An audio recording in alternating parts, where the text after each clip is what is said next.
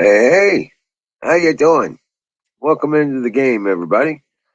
The Great American Experience happens once again, and today is Tremendous Tuesday. It was a beautiful, absolutely gorgeous day, and we got quite a bit done um, here on Emerald City, and we just about got the kennels. The first one absolutely completed. What's up, Zoom? Yeah. So the first kennel, all we got to do now is put the cap boards on and put up the wire mesh, and bingo, that part of it's done. We'll be working our way across. You got a bad storm, Zoom. Oh no, high wind, and twisters. Well, that sucks. Wow, big winds and stuff, huh? Wow, damn.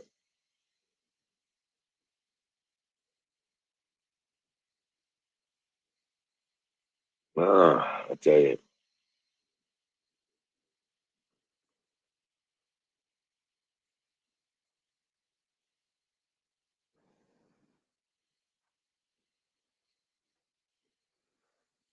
Oh wow, tomorrow, man.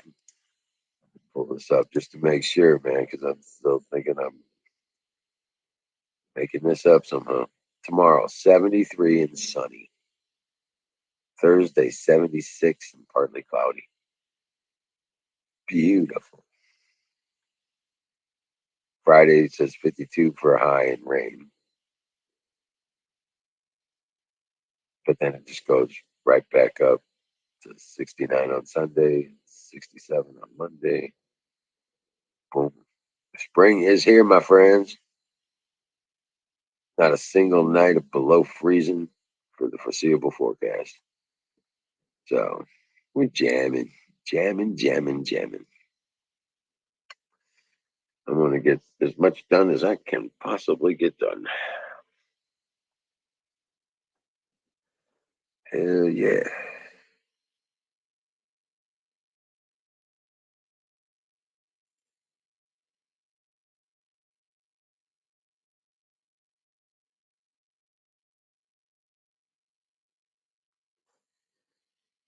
Yes, sir.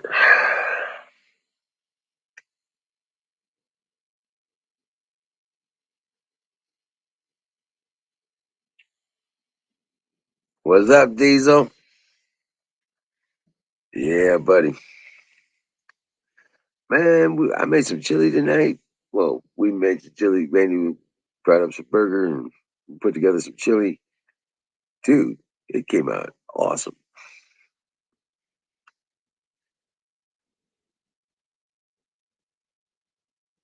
Hell yeah. So how you doing this evening, Diesel?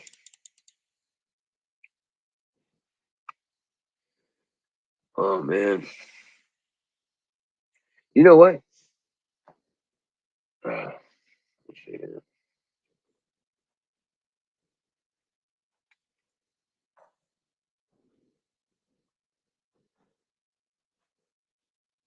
Here you go. Fire in the bowl.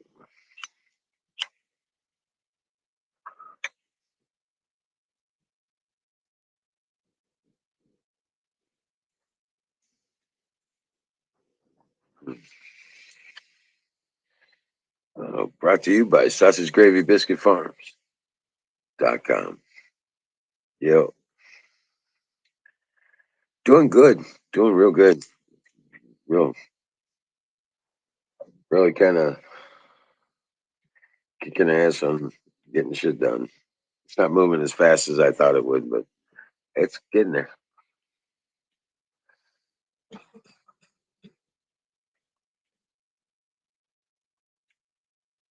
Darn autocorrect, right?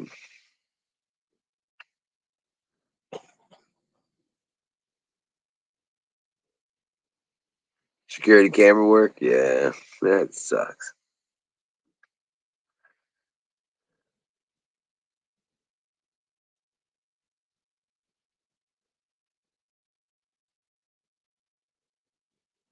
A lot of ladders. A lot of ladders and precarious positioning.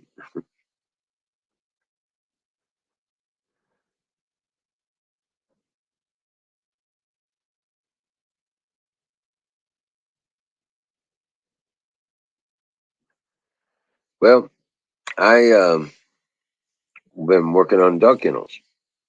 In fact, I uploaded a video of our progress on the Wizard of Oz YouTube channel. I'll put that here in chat.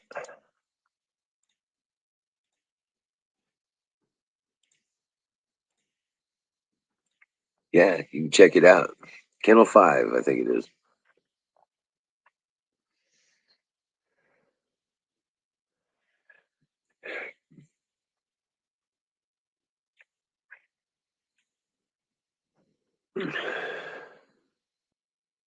Does appear we'll be able to finish off the first kennel tomorrow.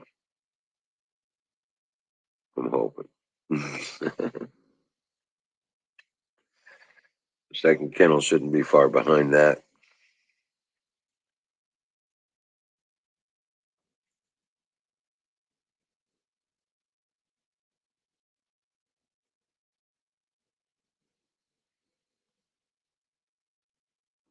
Of course.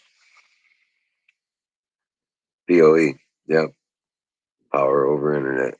Ethernet. Yep.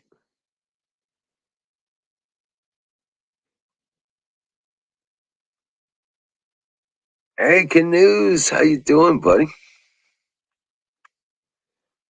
All right. Good deal. See you in a few, man. Rock on. Good to know. Good to know. But yeah.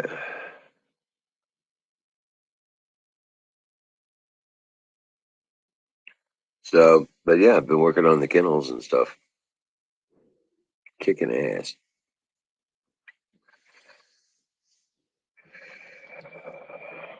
Oh, man.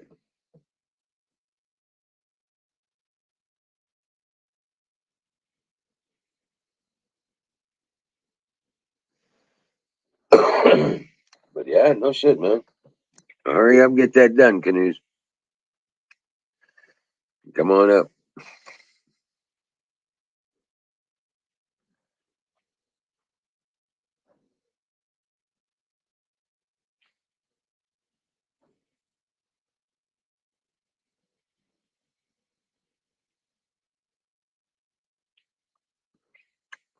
But yeah, no shit, man. There's I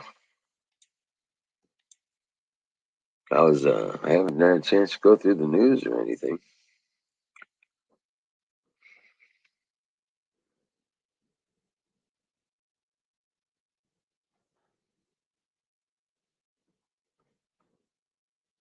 Looks like the GOP have consolidated their numbers against demanding an end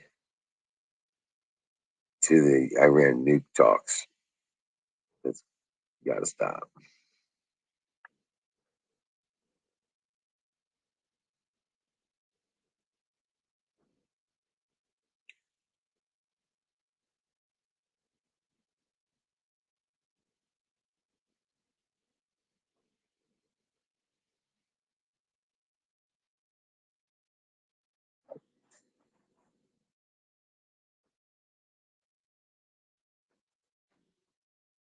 Looks like they're walking back those deals to send those jets to the Ukraine.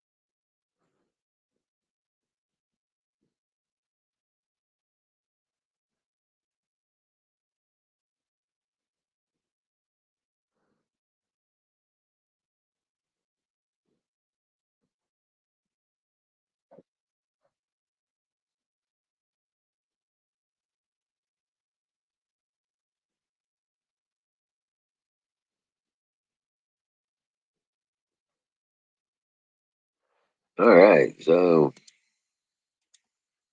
sorry about that, guys. Been going through the headlines and stuff.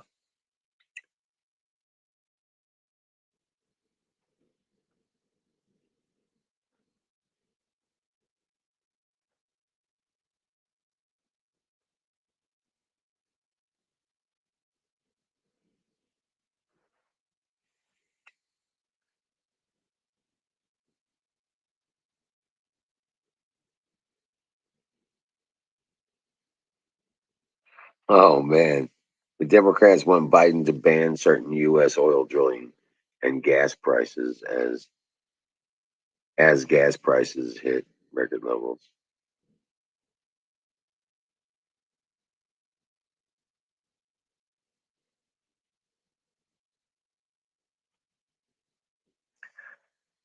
The Senate voted on whether daylight saving time should be made permanent. Okay,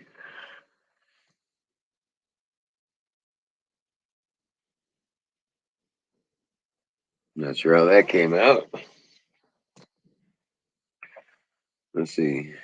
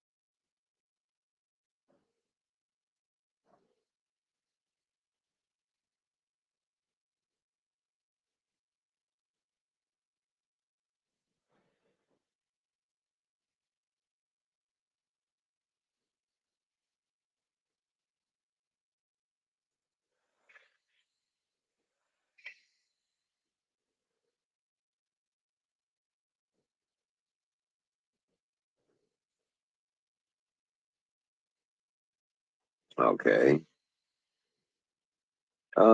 Hold on a second.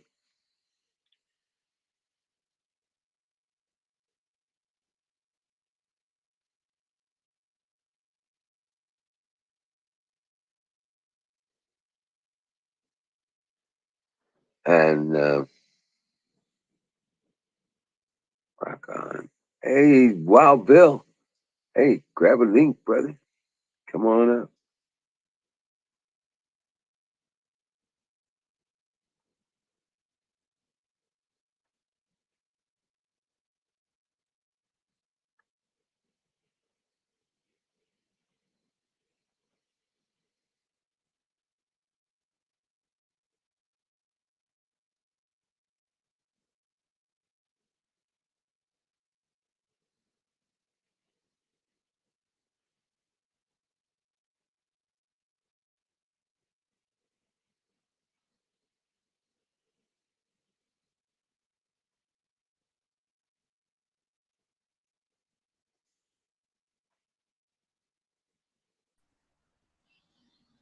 Hey, Bill.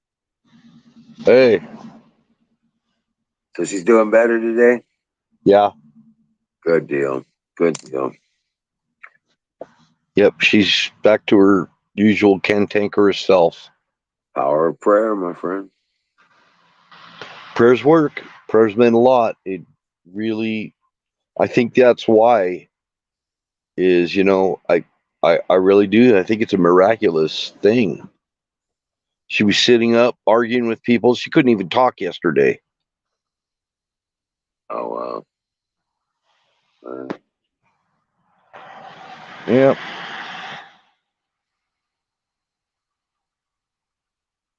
Is Huckleberry in the chat? Zoom is like talking to Huckleberry. Yeah, I, Okay. I give all the glory to God for that. Absolutely. And people's prayers. Nice. Yeah. I guess she's in lurker mode. Zoom's good at catching that. Oh, man. Yeah, dude, I gotta Did you see the video I uploaded today? Yes. Yeah. Got those doors made, those gates. They're nice and solid, though, the way I build them. Yeah, it looks good. It'll be good when you get the chicken wire up there, and then dogs won't be able to jump out, right? Yeah, the only one that does. I mean, Charlie and Precious, they could. They about hang off over them. They about fall over them. You know what I'm saying? When they're standing up on them. But they don't come out of the pen. They're good kids. Good dogs. Now, Cinderella, she hops in a heartbeat. She's out of there. But Charlie and Precious, they're good puppies. They stay in their pen. Hey, Kimmy, what's happening? Yeah, I don't see her in chat. Oh yeah, there she is. it's, Hi, Kim. but I got those done and got them hung. We got the wood for the top rail, secure to secure the chicken wire up. We got those boards measured, cut, and painted for the So first area. Kimmy, come on up here if you get a hinkling. Yeah, come on up.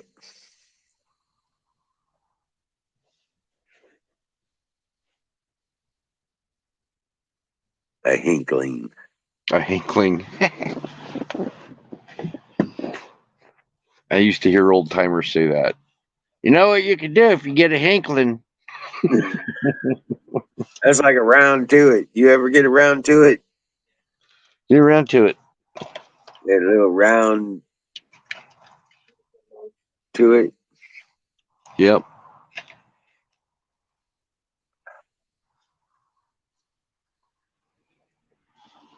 Or if you get a hankering, A hankering, yeah. a hankering, a hinkling. Ah, imagine that. Imagine that. Imagine that. Dude, I'm stuffed right now. That's a badass chili.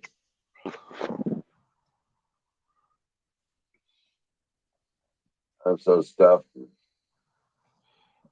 Damn. I I had some just, Indian food. oh, dude. I had Fried lamb and chicken. rice. Oh, really? Did you? Curried lamb and rice, yeah. Some Indian Oh, food. Yeah. nice. That sounds good. Yeah, my sister in law gave it to me. Sweet, sweet. So you dosed up on turmeric. Do I take turmeric? You just did. You ate that curry. Oh yeah, I take turmeric besides that. Turmeric. Turmeric, however you want to pronounce it. Yeah, I take it. Okay. But yeah, it's like you're dosed up on it. There you go. I actually have turmeric gummies. Oh, really? Yeah, the gummies are a little easier. I mean, I gag on pills.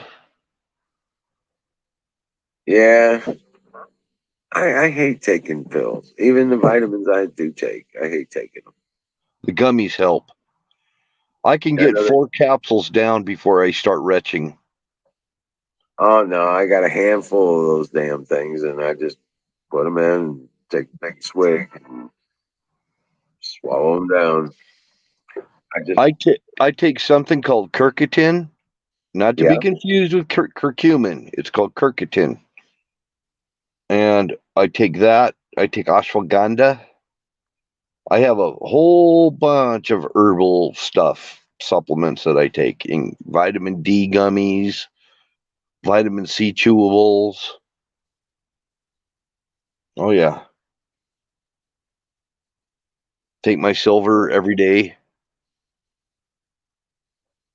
couple of shots up my nose and some shots in my throat and my mouth, and I try to breathe it in when it's a spray form, so I try to breathe it in, get it in down deep down into my lungs if I can.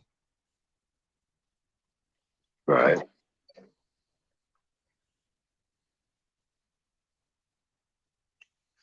Yeah, I used the nebulizer with that silver stuff. I don't have a nebulizer. I think the spray actually gets down in there.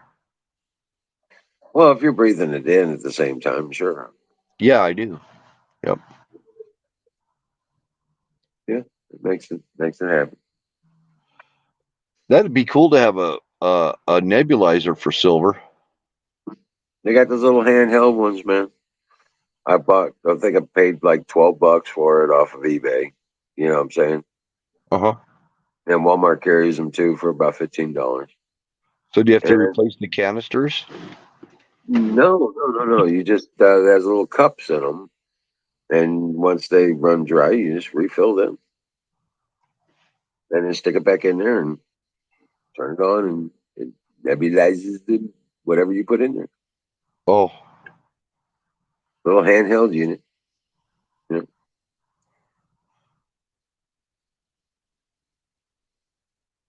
But yeah, works pretty good. yeah.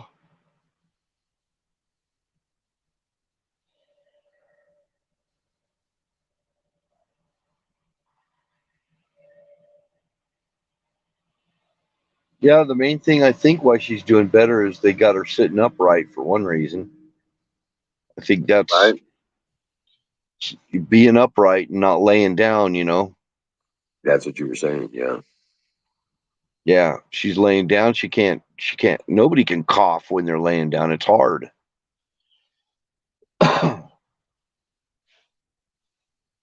And it's raining here. It's raining. Oh Yep. wow.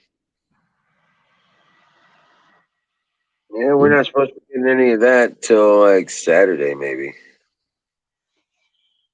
Well, sure am grateful for any bit of moisture we get.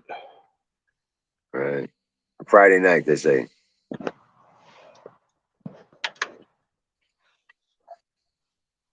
Yeah, I think we got another one coming in about less than a week after this one is over. But it's supposed to rain all night. Yeah, showers in the evening with some clearing overnight on Friday night. Chance of rain 40%. Looks like we might have some thunderstorms early evening come through and some residual rains in the late overnight stuff. But Friday is a full moon. Yeah, I saw the moon setting this morning, and it was weird. I could see it way in the distance over the far mountains, and it was just orange. There's my trigger for my rabbits is when I know they're going to be the next day. Because yeah, takes a full moon cycle for them to give birth. So, you know, and I did it on the full moon. But that was on the 14th. So what else is in the news? Anything? Um, I mean, good grief. Biden fucks up. Let's see. There's a Biden ton of stuff about Biden's ratings and everything being in the tank. I bad. mean, everybody is saying, they have no trust in him. He's an embarrassment. He shows weakness. I've seen polls, and a lot of those. I don't know who takes polls. I don't know if I believe polls, but Right. they Even they Democrats. say he is way down in popularity, way down in everything. Exactly. Well, now the Democrats are demanding Biden ban certain U.S. oil drilling as gas prices hit record levels. That one there. Oh, they're going to try and make excuses all they want. I heard Biden blaming the high gas prices on Putin. Yeah. Yep. No, That's Putin's it's fault. all on him. It's all on him. Yep. Of course, they can't do that. Why would he take responsibility for anything? He's just in the seat of power. The buck stops here. Oh, Well,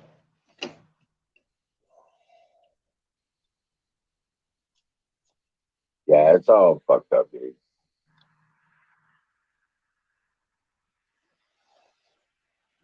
Didn't yeah, Rolando Romero die? I thought he died or retired or something. Shouldn't he be like gone? I was talking to this cute redhead, and I was telling her I got a redhead red pilled. Oh yeah. Oh yeah, I showed her stuff about Soros that she never even knew about, and she is like a full on Trump supporter and everything. I mean, but she didn't know this stuff about Soros and about Open Borders Foundation or any of this. Just like a lot of people.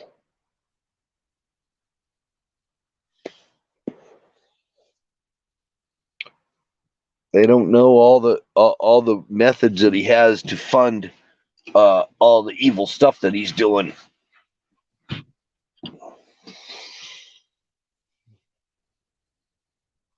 But I didn't realize that Antifa was actually on the Democrat payroll, not Soros. I thought they were on Soros' payroll. No, they're on the Democrat payroll. Yes, sir. And how I found out about that, you probably remember when they went and started burning down the Democrat headquarters in Portland. Antifa did because they were pissed off because they didn't get their checks. Right. Yeah, the Dems didn't pay They them. didn't make a big deal out of that, did they? I know.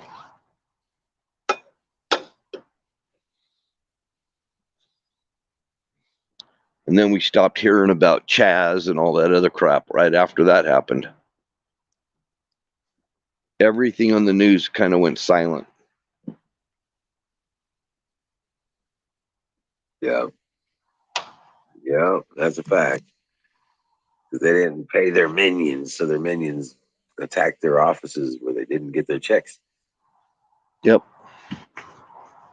No, same old propaganda. There's a lot of that bullshit going on.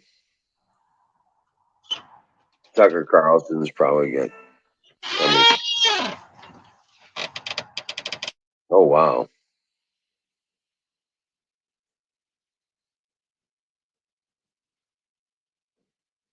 You know, I don't even watch Tucker that much.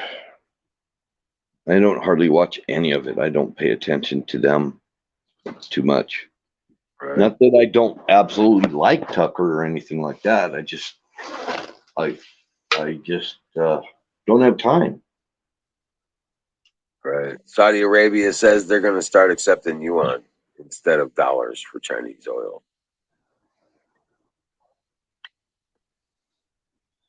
Well, That's the start of it, right there. that just undid everything Trump did. Yeah. Pretty bad, huh? Yeah. Piece of shit.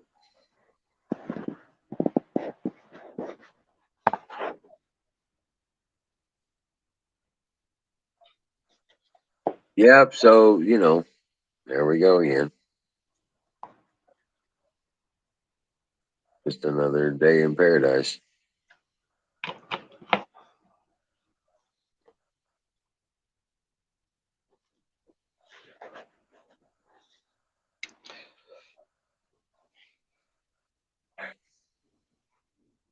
Yeah, Russia sanctioned the Biden administration. Russia sanctioned Biden administration. Yep, stopping all payments to them.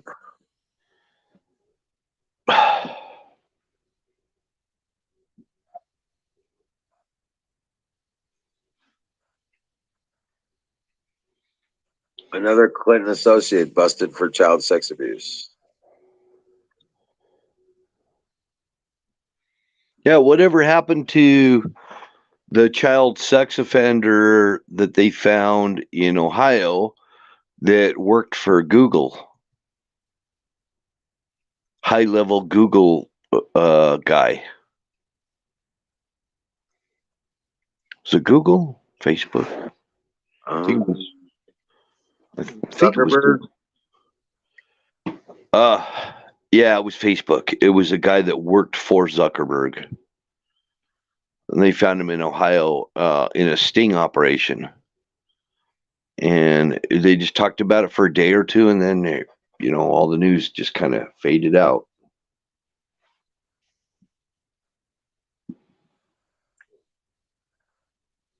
Funny how that happens. Right. I mean, that should be headlines.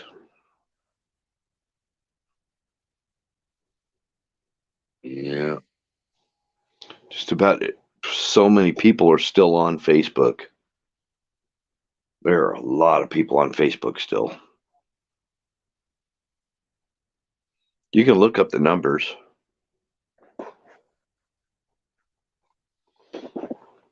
I got family members that are on Facebook. I got off of Facebook back in 20, 2014 or 2013, something like that.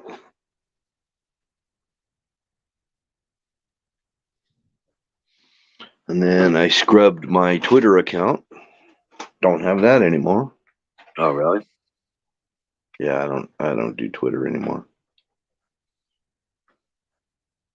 Long time since I got off of Twitter. Yeah. Yeah. I was gonna say I haven't been on. I've never been on Twitter actually. Yeah, I had something like 30,000 followers. Wow. Yeah. You said something about that. Yeah. 30 John something Smith, thousand. welcome in, Ragged Coin. Good to see you. Hammer time.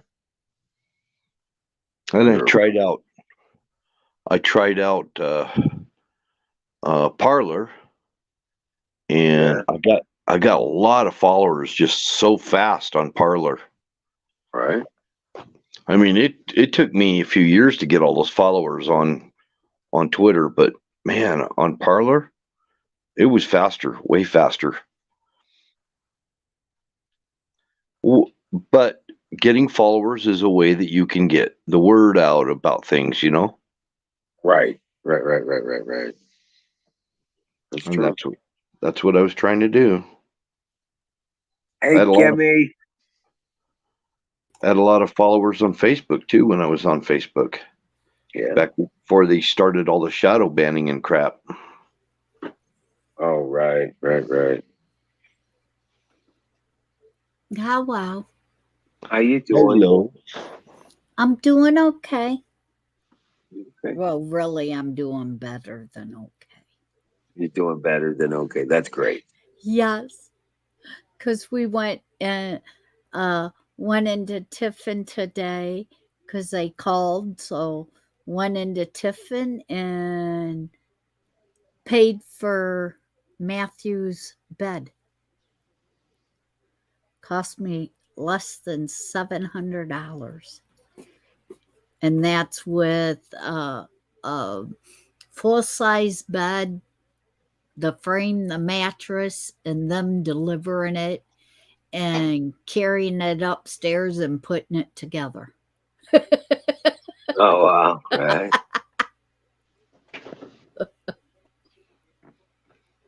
There you go. Oh, that's all included in it. It was less than 700. So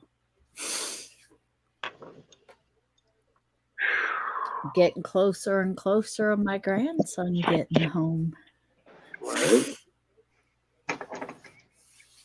It, and today was Corey's birthday, so we went and I got the bed taken care of, and then we took him out to eat for his birthday.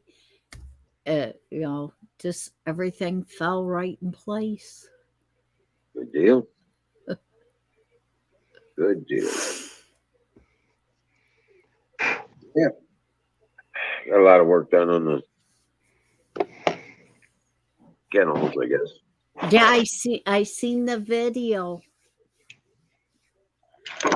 Yep, got those gates up. So that's that was the big thing. Got those put together and put them up, and got the wood for the next day's next steps. So Yeah. yep.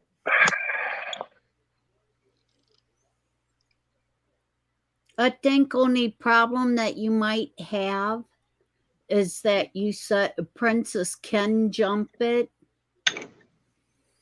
I think when she come in heat, she might jump it. Well, we're gonna put chicken wire on the Okay. openings there. Yeah. Yeah, she's not jumping it right now, but if she come in heat, then they'd be jumping it. All right. Oh yeah. Oh yeah. Same Yeah. as Cinderella. Right. Cinderella's the one that jumps the fences. Yeah. Yeah. She climbs and jumps, so she knows how to open gates and shit like that. So she Oh. won't be able to open these gates. I thought it was the males that jump.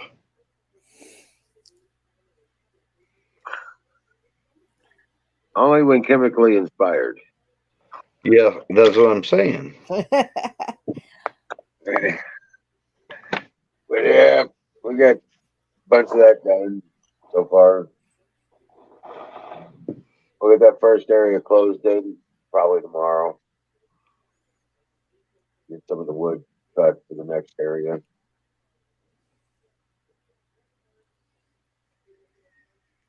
Getting that getting that all put together.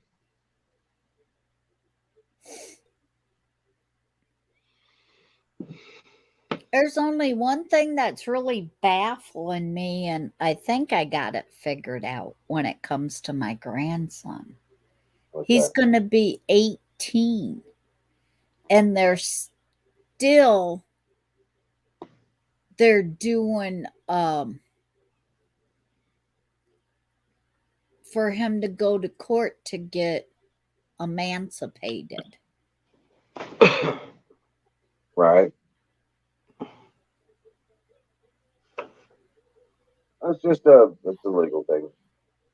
Right. I think I explained to Charlotte today. I think the reason why they're pushing the for him to get emancipated, even though he's going to be 18, I think here in Ohio, the actual um,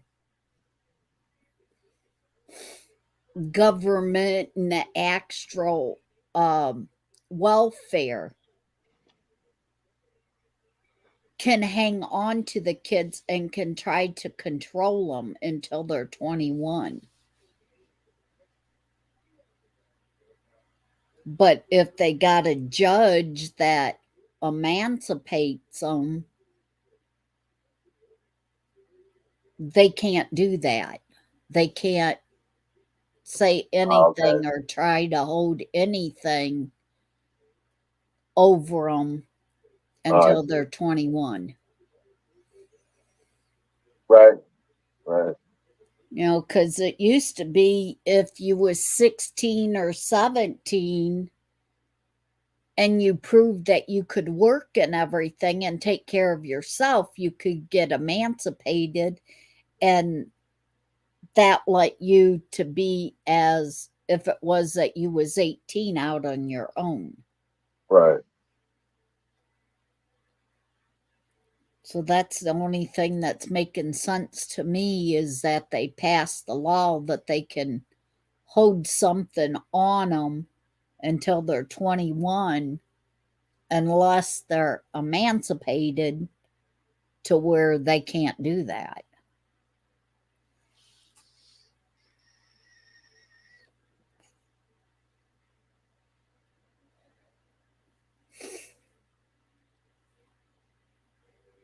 Because when he turns 18, he would be able to do that. Right.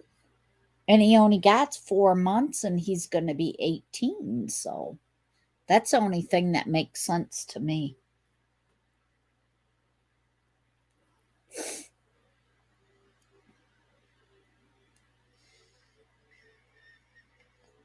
Well, oh man. So what else is going on? Getting getting the house clean, getting the stuff done. I got the dining room is pretty well getting in shape. Charlotte's getting the upstairs bedroom for Matthew cleaned out, getting it ready for his bed to get delivered, and just getting everything, I mean, that I've been putting off and been not getting done because not so much as laziness as why should I do it type questions. Well, now I got a reason, you know. Right. Right. Well, I've been, like I said, I've been kicking ass and doing as much as I can to get done on these kennels and get that done. Then I got to replace the roof on the. So I still got another day or two, another couple days working on the kennels. Ah. Yeah. Hey, y'all. Hey, how you doing, Mama Don? I'm doing good. How's everybody doing on this lovely night? Doing real good. Excellent. I was saying to Dawn today that I was sort of having a, what is the word I'm looking for? When I think back at things, I don't know. A recollection? Yeah, recollection or something like that. When Miriam was talking about her travels, I was thinking about what I did before I met Dawn. And One of our stories. yeah, one of our stories. I Oh, really? went from Toronto to Virginia to meet him for the first time, all by Right. myself. Oh, wow. And that was lovely because I got lost in Ohio somehow in Amish country. Oh, okay. The word you were looking for was deja vu. Yeah, that's it. And he walked me out of it, sort of thing. And I finally made it to Virginia and so on and so forth. So that was interesting. And then, of course, when I tried to move in with him, I had all my stuff in Toronto and in a public storage unit because I wasn't too sure, if I was really wanted to move in with him or, you know what I mean, sort of test the waters, blah, blah, What blah. kind of scumbag he was. Right. But yeah, I got stopped twice at the border. First, going across on a bus because I didn't have the correct documentation. Now, this is 20 plus years ago. Oh, So gosh. I got stopped then. And then the second time, Don came up to pick me up and he had to turn around to take me back. And then the third time, finally, I got my smarts. I don't know what the year of it was, but I had a little Chevette and it was standard. And my dad got it for me for like $500. That Right. thing, it went on gas forever. It was beautiful. Yeah. And I literally I got to the border and I'm going, oh shit, okay. I got my letter from my apartment about rent. I've got utility bill, blah, blah, blah. All the documentation that I didn't have for the last previous times that I tried to go through the border. So I did what I could to get my car in ship-shape condition to go the distance. And, oh, by the way, it did not have any heat. So got up to the border and they didn't ask me squat. And I got through that border so easy. And I'm like, damn, why didn't I do this the first time around? Right. So, live and learn, live and learn.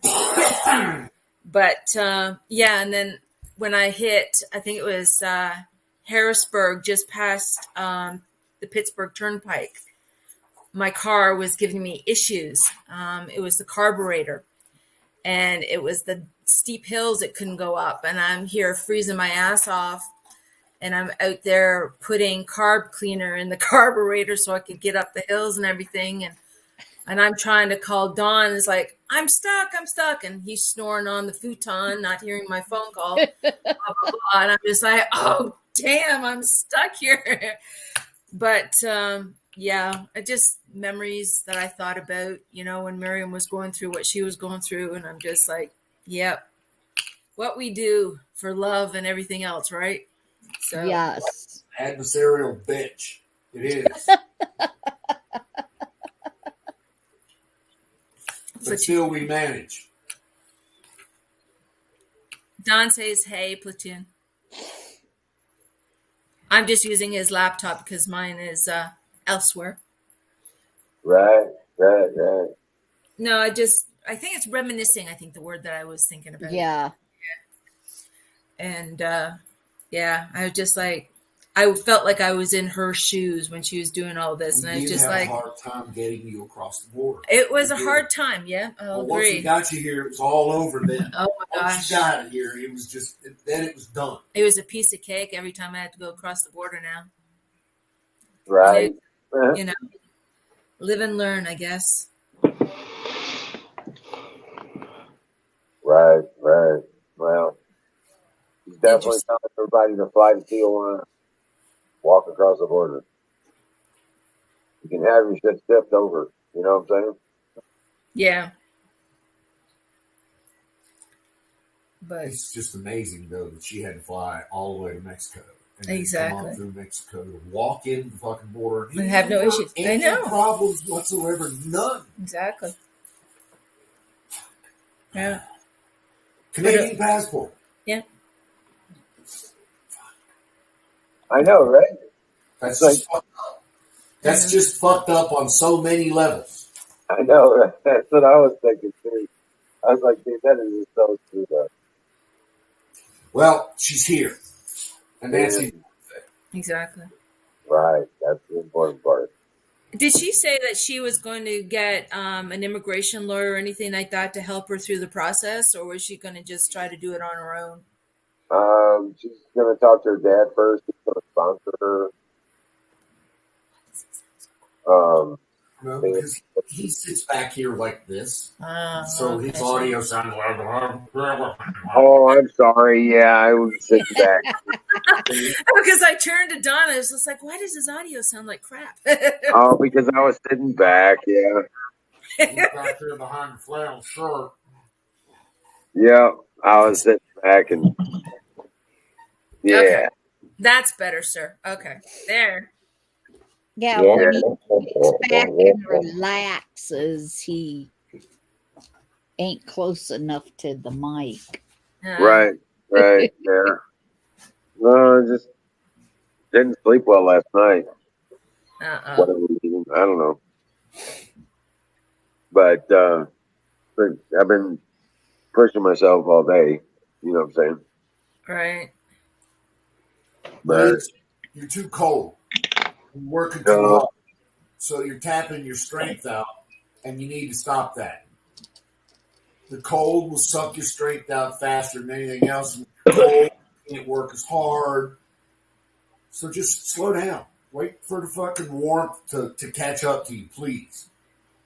okay. Well, no, it was actually 65 degrees and sunny. Oh, that's not too bad. Yeah. Now get 5 days of that. That's what Well, you need. tomorrow's 70. Wow. Tomorrow's supposed to be like 71, 70, 71, sunny. I was like today here it was like 80, but it was a little overcast. Oh, yeah? Yeah. It was nice, but it was too fast. It should be a little bit more gradual if it's possible. Well, relative to the area you are living in, that is gradual. Yeah. Well, actually, it should be between 70 and 75 now for March. Right? But I don't know. I think we're getting something from Cali. Yeah, so we just I got the guy coming over to till the garden tomorrow, so there's that. I like the view from this. Yeah. Especially you see the sunrise. See the sunrise. Yeah. You can see all the way up farm. Oh, no all the way way. up to 373. to 373, and then you can see it across 373. Oh, It's on a only clear day. 5 miles. That's true. Wow. You have to get some pictures of those sunrises and sunsets out there. Dude, I got a camera. I said I'll set a camera up and make it a live stream. I got There no you problem. go. It's just gorgeous. Like I guess We you get some beautiful sunrises and sunsets here. Absolutely gorgeous. you take it for granted. I tell. I was gonna say, grab one of those big, tall cactuses, Put it on top of that. Yeah, really. put it off to the side, and take a picture of the sky, and yeah, there you go. Camera's coming out my ass. I got the pictures for when we had snow and everything. Did you say you got cactuses coming out of your ass? No. I said no. There are cactuses like Joshua trees and everything. Actually closer to Pahrump, but we don't have any here. We haven't gotten any landscaping done yet. Excuse me, landscaped yet here. We haven't stolen any public land cactuses yet, is what she's trying to say. Yeah.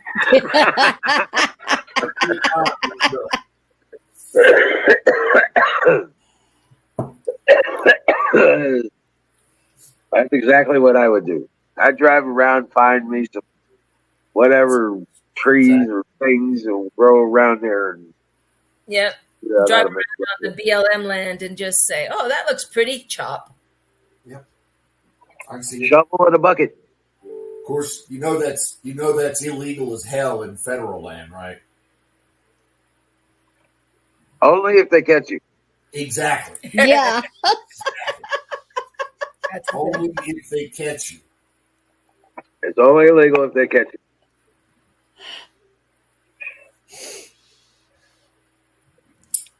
Yeah, that's fact.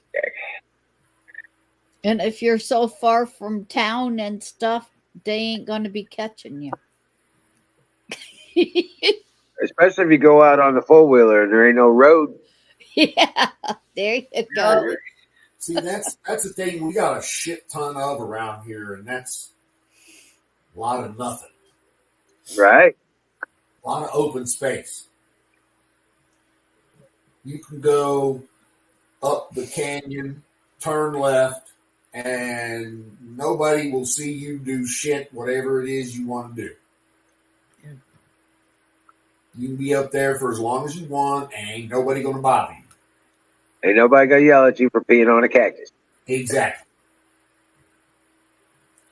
It jumped out in front of me. What could I do? Exactly.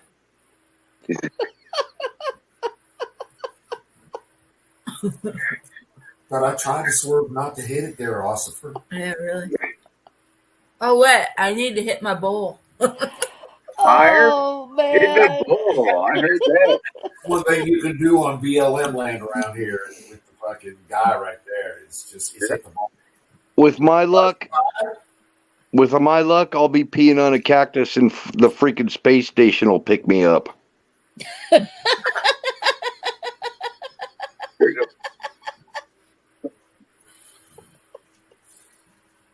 Well, They'll turn me into the authorities. We saw him.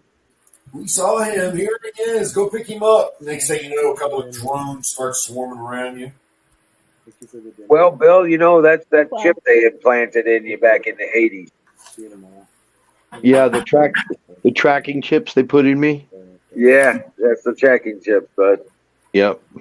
you got to learn how to kill those things.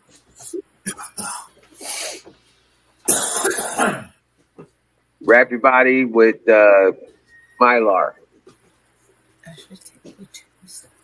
You put on Yeah, Mylar underwear. with all the nuclear work I used to do, they'll probably pick up my radioactive signal. Right? He has a signature from space. It's already in a box. I know. Platoon, I just want to tell you that Don and I are talking about your stuff that he picked up from Area 51. It'll be sent out this week.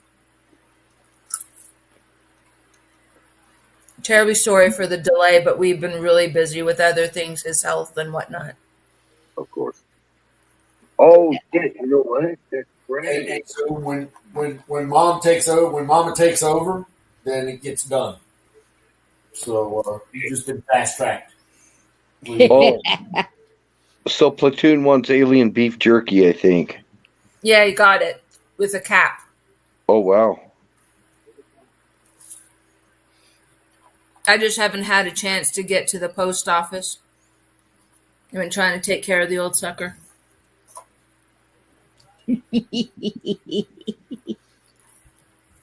What with me trying to die and shit over here, it's Yeah, you might have tried, but no succeed. Yeah.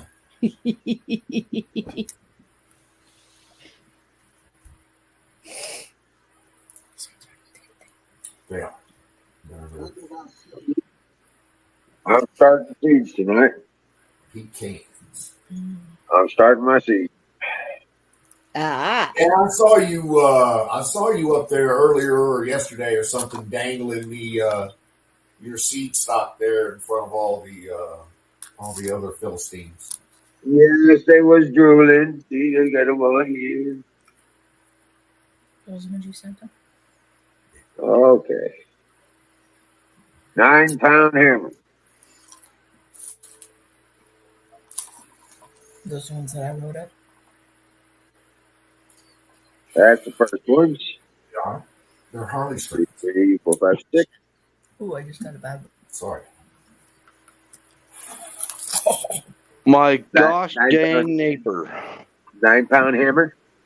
6 seeds. Going in.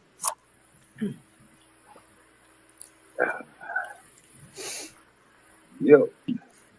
I wonder if rats will eat your cannabis plants. Yes. You don't want to do that. They don't want to do that. I will My neighbor came down from the mountains, and he brought with him some pack rats in his truck and didn't realize it. Now we got pack rats in the neighborhood.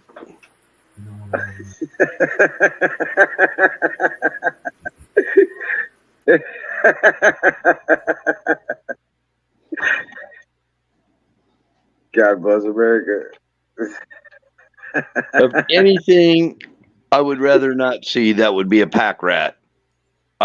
That's the one thing I don't want to see, a freaking pack rat.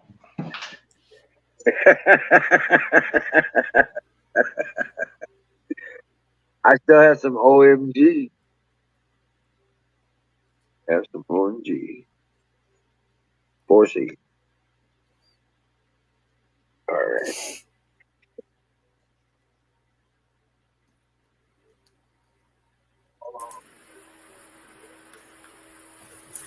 Platoon, I don't understand your question, sweetie, about any twister out here. Can you explain that for me, please? Are you talking like any hurricanes or whatnot?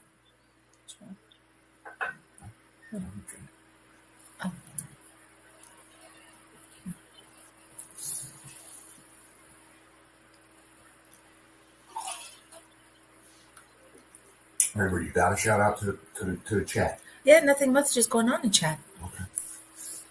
Oh, there's Miss Miriam. Hello.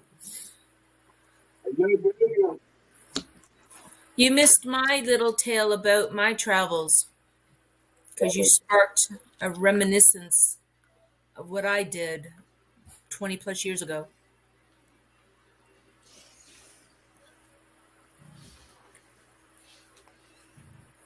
Hey, Miss Miriam, I just put on my glasses, so I just seen the chat.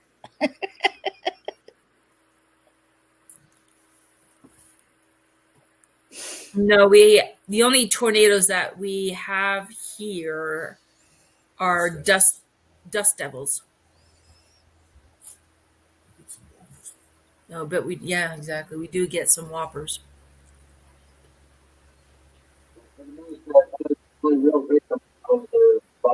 I call them dust tornadoes because that's what they look like. Yeah, they're dust devils. But We get them here. I know a lot of people call them dust devils, but they look like tornadoes. But they are dust devils, dust tornadoes, whatever. When I was a little kid, I thought they were tornadoes. Yeah. They're just dust. When you think about it, they are tornadoes. They Yeah. work Yeah. the same way. It's hot air moving from the lower side to the upper side. It's really just that simple. You don't have to be perfect. Oh, here we go.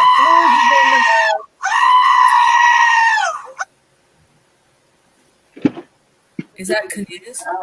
Yeah, that's canoes calling fire in the bowl. That's the goat scream. I'm not canoes tonight. I am no cactus in the butt. No cactus. Okay. I caught that a couple minutes ago. I couldn't resist. Oh, you were talking about eating those prickly pears, the prickly pear fruit, the cactus pears. Well, someone was talking about cactus, and it led up to cactus in the butt. So No, somebody told me you could eat them. I was a kid, and I found one, and I got one off of a cactus. Took it home, cleaned it up. I didn't see the little stickers on it because they were so fine, and I thought I had my fingers in between the stickers, the big ones, but no, these little bastards got in my fingers. So I get home and I start peeling it and trying pulling all the stickers out. I ate the damn thing, and I got these minute little stickers all around my mouth and everything, in my tongue, roof of my mouth, everywhere. Oh shit! They're a bitch to get out. They are. mouse in the house. What's up? You gotta pop up here one You night. have to know how to peel them. Once they get in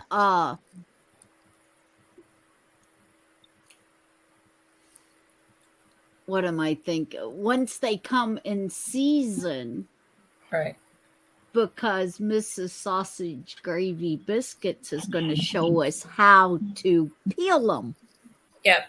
without getting poked by the stickers. I torch them.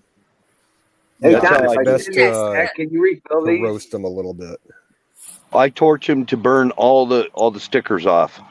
You can I do told that. you. Exactly. Yes. I take two sticks, I cut it with a knife, and take it off the cactus. That's how I do it now. I didn't know when I was a little kid, Right. Right. and just put it over a fire and just kind of singe all the little fuzzies off of there, because those little bastards are invisible and they'll get in your lips. Exactly. I know. Wow.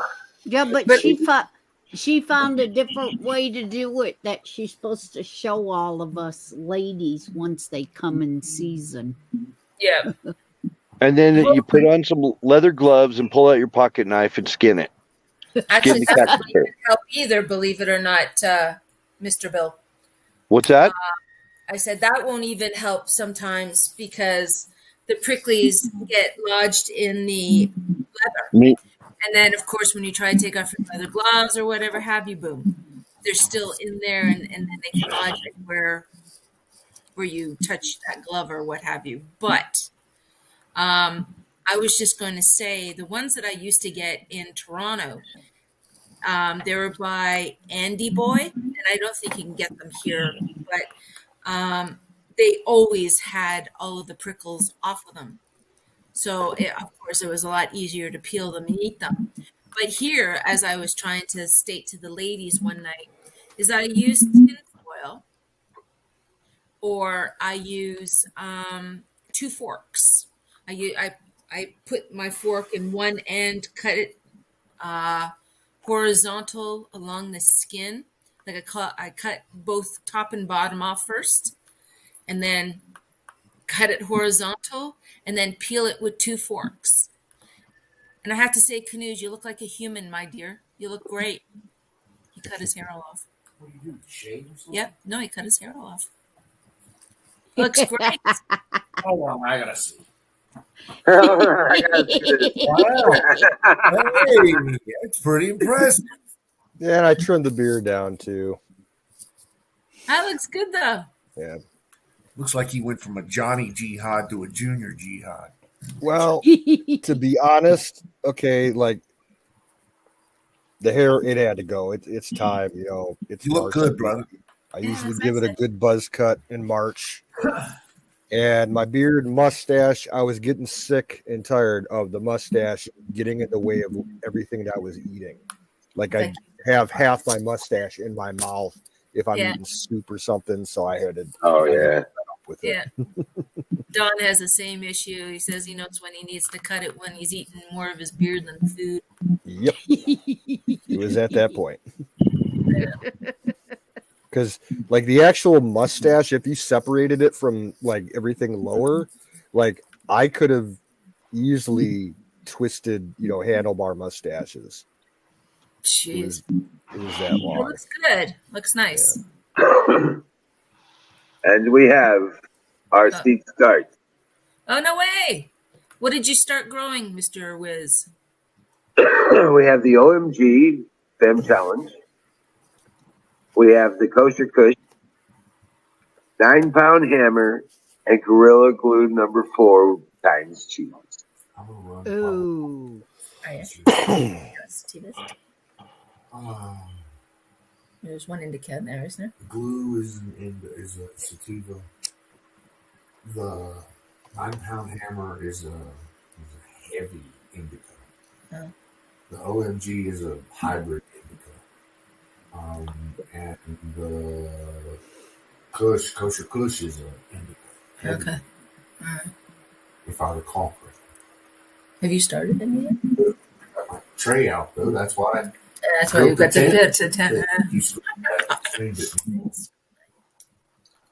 Okay, well, look. Holy fuck! What did I fall into? What's up there, Aaron? Come on! I love you people. Nah, it's awesome. No, I'm so happy spring. I got around the corner. As far as the winter shit goes, I ain't gonna have no in the teens stuff. Oh, man, it's snowed. I might get a couple of snowballs. I know he is in It's Buffalo. like 50 miles south of Buffalo or something. So how you doing, neighbor? I'm from Toronto. What are you doing in Buffalo, bud? We're going on the jet boat ride at Niagara Falls this year. Okay. Now, we gotta do. You should be going over the falls in a friggin' what the hell, barrel. The barrel, yeah. Oh no! The person that went over the waterfalls at Niagara Falls, it was in a rubber ball. Really? Yeah, they bounced. There's a lot of rocks on the bottom of that. Oh, I know. Oh, look at that! Hey, Google that shit and fact check that shit. We're hearing about this shit. They're in a rubber fucking I got it ball or something. I'm sure you know what you're doing, what you're talking about there, Mr. The Tires. That's right. I back everything up to absolutely nothing.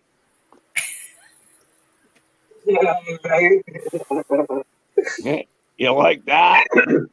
That's lawyer speak right there. I back absolutely everything up to nothing. That is lawyer speak. Has anyone experienced lawyer speak? No, but I'm on experience this fire in the boat. Chuckles. Kimmy early. knows lawyer speak. Don't you, Kimmy? Kimmy Chuckles. She knows. Hey, Shadow. Kimmy knows. Hey, Mr. It's Aaron, like- isn't legal to grow in your state? Yeah, I can grow 3 plants, and I'm doing so. Oh, okay.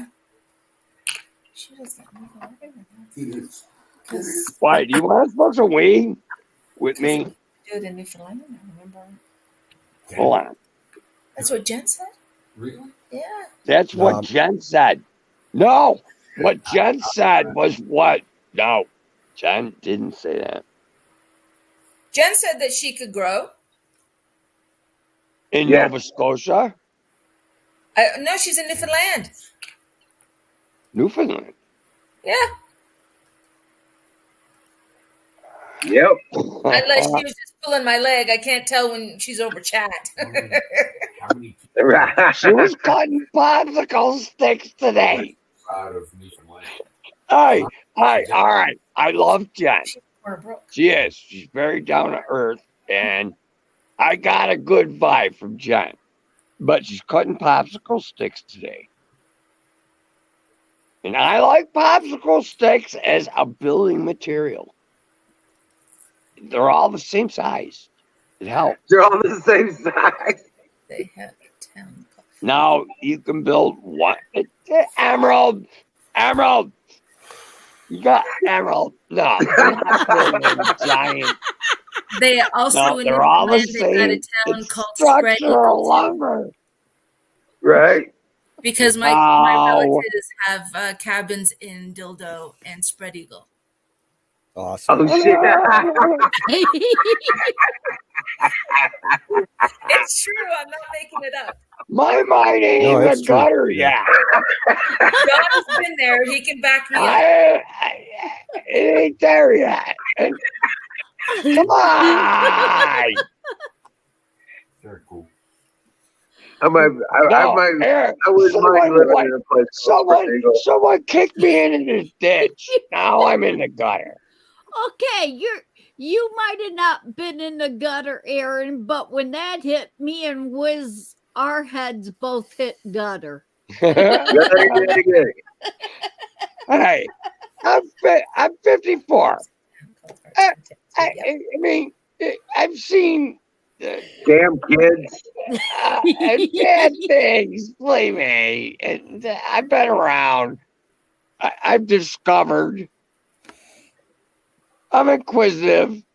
I've been everywhere where I haven't been on the dark web. Well, I think I went on there twice. But it was dark and you couldn't see anything. I know. No, I wanted some soft. No, hold on. I'm going to tell the story. Okay. Story time. So I can be implicated later. Oh, no. No, actually, I'm going to implicate myself in this story. Okay. I wanted AutoCAD 3D Studio Max made by the company is Autodesk 3D Studio Max. I wanted version 2012. And I had it. Lost it. I can't believe it. I can't buy that now. No, you got to pay by the month. Right. No. I need a freestanding license of that shit. I'll pay like $2,000.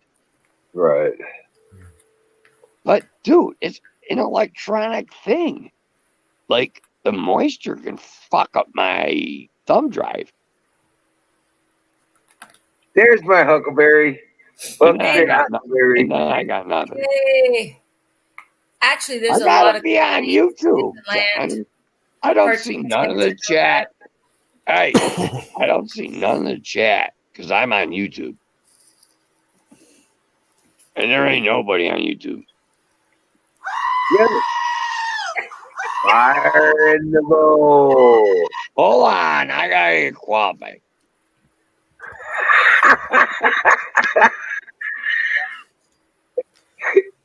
He's gotta get qualified. Yeah, no, we got the iced tea. Hey, All Huckleberry. right, this is good iced tea, though. It's pure leaf tea. No, it's top line. I drink shitty vodka and good chasers. I don't care. Hey, The Canadians, have vodka you ever been screeched in? greased in. Yeah. What's screeched mean? Screech is the type of rum that they have in Newfoundland. And they swear they do a little ceremony where you gotta kiss a cod and down a shot of screech, and you have to do this little Kiss a puffin. no they told no they told you to kiss a puffin with the I'd kiss a cod. I'd kiss a cod. And then you're do a supposed shot. to have this little I don't know verse that If it you made a have to lot of say people along with the happy, no bartender. doubt. No doubt. Anyway. If kissing a cod and then doing a shot is the way to go, you'll like, never pass. to make everybody happy, I would do that. No doubt. Yeah. Now that ain't a problem. Kissing a fish. Miss Miriam, I don't know if you like this stuff. You really have to have the palate for it because it's really not that great tasting. Ah, Rum. It's a really dark No, rum. It's fucking black rum. It's not dark rum. Miss Miriam. Black. Miss Miriam likes to crack, and I can't see your text, Miss Miriam. I'm on YouTube. Welcome in, Badgers. There's like no one, but YouTube's the only way I can get in on the panel. They're censoring me. I love it. No, they're censoring me. They don't want this fucking chatterbox on the fucking action. Saying shit and whatnot. What I do. They don't like me. They don't. Captain Morgan has actually come out with a lot of different flavors of rum. I'm quite impressed, actually. I don't drink, so I just awe at the different flavors that they come out with. Never kissed a fish, but I've kissed the moose and licked the lizard. Oh, vodkas and whiskey. Damn. Yeah. When the Boy Scout camp that we went to for summer camp, they had a big ass dining hall, and it was all rustic interior. It was the largest structure in the United States made out of chestnut. Oh, Like it wow. was built a long time ago when there were still chestnut trees, and it was That sounds huge beautiful, rustic like- dining hall, and they had mounted heads all around, above the tables and everything against up on the wall. And All right, if I'm you- out. I'll see you all right, guys Aaron. in the chat. Be in the chat. And when you walked into the dining hall for meals, if you got caught with your hat on, they took your hat away, threw it up on the antlers, and you had to climb a ladder after dinner and kiss the moose or lick the lizard to get your hat back. And the lizard was a fully taxidermied and mounted Gila monster. Oh, wow. Yeah. You had to run your tongue up and down it. Taxidermy lot lizard. Lot lizard. I think I'd much rather kiss the moose. Yeah, that wasn't so bad. Can't do that nowadays with COVID and all that shit. Because you'd have like every meal, like you'd have like 10 kids lose their hats. Yeah.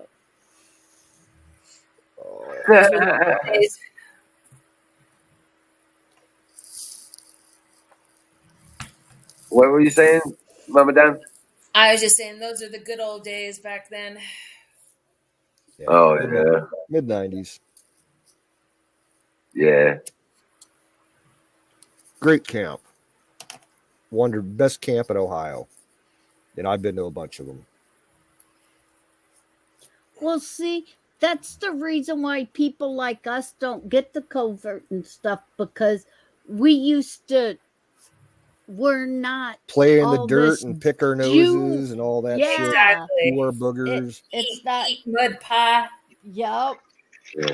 Used That's to like- make a lot of mud pies when I was a kid.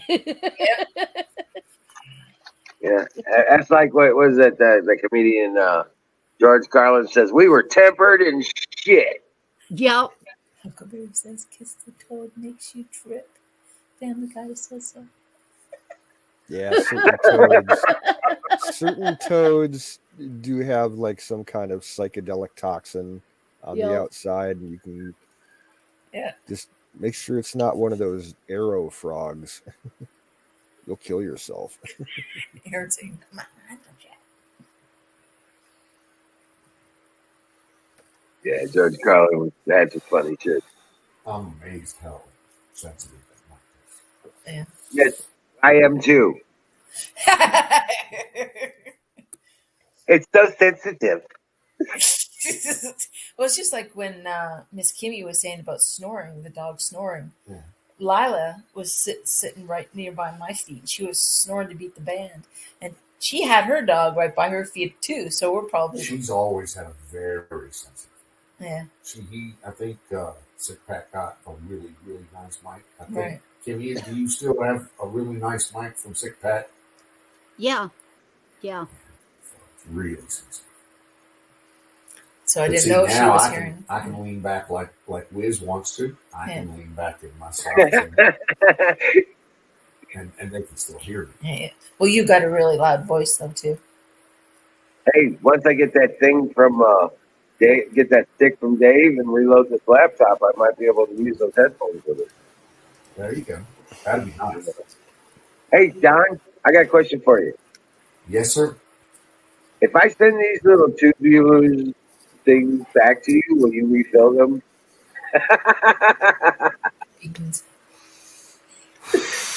Just a joke. Just a joke. I know exactly where you're going with that.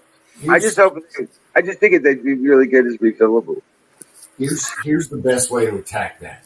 So I have literally thousands of those little tubular things that you want to send me back. Right. Sending those back is not going to really do us any good. Okay. What we I was need, just thinking that it's worth a shot. well, But there's a but. Wait. but what we need to do, what you need to do Okay. specifically, is to motivate Mama Don to reach into the seed vault over there and put together something. Packet, okay.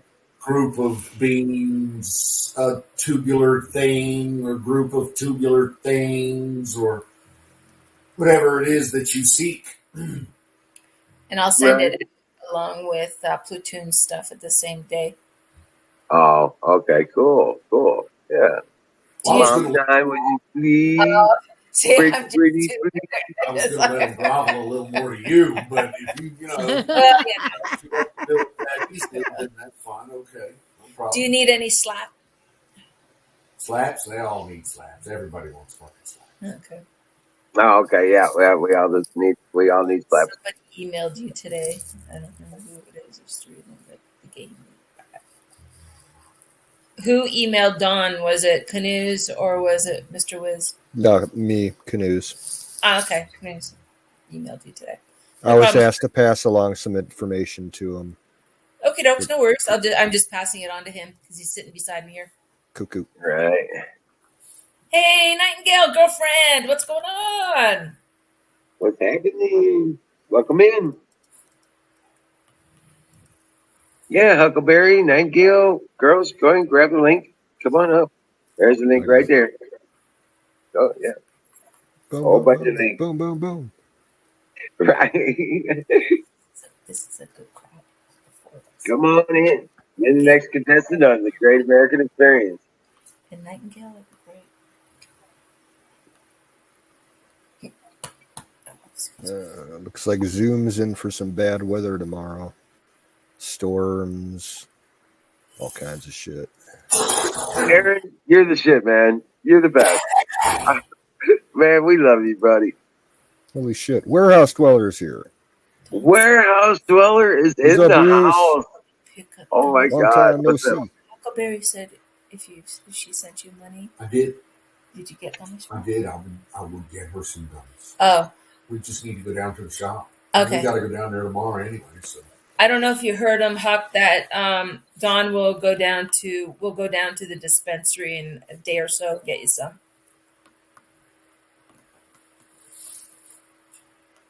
I have Huck's address, so you can ship those out to her or also Sure. if you want. Okay. Don, do you remember what kind you sent Sick Pat? Remember You sent sick pass. oh, the kind of weed? Yes. Tie, the chocolate tie. Chocolate tie? That's the Yeah. same that that's the same thing that Wiz has. That's the tie. Do you remember the big No, ties? wasn't that the buggy stick? It wasn't buggy. No, it wasn't buggy. It's huge stuff. Oh. Fucking massive indica. It had just massive buds on it. That's that right there.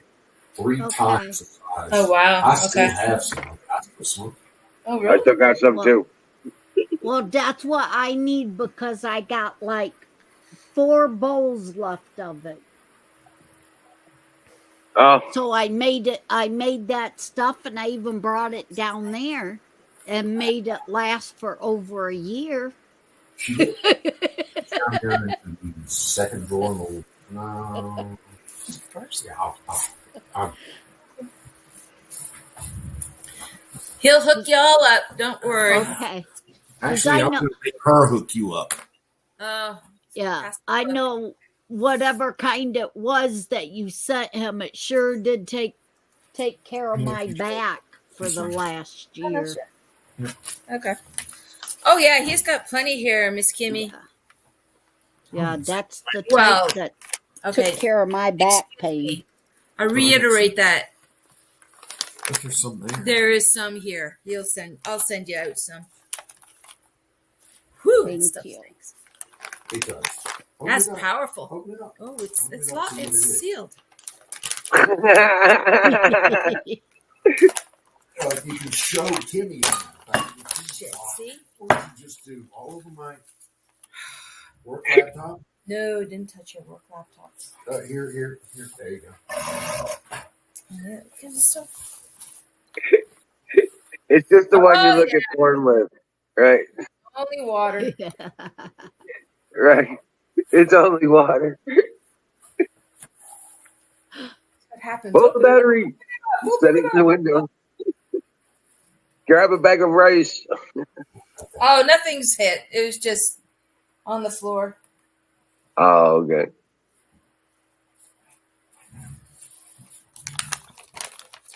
Oh, seal. Holy crap, that stinks, man.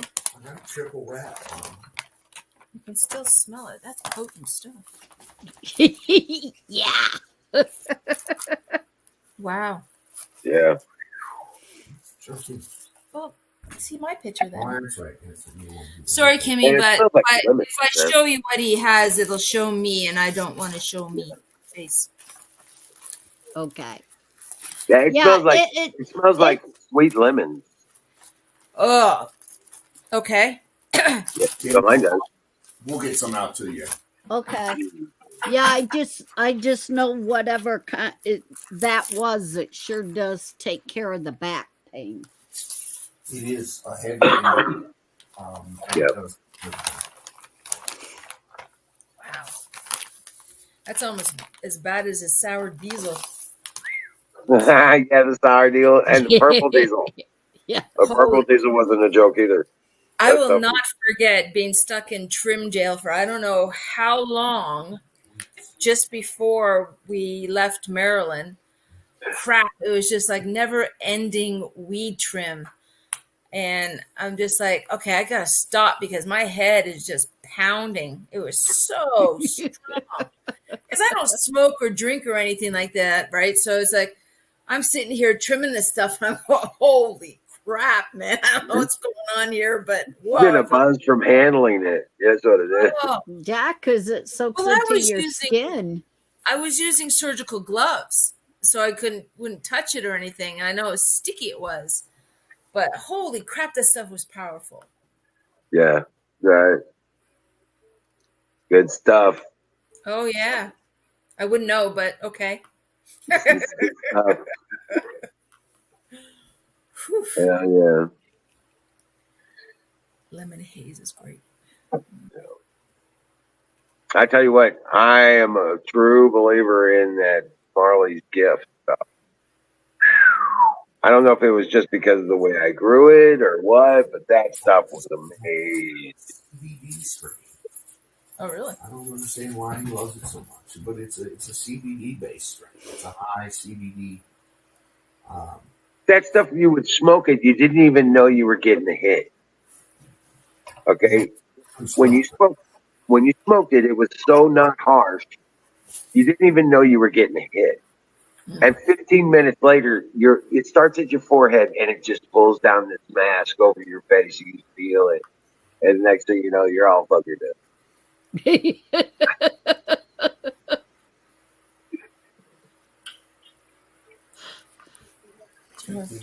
Put that lid on it. So that would be one that somebody that don't smoke it, you would have them to smoke some and then just sit back in a chair and watch it hit them. That's bad. You have a chance to get back to the house. I know, but that sounds more hard. Yeah. Possibly. We call that creep weed. Yeah. So if we're going to ship the tie to kidney, then we're going to have to do it using secure protocol. Yeah, I know that. And to triple. Yeah, I know. Triple wrap, and then you'll have to pay cash for. I know. I know the whole thing. Box. Okay, I know. I'm just saying. Well, it's okay. I'll go to Linda. See, you shouldn't do that. Well, yeah, you could go to Linda. Yeah. Linda, yeah, not Kathy. No. I said Linda. I know. Yeah, Linda. Yeah, that's true. You could do it. She's a third-party postal. Exactly. She doesn't know shit. She don't know shit. Yeah. Actually, she probably knows more than you think. Exactly. Because her also, I know. But she wouldn't know what's in the package. She would care. Exactly. Either. We're just buying postage. That's right. So. Okay. Gotcha. You can keep your mouth shut about it and not tell her there's I'm weed not going to say nothing to her. Jeez. Oh, shit. Yeah. No, she's one of my good friends that I've become really close to over the years because she's a really nice lady. Yeah, because our mail used to go through her, and she's our third-party mail person. Mail drop. It's mail messages and more. That's the name of the company, but it's a mail stop. It's our storage and all that kind of stuff. Yeah, it's our third-party. It was our address before we had an address. Yeah. It was our address in Nevada before we had an address in Nevada. I said Nevada right, didn't I? Yeah. Yeah. Almost 3 times. Nevada? No, Nevada. Hey, those that can, if you could, Canoes is trying to get a new hot water heater. Yeah. Yeah. Having no hot water sucks ass. But you're going to use GoFundMe? Well, it's out there, so I might as well use it. Okay. So I just, if I'm not expecting, anybody in the group to really help. I'm looking more for people to share the link, like on their Facebook or whatever. How big did you want? The size of the tank? Yes, sir. A 40-gallon. 40 gallon? Okay. And money is real tight for me right now, so there's Nightingale. You've got political problems. I have political problems putting money in GoFundMe. PayPal is still apolitical. Do you have a PayPal account, Canoes, or anything like that? Yeah, it's all linked up. If you make a donation on the GoFundMe, I can, take the money out through PayPal. Okay, sweet. Hey, Nightingale. Sorry, I didn't mean to interrupt you. Yeah, it's connected with my banking, so it's all good. I don't know if you heard Don or not. Yeah, I did. I have run into that issue before. I tried to start a PayPal up before the Trump's second election, and it got shut down. I had PayPal. Well, hell, I had PayPal since probably 1996, I think. Yeah, I've had one. PayPal since '98. PayPal before you were required to identify yourself. I actually had an anonymous. My first PayPal was an anonymous PayPal account. Yeah, I had one for years because I used to buy shit off of eBay. It was the easiest way to do it. Keep it. Yeah. I wish I could smoke weed from my back. Yeah, I also had a GoFundMe back during the election when we were all trying to organize and head out to DC. That got shut down. I posted it on GoFundMe and it was shut down within 5 minutes. And all I was doing was asking to raise gas money, for everybody to get together. Right. It was still all it had to do with the election, and he's a Trump supporter, so shut that down. Right. Huckleberry says, no one came up with me last night. I must stink. I'll shower more. Huckleberry, you don't stink. I know, right? Can't say much for that squirrel. Squirrel.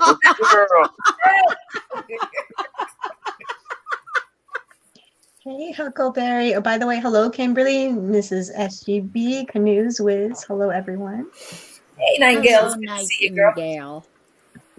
Good evening. Well, Let's thank see who you else for is coming in up. I Yeah. thought I'd hang out for just a little bit. Figured, well, I just came back from our reconciliation service mass. So I Yeah. helped usher that, and I did my confession. Picked up a snack. I picked up some little pork rolls. So I'm just chilling now after I did my praying. So I feel really good. Yeah, all those Just old trying to- ladies, you always gotta have some fancy, nondescript foods around. I know, right? I got those just for us to snack on while we're in here. What are they? They're really good. That's what they are. Really good. But it's not pie time yet. It's not pie time yet. Yeah. That's one of the main reasons. When is like legit pie time? It's between like now and 9 o'clock. It's 11 after the hour of 11 at Central Time. So 11 Central Time. So that would be 9:11 your time. All right. Okay. Okay. Good to know. Good to know. Okay. And that's 12:11 on the East Coast, and everybody in the Eastern Influence. All right. So 9/11 over here. Sounds like a plan. Well, I'm ahead of the game. I need to eat something. I'm hungry. So I'm not going to wait for dessert. This is my dessert right here. Oh, that's is that with or without the schnapps? Without. I'd probably be good with it. But it's like legit Hispanic like soda, so it's like made with sugar cane. It's just so good. Right. I'm familiar about those. Tornadoes. The Tornadoes have those too. It's called the Tornadoes. They come around here. They're from Mexico, and they got the natural sugars and honey and stuff like that. Hacho in Mexico. Yeah, that's why I even like the pops and the Coke. They have them at Costco. No, but I'm saying it is good. That's when I had it from Vegas that time. Remember? Check it out. He's wearing the black shirt again. Yay!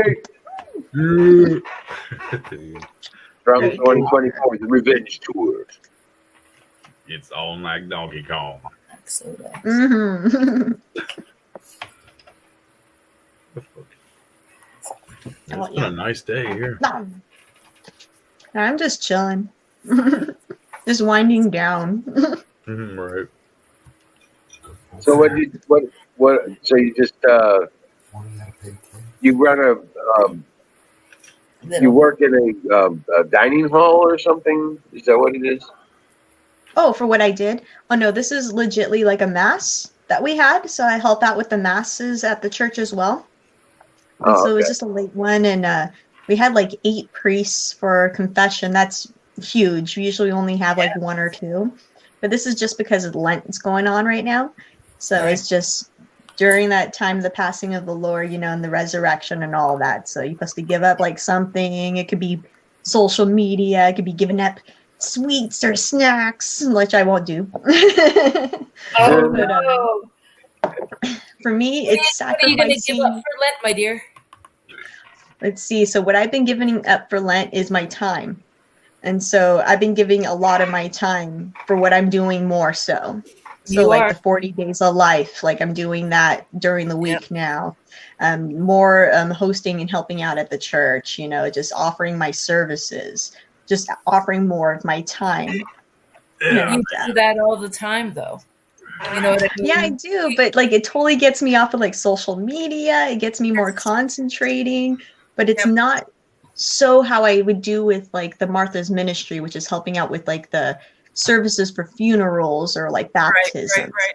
Yep. Yeah, so the what I do with Martha's ministry is more of like I do the thing that happens after, where they would have to like catered food and activities and and family photos, all that stuff.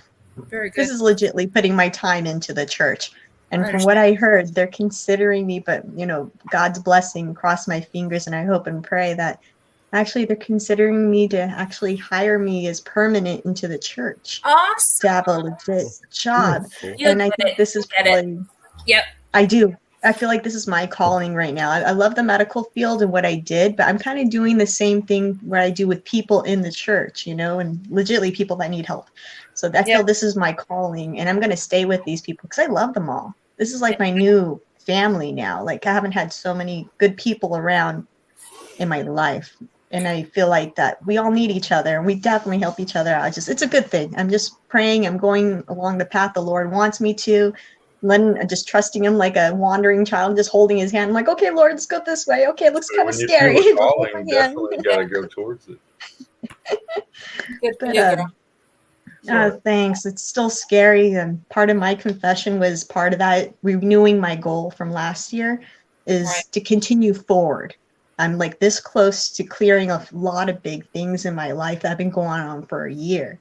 So it's just, the Lord works slowly, but he never lets go of your hand, and he won't let you get lost, though we feel heavy in our hearts or on our shoulders, whatever it may be. It's a lot easier going this path for me. I've tried everything else, the worldly way in every possible way, laws, everything. And it's just not the same as what I'm finding productive now. Good for you. Thanks. Inch by inch, everything's a cinch. But I gotta catch up to all y'all. I gotta set this up. Fire in the bowl. Fuego in the bowl. I need fuego. I got ahead of you guys on that. Some ice water. But yeah, I smoked a lot of weed today. Today, man, I got a lot of coffee.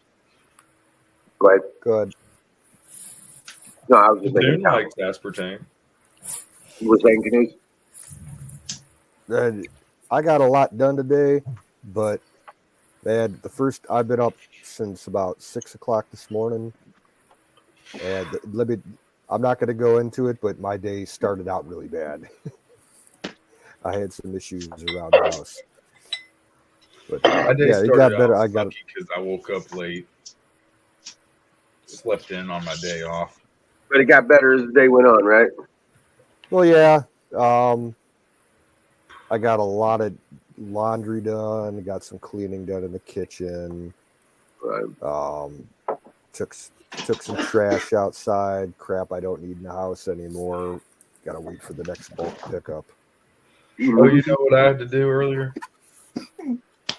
I had to get a fucking car jack and put it in the pipe that is the street pipe that is like the drain in the ditch.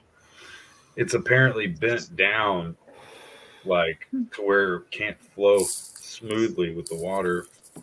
So I went and like jacked it up. That shit's hard. It's like, that's some thick steel, man. But I jacked that shit up, man, and it was like, and now it looks like the mouth of a shark or something. It's like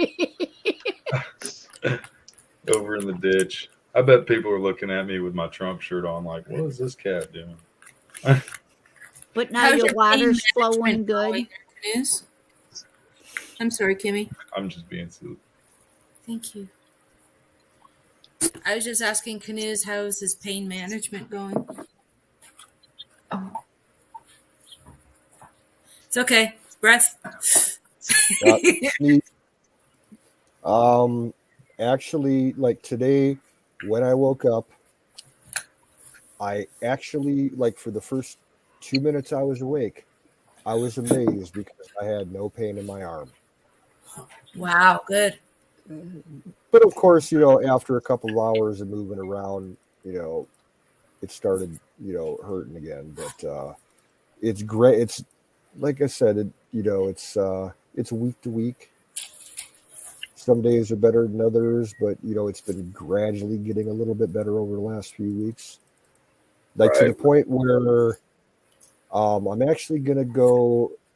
I'm going up to my store tomorrow, and I'm gonna. My sister's still the manager there for now. She's gonna let me use the main computer in the office so I can print up a letter because I don't have a working word processor connected to a printer.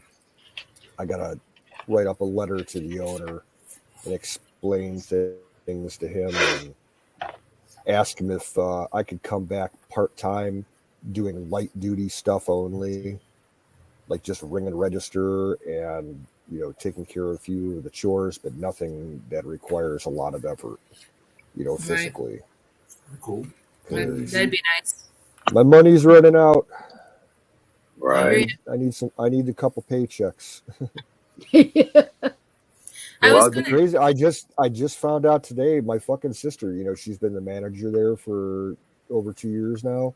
She put it in her fucking notice today, or a couple of days ago. Damn. Wow. She gave him 2 weeks. Apparently, she got into it with the owner, and the owner said some nasty shit, and turns out like it had to do with sales figures and all kinds of stuff.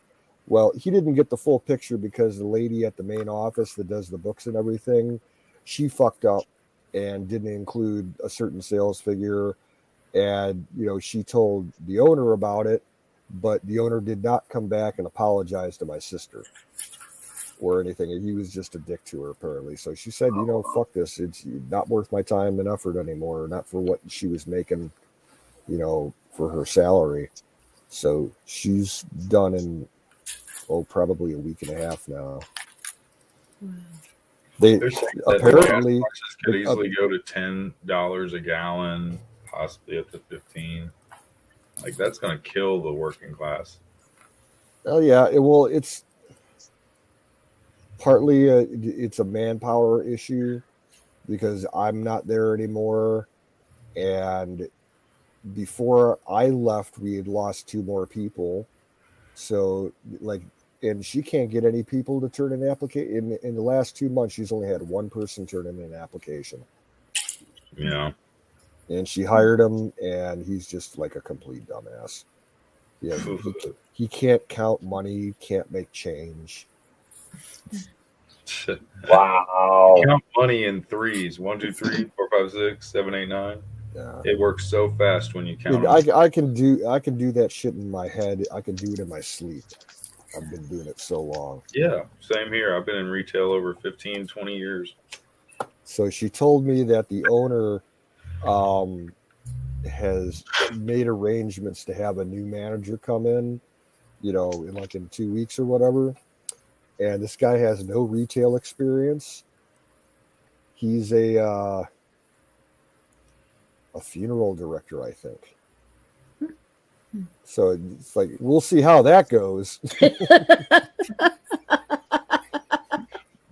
Interesting. When I say count them in threes, I usually do 3, 6, 9, 10, 12, 4, 10, 12, 15, all that. I used to count by 2. I used to count by 2, and then I kept getting confused. And when I count in threes, it just works. I don't know. My coins come together in threes easier when you're counting down a register. You know, if you don't have one of those little machines, I used to have at Goodwill. I worked as a key holder, kind of like assistant manager, and we counted with the little money thing. You used to weigh it on. I think even the coins you used to weigh them on there. Yeah, but we don't have that where I'm at the mall. So Yeah, so I gotta type him up a letter tomorrow, print it out, and he'll get it the next day when because he comes into the store like 5-6 times a day. Yeah. And we'll see what he says. And if he doesn't want me back, then I'll go next door to the pizza shop and ask them because they're always they're hiring sign. They have a lighted like neon help wanted sign. It's been on every day for like the last year. Plan or whatever. I can always So go and work at the pizza if place. I can get if I could get a part-time gig, working at the pizza shop, I used to be working called back in the Pizza Man. kitchen, Yeah. or just doing general cleanup and shit, but nothing really heavy, I'll go work at the fucking pizza shop. It's a stepping stone, Free pizza, man. They have a stepping stone. Yeah, there you go. Free No, pizza. I mean, honestly, the food ain't that great anymore. Oh, good night, we Nightingale. If you we left the building, she popped out. But yeah, like the quality of their food has gone downhill over the last like 2-3 years. I won't order pizza from them anymore, to be honest with you. I'll get a salad there, and every once in a while, like a calzone. when it's free though, and when there's toppings right there, like you gotta be careful, man. You can easily. Well, then again, maybe you can improve it because you can start making them. I was like, well, it all depends on how heavy. Like, I'd have to look at like their cook line and everything, yeah, and see if I could actually handle the weight. That's right. what it would have to be. I'd have to go in there, like maybe take a trial day and spend an hour or two at each station. Welcome back, Nightingale. On the prep line, and in the kitchen and in the kit. They have a separate kitchen area for just dishwashing and shit like that. So. Right, but other than that, I do have I've always had a standing offer with my one good friend here. He lives about 3/4 mile down the road from me, and he runs a recovery stable, and he rescues horses, he boards horses, and he gives lessons on horses and everything. And he's always looking, I could start working for him part-time, a few hours a day, just mucking out stalls. That's right. But hey, seriously though, Canoes, what about the FMLA? What about the workman's comp and stuff like that? It's all fucked up with the state right now. I got to get it. I actually have to call Columbus, not just the local office. I got to call to the headquarters because they got all that fucked up. Oh, really? Yeah, it's okay. Workers' comp. I filed all the paperwork when I was at the hospital, and somehow when you get injured, your first initial visit to the hospital in Ohio, if it's a workers' comp case, your first visit at the hospital is free. They cover that. And I'm getting a bill from, the health system that runs the hospital saying they want $900 something just for an x-ray in an initial visit. I'm like, no, the state's supposed to cover that. And they're like, well, you'll have to call the state because it didn't go through or whatever. So that's bullshit. But I've talked with my sister. She's got a lot of experience with shit like that. She says for the time being, don't even pay it, because even if it goes to collections, you won't have to pay it. Right. Welcome in, Nicholas Bandayo. And Lisa Battiato. Lisa, welcome in. Hey, Lisa. The platoon. Hello, Nicholas. By the way, hello, Huckleberry. That was it. Miriam, Lisa, platoon. Hello, everyone. All lives always matter.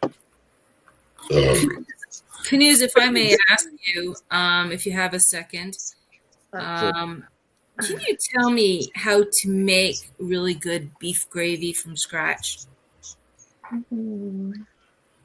Okay. Say you're making a roast.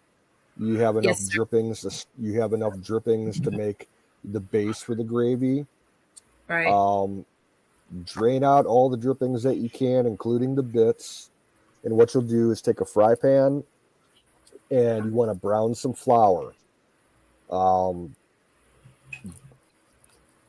Sometimes, depending on how thick you want it, you may want to add towards the end a little bit of cornstarch.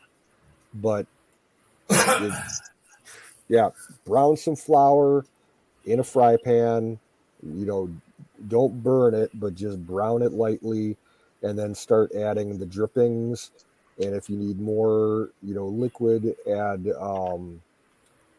like a cup of water and a beef bouillon cube, and whisk it all together. Get it warm. Don't boil it. You want to constantly stir it. And towards the end, turn the heat off or take it off the heat and wait 5 minutes and see how well it thickens up. If you want a thicker gravy towards the end, you can add some cornstarch. Okay. And what you got to do with the cornstarch, though, is you don't want to just dump cornstarch into it. You got to take a bowl with some water and add the cornstarch to the cold water. Use a fork and get it all completely liquid, and then add that into the pan with the gravy, and then turn the heat up to medium and just keep stirring it, and it'll thicken up to however you want. It has to come to a boil. With cornstarch, it has to come. Yeah, it has to come to a boil, and then you cool it back off. Right. Because I thought that it would probably be a good idea to, like, if you're going to use flour or cornstarch, to sieve it, because what I heard from, I guess, Martha Stewart, it will prevent lumping. Yeah, that's why if you're going to add cornstarch, you never add it directly into the gravy. You got to mix it separately in cold water first. Exactly.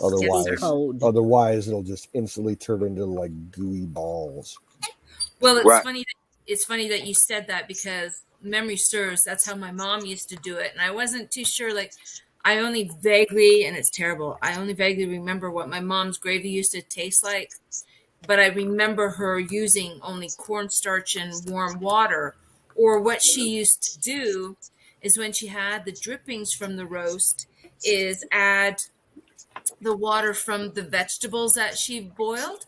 Yes, you can do that. That'll give it a really good taste. And all that kind of stuff. So, yeah. Now I do a flour gravy too, but I do it that way. I take like a half a cup of milk and I'll put flour in it till it gets a little thick. Then I'll add water to it, and get it into a paste. Okay, into a real thin paste. Okay, here's another way. All broken up. And I take all the drippings and I get them hot, right? And I pour that in as I'm stirring it. I'm pouring that in. Right. You know what I'm saying? You gotta make a slurry, guys. You just can't put the cornstarch plain in. You gotta make a slurry. That's what Knick was saying. Yep. Yeah, and you can also make it another way. Okay.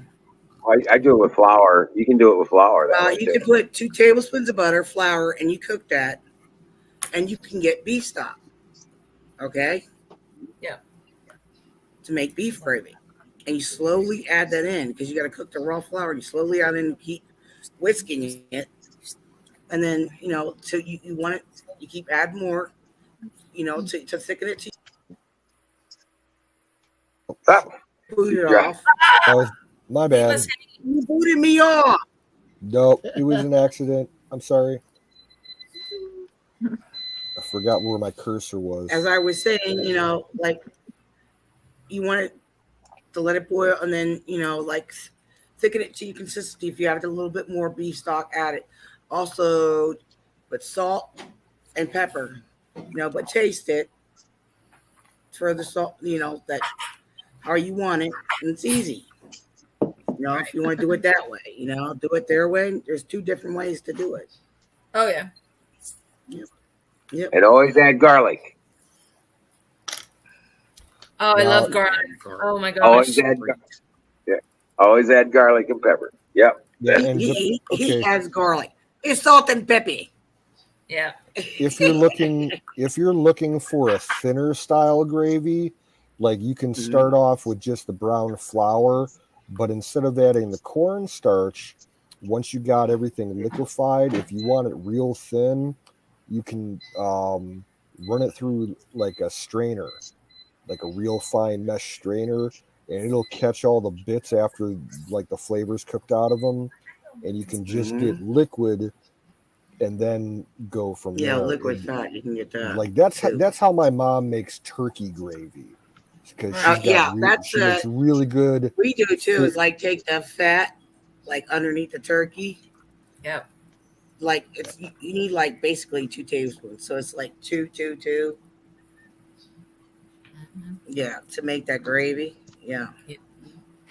But you can also like make a stock out of the giblets. Oh jeez. Here we go. Giblets. Yeah, to make the gravy, you can make the stock. You can add to it with the, what I mean, as you're using that fat with the flour, and add that slowly to it. It's just awesome, and just add your seasonings to it. Make it to your the thickness to your how you want it. Right. Well, thank you guys. I appreciate all that. Yep. I think that's maybe one of the few things that I can't do very well yet. Now, trust me, I learned a lot from my hubby. How to make homemade chicken stock and I do homemade turkey soup and all that kind of stuff. Even but with ham soup, it's got me. Even with ham soup, we make our own stock too. We just do the bones. Yep. Yeah, making stock out of bones. A little bit of meat on it. Yep. Stick it in there and let it go with a bay leaf. Yeah, I always save the bones if I got like a pork roast or a beef roast, and you clean them off after you cook them, and then you throw them in the oven for like 250 for about 45 minutes and get them nice and dried out, and then you throw them in a pot of water and boil the marrow out of them. Oh, it makes great broth. Hey, squirrels the same way. You get yourself a nice couple of squirrels. My favorite bread that I've been dying for, rosemary and garlic bread. Oh my God, it's so good. I hate rosemary. Yeah. Oh, I love rosemary and garlic bread. Oh my God, it's so soft, so fresh. Mm. You'll never know what's in it because it's ground up. Here you go. Surprise me. Now, like a lot of times when I make a roast, whether it's beef or pork, I put a lot of onions and carrots and potato and celery in with it.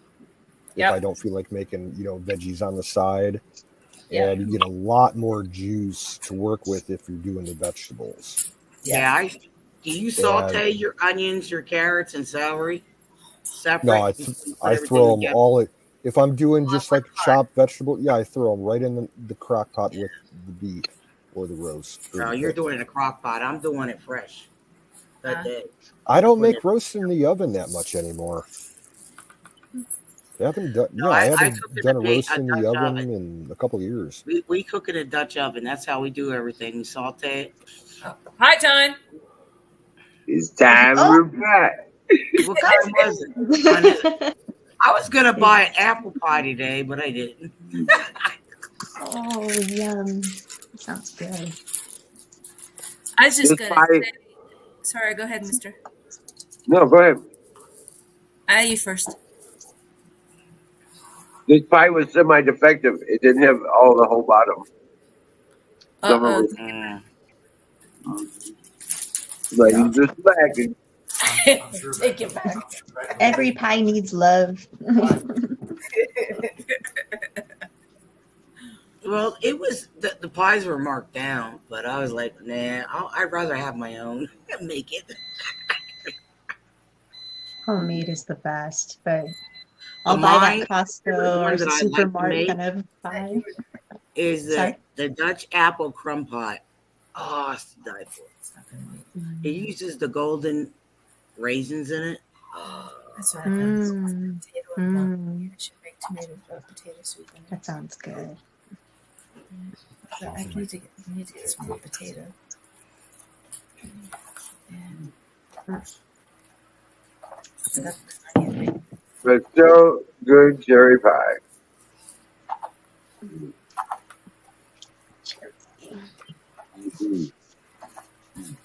the slow cooker has become my best friend lately. Oh yeah, The it's air fryer has man's become best our friend. best friend lately. We did wings tonight. We're waiting on the last ones, the last batch. You can only do them in so many batches.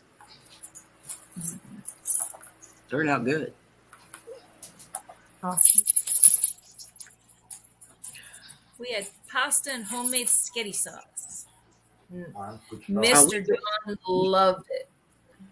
Oh, spaghetti sauce, homemade is good. Yep. We did like a meat sauce because remember I was cooking. That's exactly what we had. Meat sauce. Here when I was talking about that.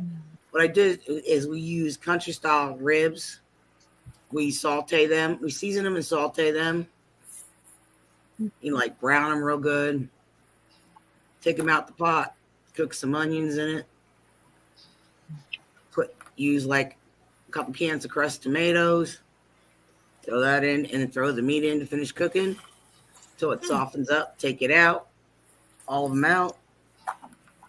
I made a big old pot of They cool and backwoods chili. get all the fat off and put the meat and separate the fat and the meat and just put it back in the pot. Get rid of bones. Yeah, I made a great big old pot of backwoods chili. Yeah. Bacon. Nice. Chili for me is like during the winter months. Oh, Huckleberry had to ace us off. She made maple bacon meat candy. Mm. What? That's awesome. Oh, awesome, Huckleberry. Awesome. I bet that was yeah. awesome. Huckleberry. Oh, Heck maple bacon meat candy. Really? What? Oh, oh. Yeah, it's like bacon maple syrup and the candy wrapped around the fried bacon. Mm. Or you can do it the old-fashioned Canuck way. Just cook the bacon and put maple syrup on top of it. I went and actually bought real maple syrup. I broke Right. down and bought it. It's Well, expensive. Huckleberry made about. She ended up. What did you? How much maple syrup did you end up making? Yeah, she had a lot. She tapped the trees. Oh yeah, real maple syrup's the best. It's Not that expensive, that log Canuck. cabin, all that syrup crap. What were you saying, Mama Dunn? I was saying that Canuck stuff is expensive in the stores. I think it's time for me to go for a little drive. Right. I used to just drive up there 8 hours one day from Maryland. Now it's going to take me way too long. It'll take me probably almost a week to get up there now. She used to drive that fucking 8 hours just to get candy bars. Yep. Candy bars. Canadian Kit Kat bars. Yeah. Those are the bomb. Kit Kat, Eat More, Crispy Crunch, Maltesers specifically. Oh my gosh, there's so many bars that you can't get here. Oh, I miss them. But it just Just have it delivered to you. Oh yeah. Oh, 40 you know what? delivery. Mama Don, there is a place here near me in the Cleveland area. It's like one of the world's largest candy stores. And so it's based in the U.S. You can, order and have it shipped out to you. Get out. And they carry some of that Canadian stuff. Get out. Send me that link. Yeah, I'm gonna. Please, huge please. Look it up right now. Because what I was doing, Mr. Don was paying a fortune. I was getting stuff from the UK shipped here because Oh my God, it was expensive. Yeah. So. Oh my God, it was expensive. Yeah. And I will not eat chocolate from the States because it's cruddy. Did he say it was expensive? Oh my God, it was expensive. It was, oh my God, expensive. Right? You know where you can get good foreign chocolate at? Aldi's. I'm sorry, say it again? Aldi's grocery stores. They have foreign. They have chocolate from Germany because Aldi's is a German company, so they always have the German chocolate, and they have UK chocolate and sometimes Swiss or Danish chocolate. Yeah, it's good. Yeah. It's pretty cheap too. They got the Greenwich chocolate there too. Maybe Vegas. And there's there's a yuppie grocery chain across the country called Earth Fare, and they closed the one by me, but they used to carry lots of foreign chocolate too. Can you say that name again, sir? Earth Fare. Earth Fare. Okay. Thank you. But I put the link in the chat and the private chat. Thank you. The one place in Cleveland. It's called Sweetie's Candy. Sweetie's Candies. Thank you very much. I appreciate that. Yeah, it'll save Mr. Don a lot of money. Their big retail shop. Yeah, the big retail shop. It's basically a warehouse, and it's sweet. Yeah, you could get lost in it. I bet they have a Jelly Belly jelly bean bar. Like literally, like they have a counter set up that wraps around the inside of the room, and then they have dispensers around the wall. They got something like 150 different flavors of jelly beans, and they're all the same price. You just buy them by the pound. You can fill up a bag, mix and match, and everything. Probably my favorite candy is jelly beans.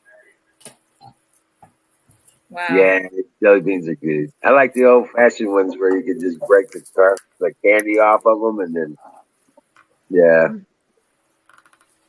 there's the gummy inside. Well, I used to go to what they call up in Toronto Dollarama, and they had chocolate bars there for like 65 cents, I believe. That's Canuck money, so that's like 5 cents American.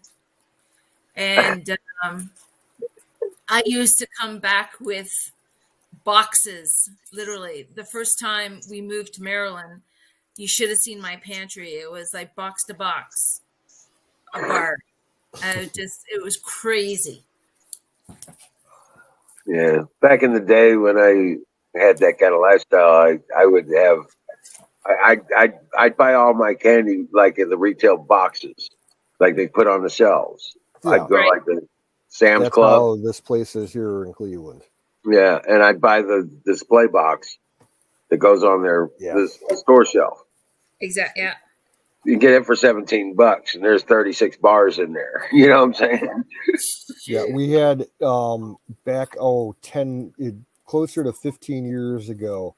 What was it? Reese's did a big promotion it was like Elvis's like 100th birthday or something like that, or 75th birthday, and Elvis's favorite food was peanut butter and banana sandwiches.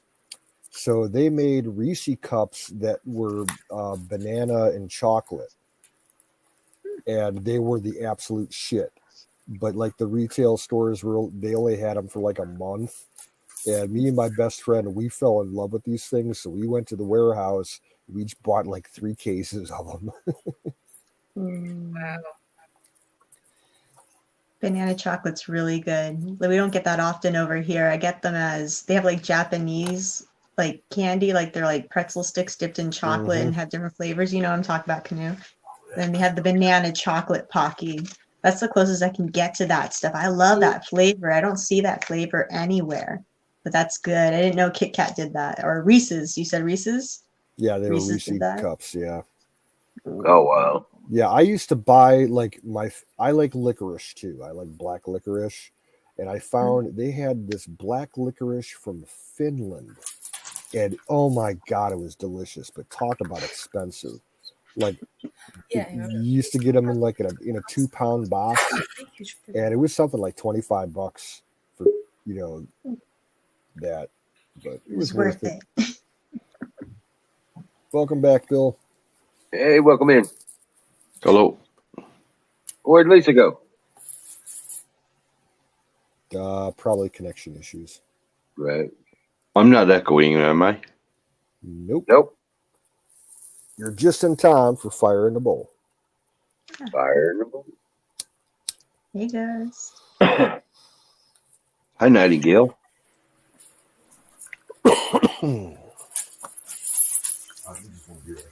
Yeah, because it's a beautiful breeze.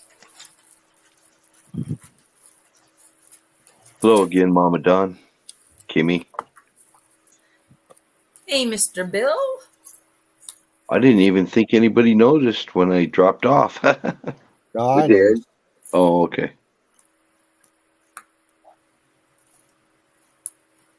Huckleberry, my name on Twitch is One Newfie.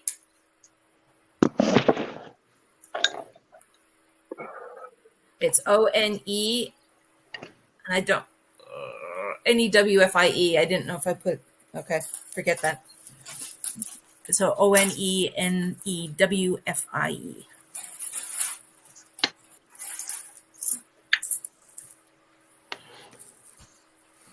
But yeah, I tell you what, man. I'm real happy with the progress I'm making on these kennels. I wish it was going faster, but reality kicks in. I've been seeing those videos, Wiz. You're doing a good job. I think you're moving along pretty good. I think you're keeping up a really good pace. I don't know what you're talking about. That's incredible to me. Yeah, I caught up on some videos, from some friends and a few subscriptions I have today on YouTube, and I watched all 5 of your kennel videos. Good work, man. Yeah, serious. Yeah. It's like, that does look good. Do you want to sit there? And like I said, it's just these pallets. All I'm doing is repurposing them, So that's all. Believe it or not, half the wood that we're using on the doors come off of an old chicken coop I disassembled about repurpose it 6 years ago. And the chicken wire we're putting on the dog kennels is coming from that same chicken coop. Nice. Right? It's awesome materials we pulled up when we took it apart. Yeah. Materials is money right now. Materials are expensive right now. It's good you hold on to that stuff if it's good. Absolutely. Yeah. It's nice to have an inventory. You can just go through it, pick what you need. That's fantastic.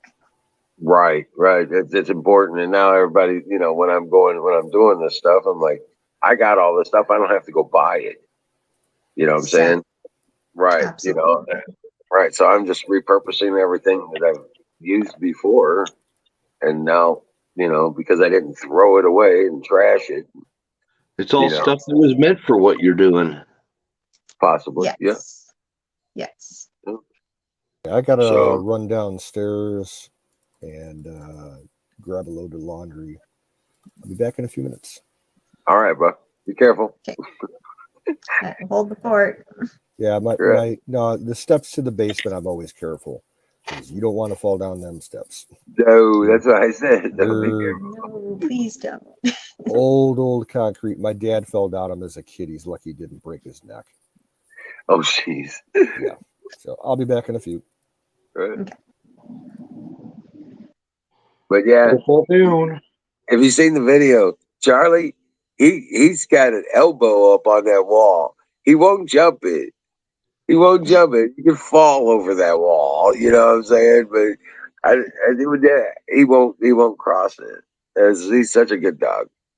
Oh, good puppy. That's good.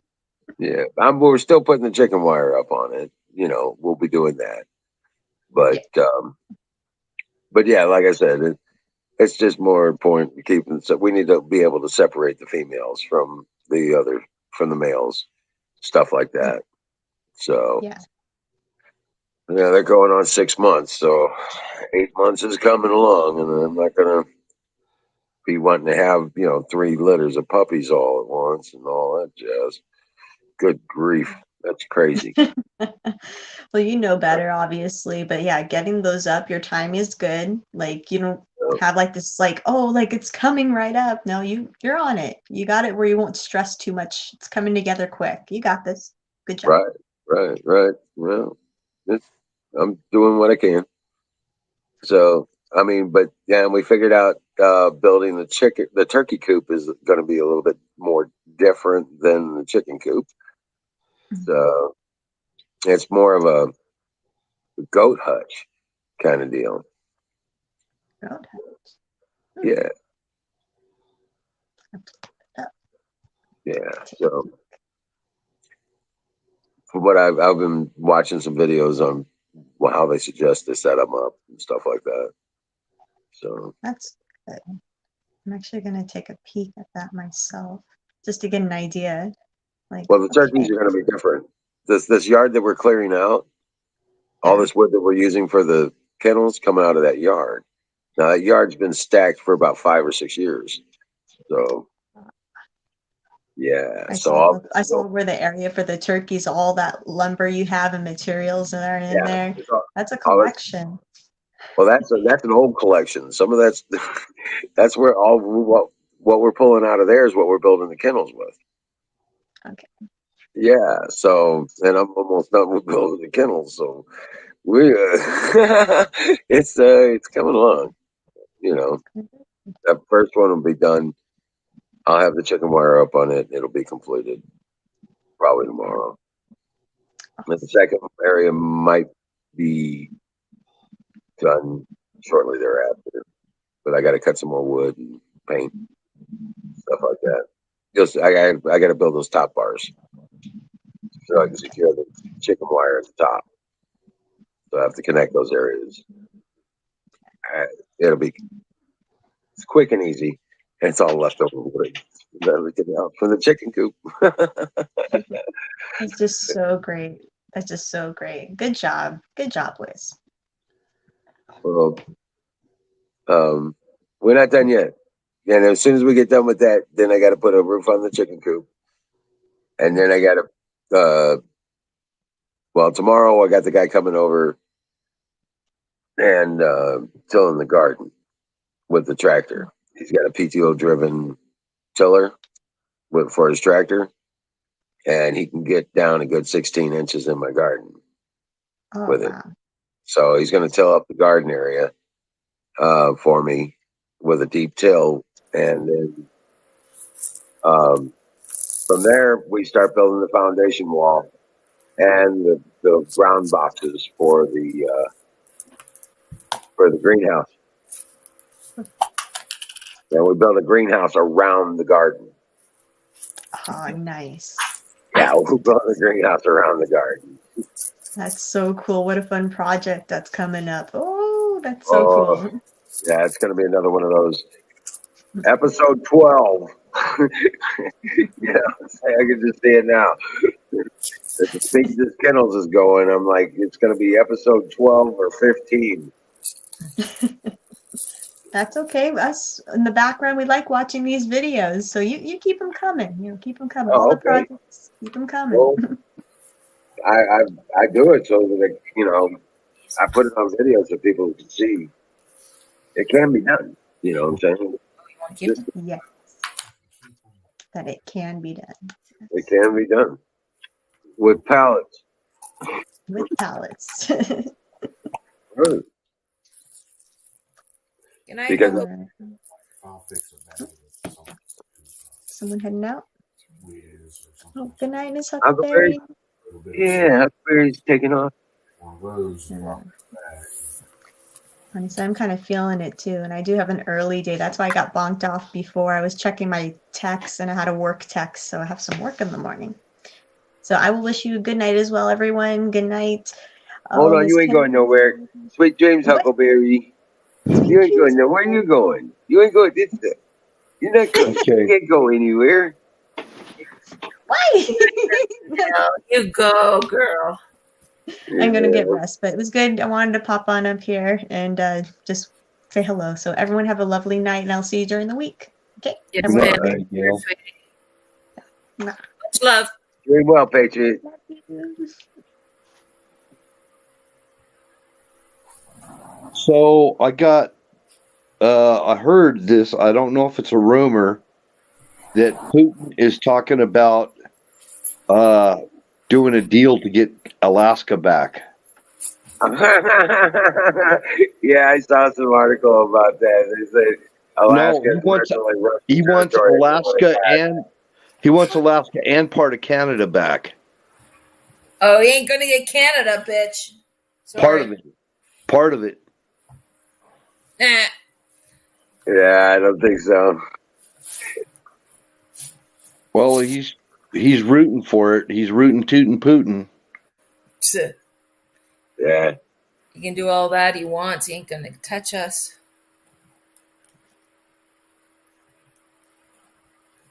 Yeah, with something to do with an exchange for pulling out of Ukraine.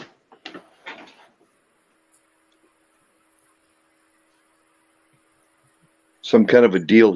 He says he's going to pull out of Ukraine if Biden agrees to give him Alaska. And that stupid Biden might do it. That stupid Biden might do it. He ain't got that kind of power. Who? Putin? No. Biden. Biden ain't got that kind of authority. Biden's weak. He doesn't know.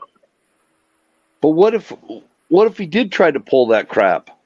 What do you mean, what if? You can't. What if? He can't even What if Trudeau function it? That can never function. I mean, that decision would never be that could never even be made. He doesn't have the authority to do that. His addled little fucking brain. Mm-hmm. The first time that he would utter such a fucking word out of his mouth, he would be considered incompetent. He's already incompetent. He's uttered enough already. And he would be considered incompetent by the other incompetent fucks. Right. Yeah, that's not even a functionality possibility. He doesn't have the authority in the seat as a president. No, he doesn't. No, I know he doesn't have the authority. I know. There's just banter going on about it. Yeah, bunch of fake news. I don't take seriously. I just thought it was funny to mention it. Right. Why would you mention it? Yeah. I think it's freaking hilarious. When I talked about that with because my daughter saw it too, and I talked about it she's in Alaska right now, and she's like, I don't know where this stuff is coming from, but maybe they did. Maybe Putin did try to make some manipulation tactic or something. I don't know. So let's just say Putin did. Then why would you want to repeat such a fucking thing? Really? Because it was funny. Why would you want to give... I'm not repeating it. Don. I'm just bringing it up. Yeah, you're just bringing it up. You're just throwing shit onto the wall to see if it'll stick. That's all you're doing. Exactly. Fuck you for doing that. I thought it was funny. Okay. So, but yeah, to turn around and to have all this stuff, it's just he's not going to be in office long, guys. This Biden is not holding up well. Number one. Number two, even the people that are supposed to be on his team don't like what he's doing.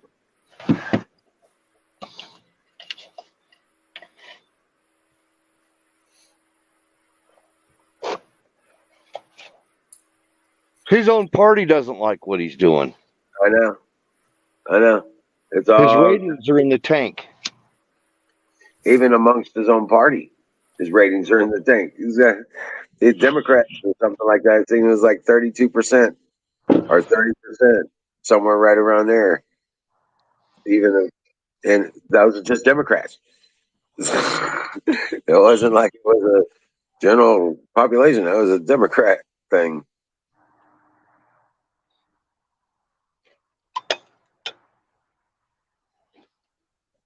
So yeah, he's not long for the office. Things are just like I said. Things are going to get worse before they get better. Unfortunately. Well, I guess I don't have much to talk about. So, well, Jason was talking about somebody was projecting that gas would hit like $10 a gallon or some shit. That would. I don't even see that as a feasible possibility. To be honest with you, but still, $10 a gallon gas. Okay. It's pretty close here, Cali. Who's buying well, it? Yeah. I've run out of things to say, so I'll pop off of here. No. Okay. Well, you don't have to go, but yeah. No, I don't have to go. My battery's getting low, and I've run out of things to talk about. All right. You know, I just have absolutely nothing to talk about. Alrighty. Not All a right, damn bud. thing. We'll catch you later, buddy. Now, I want to, if I can, for a minute, I want to talk to Battery. He was saying that there's all kinds of jet activity out by him. I just looked at the flight tracker. There's nothing going around in Portland that's on the tracker. So if there's fighter, operations going on around Portland right now, fighters generally don't transmit their transponder data, so you won't be able to track them. The only thing that's showing in the area up there is a Black Hawk flying south of Tacoma and a couple of wide-body jets that could be spy planes or could be, troop carriers or something else flying out around Yakima. But nothing near Portland. But you guys do have F-15 Eagles in Portland. Got some kind of shit. And they've already Moses Lake has some too. 22s and YF-23s have this both infrared cloaking and they have a visible light cloaking solution on them now. Yep. So I'm starting to think that maybe, the thing sounds like it's right on top of me. Oh, I know. And I can't see it. I know, exactly. For 20 miles, I can see anything and everything for 20 miles, and I can't see it. Yeah. And it's right on top of me. We were just talking about hearing fighters around our area here in Amargosa Valley. Right. We can't see them, but we can definitely hear them. And you swear that you can just reach out and touch them, but we just can't see them. Wow. Yeah, well, you guys, you got red flag going on down there, so there's a lot of stuff moving around Nellis right now. Yes. Yeah. Not only they're moving, they're the F-117 Nighthawk, the original stealth bomber, stealth attack. Those are based down in it's a smaller airport base in Arizona. They've been flying a lot of stuff up around there too. I'm starting to think that they're using some kind of cloaking shit I'm just starting to think they're doing some stuff that we can't see them, that they're here. And I know that sounds strange coming from me, but I don't know. I can't figure out any other way to fucking explain it. I really can't. Right. Well, they're also, there's a lot of new drone tech that they're testing out. Now I remember the name. Tonopah is where those Nighthawks are. They brought a lot of them back in the service, and they're is the number one fucking drone trainer in the world. They train all the fucking drone pilots come out of Creech Air Force Base, which is just down the street here. Yeah. I went by Creech and saw multiple drones in the air just yesterday. No, it's Friday. Friday, excuse me. Yeah. So, I mean, I know they're using the fuck out of them. I just can't see them.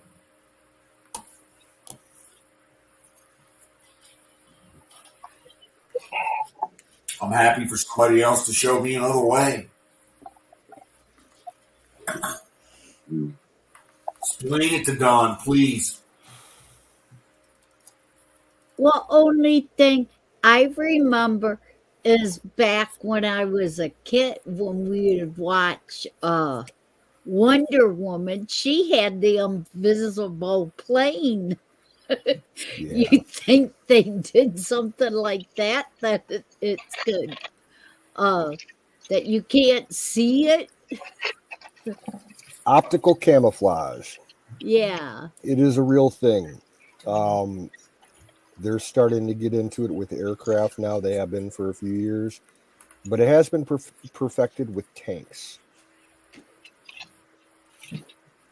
And I think it's been perfected with the YF-23 personally. I mean, you've read the articles where they have this nobody can explain coating, clear reflective coating. I think that's fucking visual camouflage. Do you mean the F-22? I could, yeah. Okay, yeah, because the YF-23 was a prototype. They only made like one or two of them, and they're in museums now. Yeah, I was reading an article about probably the YF or the F-22 that had this shiny new coating on it here. Yep, I saw the same article. Yeah, and nobody can figure out what it is. And I personally believe it's a fucking visual camouflage. I believe that they can make that thing go 90% fucking invisible. It's either something like that or an IR screen. You know. Okay. Yeah, I could see that. But like what I was talking, like they perfected the optical camouflage on the tanks and the APCs down in National Training Center at Fort Irwin, and yeah, they had these. So if they've done it for jets, I think they've done it for jets. Yeah. Yeah, they could be flying right over top of you and you wouldn't see them, but you would hear them. Again, this is just me talking out loud here. Okay. Right. I don't know. I don't hold any classifications, or I don't.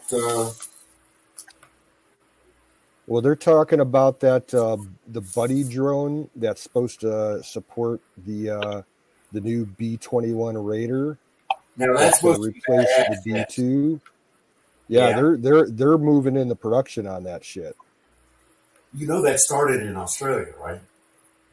No, that's news to me. They have a program down there that was initially DARPA driven, but it is a buddy drone for the YF or for the F-35. Yes. Team. And Boeing builds it in their Australia facility. Okay. All Australian MOD. That program was the infant for the B-21 Raider buddy bomber.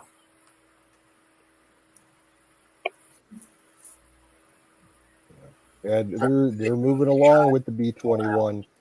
They're saying possibly by next summer they might have a few, ready to go for airworthiness, workups and everything. Those kind of AI pod kind of flight assisters are going to change. They're going to change aviation. They're going to change military aviation, and by that, they're going to massively change the battle space. massive. Mhm. So now not only do you have an F-35C that's capable of not only projecting, making itself almost invisible, but projecting electronic ECCM targets at a massive rate with its new radar, and linking up with just about anything else, including these AI drones that now you can just, instead of just having one, you can have 10, and they can all have different payloads. And they can all carry different, and you can make them all do different things at different times. So Mobile targeting acquisition. then what you do is you take that F-35 pilot out of the seat and you put him back in San Diego somewhere. And so the entire thing is remotely driven.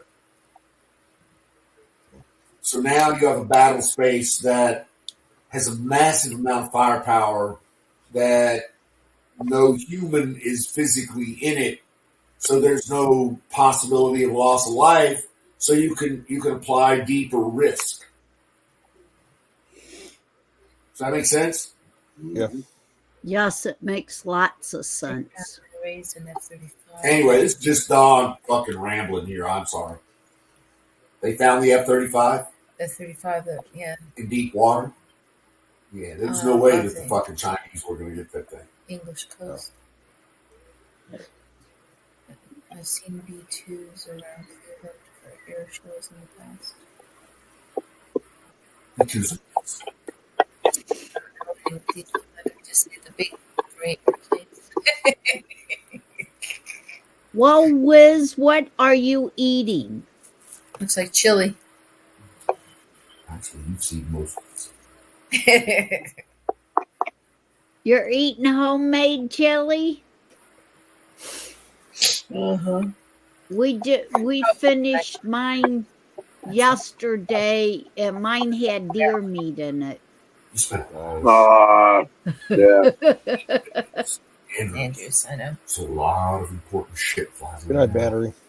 So you'd see him. Have a good one.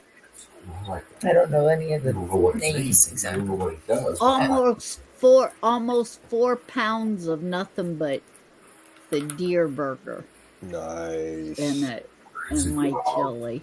Say creech. And all these eat Drink well, Patriot. Good night, battery. Night, battery.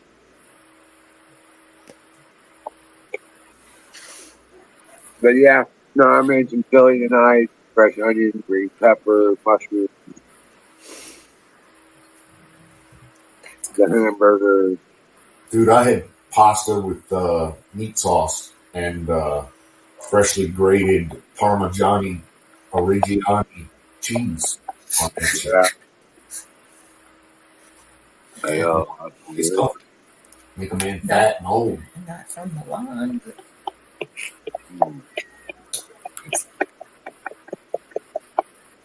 it's him scraping the bowl. Oh, yeah, I'm sorry. Oh, no, you're fine. I just wondered what the noise was. It sounded like Gimme was chuckling.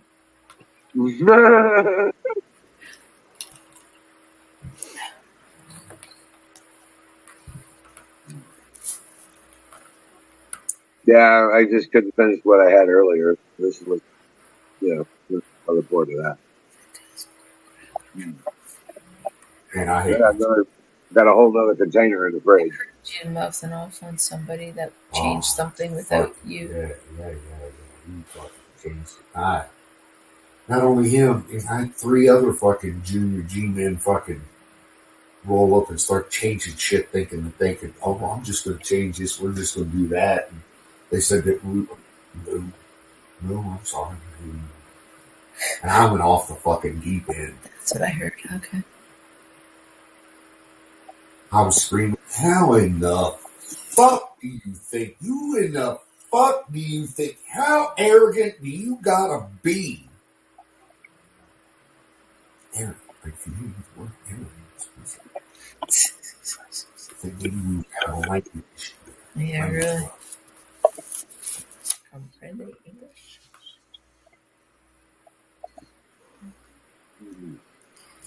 I think I told him to do that. Are these people that they've hired? Brand new. Oh, this is his first deal. And they're acting that way? Exactly.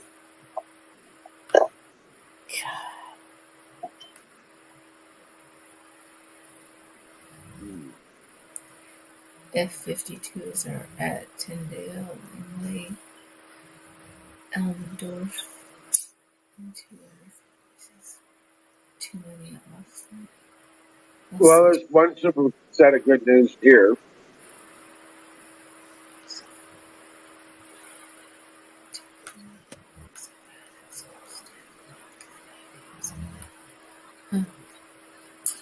So the new B-52s have these I practically.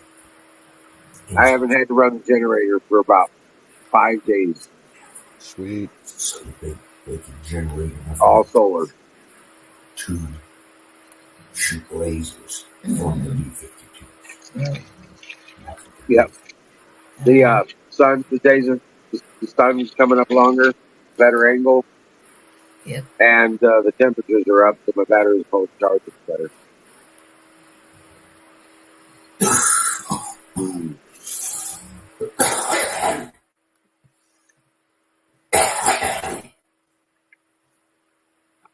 And the weirdest thing about it is, I got one regular car battery on the system. I'll charge it up.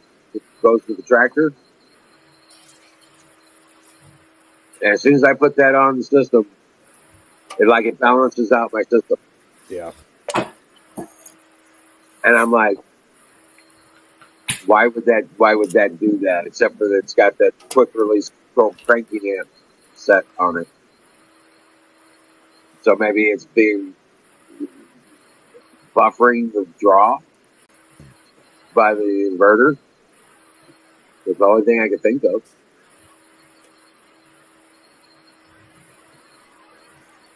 But yeah, I've got 14 deep cycle 115 amp batteries on there. Okay.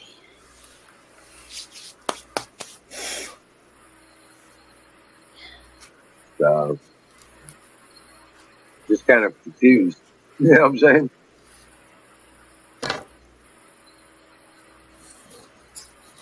Are those 12 volt, 15 amp hour batteries? 12 volt, 115 amp. 115 amp hour. Amp hours. Yep. Deep cycle. 12 volt. 14. I got 14 of them. Yeah. So and you could put those in parallel. I did. 12 volts. But increase. All of it goes to amperage. Excuse me? Yep. I run them all parallel, so it all goes to amperage at 12 volts. Right. I'm using a car inverter by Cobra, and it's only a 1,500 watt, but it's a 3,000 watt overflow. So it's basically a 3K, and that powers my fridge, my freezer, laptop, lights, chargers, stuff like that. So are you telling me you have 14 of these 12 volt batteries in parallel? Yep. Okay. And one car battery. Wow. 875 cranking amp car battery. Yep. And it balanced out my system. That car battery. It's weird. I'm like, that it's acting as a capacitor or a kind of deal, I guess. So are you telling me that car, with that car battery, it works or does not work? Works better, yes. It doesn't draw down the other batteries as bad. One car battery on the system is balancing out my draw, I guess. It's really kind of weird. I don't know how to explain it otherwise.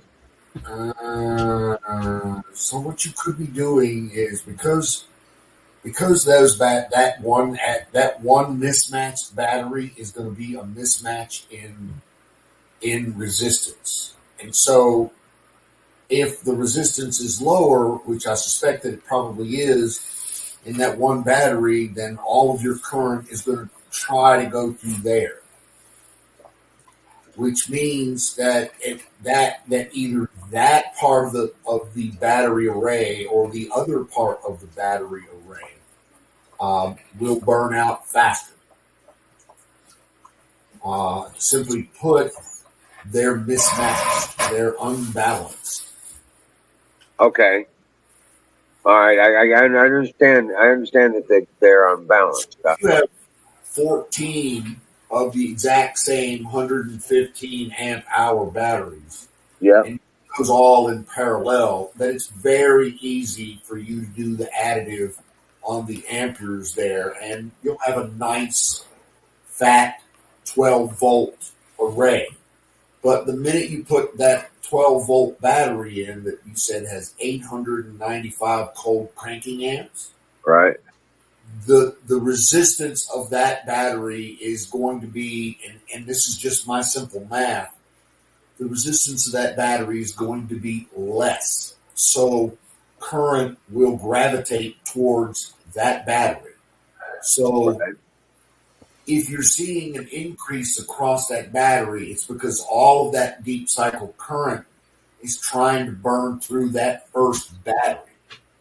That 12 volt, 895 cold cranking amps. Why? Because it has a lower resistance. If you leave Okay. it there for a period of time, weeks, you may end up with a fire hazard. Okay. Yeah. No. Okay. I got you. I'm just doing rough math in my head here, sir. Right. No. I got you. No, I appreciate it. I appreciate it. Yeah, I was wondering what was going on with it because it's like, but it allows. I haven't had to worry about losing power. At 11 o'clock. You know what I'm saying? Listen, if it works, just manage the heat. Listen, put your hand on the battery at 11 o'clock, wherever you think it's making a big current loss. Put your hand on the battery arrays and see if they're getting hot. If they're not getting hot, then you have a lot less risk when they're cool. Okay. All right. Right. Well, I think the other factor is it's not butt crack cold anymore. So my batteries are functioning better at the higher temperatures. So, but yeah. Now, none of these are like lithium or lithium ion or lithium phosphate or any of that, right? These are They're all flooded cell. just flooded. Okay, good. Okay. Because you have a lot more, flooded cells are a lot more forgiving. Right. Than any of the lithiums. Oh, yeah. Yeah, big time. So, but yeah, and I got to go through and check waters again as well. I just bought 6 gallons of distilled water to go out. So I find myself having to top off the battery waters across the board in this drier climate. Oh, really? Yes. Which I wouldn't have thought would make a difference, but apparently it does. Yeah. Yeah.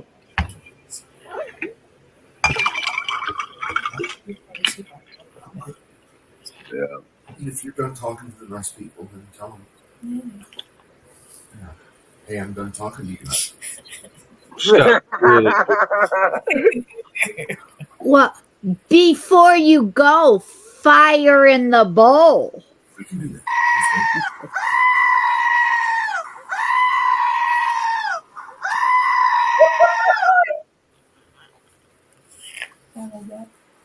Brought to you by Sausage Gravy Biscuit Farms. Dog. my girl. Where's my bowl? Let's go. Oh, there it is. Who's that girl? Yeehaw! Oh. Hell yeah. Find the lighter.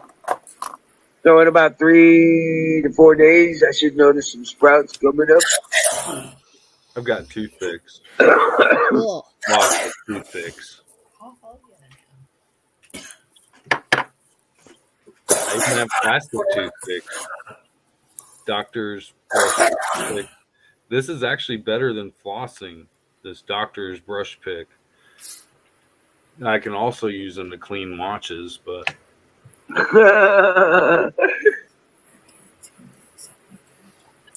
well, we do a bundle where you get for $19.95 if you have like a Fossil watch, 2-year battery life warranty plus the cleaning. Or for $16.95, it's just a 1-year automatic warranty we put on our battery and no cleaning. Now, hey, Don. Yes, sir. My brother said he bought one of those Grow Solar 5Ks. And he said, because I told him about it and all that. And he ordered one. He said he's got one coming in. I wish him luck. I'm just thinking about mine the other day. I need to go down there. Got the rock down there. I finally moved the rock. So there's so many small things that got to get done ahead of all of that. But right. Rock. His health is more important right now. Exactly. I bought a 4 by 5 foot piece of to hang on the wall, so that the concrete would insulate against the 2 5K inverters. So if they ever caught fire, then I would have at least some barrier there between that and the wood. Right. That's pretty damn smart. Yeah. Yeah. Safety barrier. Hell yeah. There you go. Plus the rock is cheap. I mean, it's like $6, a 3 by 5 sheet. So. Oh, there you are. Phew. Proud to be an American. At least I know I was free. Well, I tell you what, guys, I'm gonna hit it. I'm gonna get up early in the morning and get at her again. She's got 73 degrees and partly cloudy, and it's gonna be a beautiful day. And I'm gonna try and get as much done as possible. Well, yeah. Are you taking any video of the work that you're doing, Mr. Wiz? Am I what? Doing any videos? Oh yeah. Wizard of Oz. I'll post the link in the chat. Yeah, he posted like 5 videos over the last week or two of the kennels that he's building for the dogs outside. Yeah. I put it in private. 1 through 5 too. I looked at them today. Yeah, I did too. They're short videos. They're not long at all. They're just short, showing you progress of the day. And then when you roll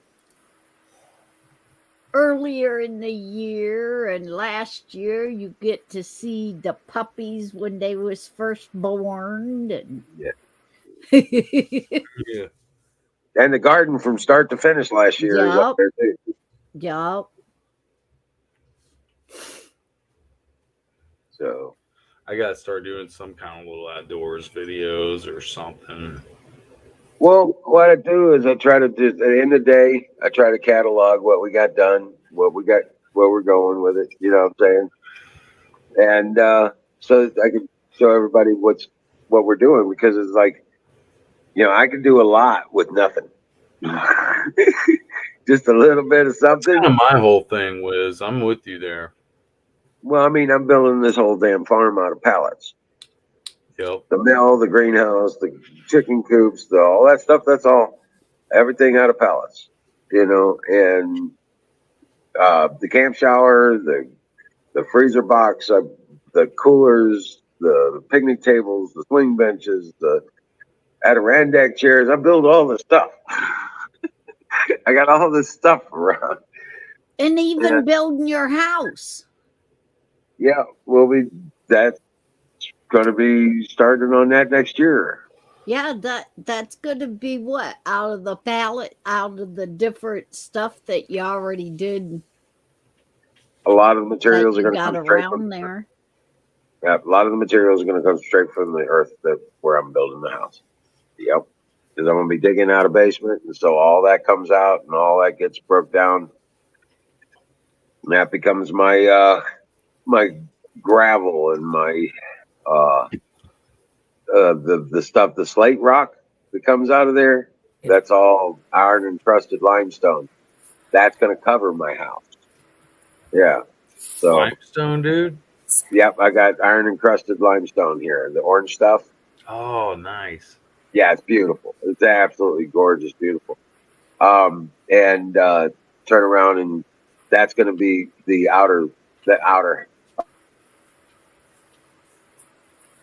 Like encasing, like the pyramids. The thing with they had the white. What do you call it?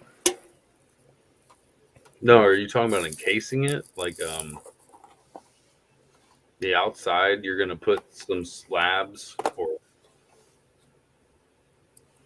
limestone. How are you gonna do that? I think he froze on me. I think he did. Yep. Was froze, huh? That's the first. Right in midair, like yeah. He was doing the Michael Jordan like fucking around the underneath of the goal and just cut off. He'll be back. Maybe. I know it's hard living off grid. Well, that's just it. I don't know. Did he say that he was still running on solar power?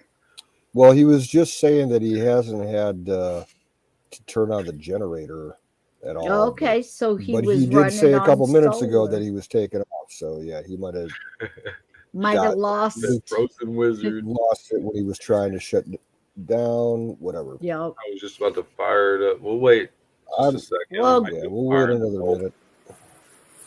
2-minute warning.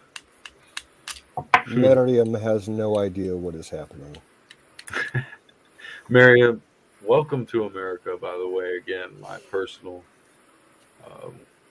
pleasure to tell you it's definitely a way of life. Good night, Miss Miriam. America rules.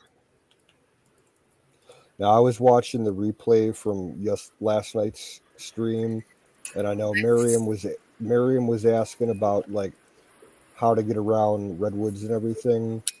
If she's going to the actual national park that's up there, like they have a visitor center, at least one of them, that you can get the maps from, and they can tell you where everything is, all the trails, I need to do all the big sites. That would be great. Hell yeah. Yeah, go walk my ass off in a park. That's what I need to do. Okay. Don just got a text from Wiz, and it says he just lost power. Yep. So that's what it was. He'll be back tomorrow. Okie dokie. That's why I said if he was running on the solar, it finally gave out on him. That's fucking midnight for you. Yep. Take care, Miriam. Have a good night. Stay away from the junkies and the poo piles and the car accidents and all that. How long does she got to stay there in San Francisco? San Francisco. Exactly. How long does she got to stay there? Just kinda... I think she's leaving tomorrow to head up north. Okay. Like where up north? Redwoods. Well, she's park. I woke up early, so I'm up. You guys were talking about how dangerous it is for girls hitchhiking, and my mom hitchhiked to Yeah, California don't hitchhike. when she was younger. No. My mom Not actually, unless you're carrying a gun. And that's a no-no in a very California. sweet lady who risked her life. Good hippie mom. San Cruz is that fact. Well, it would have been back when she done it when she was a kid. She was pretty young. I mean, It was safe back then. back then it kind of was. And she even rode with a guy, a trucker, who was actually convicted of murder. But he was still a nice guy, and he dropped her off and yada yada. But he was a fucking murderer. Like, she found out later, she saw him in the news or something. I was like, Mom, that's crazy. She was back when hitchhiking was kind of legal. I mean, it's probably not recommended, I'm sure. Well, back then it was, though. I mean, there's a lot of service For the guys rich that. people would let their kids go hitchhiking, Well, I get what you're saying. But back then, a lot of the service guys, when they came home and stuff, they hitchhiked across back home. Fire in the bowl. Fire in the bowl. Fire in the bowl. Yeah, I mean, my mom actually traveled with some Brought crazy to you by glitteryhelicopterpenises.com. Oh my gosh. Oh, Got that improvisational humor. Go on GoDaddy and see if that site's available. You're good. Choking. We don't need to see That this ain't no fair. I wasn't ready for that one. You made me choke on that one. just walk away. My bad. Good night, everybody. I'm going to bed. It's back to dawn. Yeah. Okay, Mama Don, have Hey, a good Mama one. Don, have a good night. Thank y'all. Good Yes, night. See You ya. Yes, ma'am. Definitely hear you get on Sunday nights. Yes, ma'am. I'll be on there again. Okay. You want this envelope, though? Well, I just want to keep the name on it. Oh, where is my phone even at? I don't know. How are you doing, Kimmy? What's the weather like there? It's good. How much of this? Right now it is 39 degrees. Excuse me. 39. Damn, Oh, that's still pretty cool, man. I mean, it's been like 65 here, some perfect weather. I don't know. It almost really- got up to 60 here today. I think the high was like 58, 59. Yeah, it was probably like 63 here. It's perfect. 39 now. This is the coldest it's going to get tonight. Tomorrow, high is 60. Well, later today. We're so high is 60. fortunate with weather here in Nashville. Other than rain and water, like it's gonna rain again. It's gonna fucking rain again. But that's everywhere too. It expects rain. I mean, luckily for Mr. Sausage Gravy Biscuit Man, howdy in to the late night after hours show. Tonight we're gonna party like it's 1999.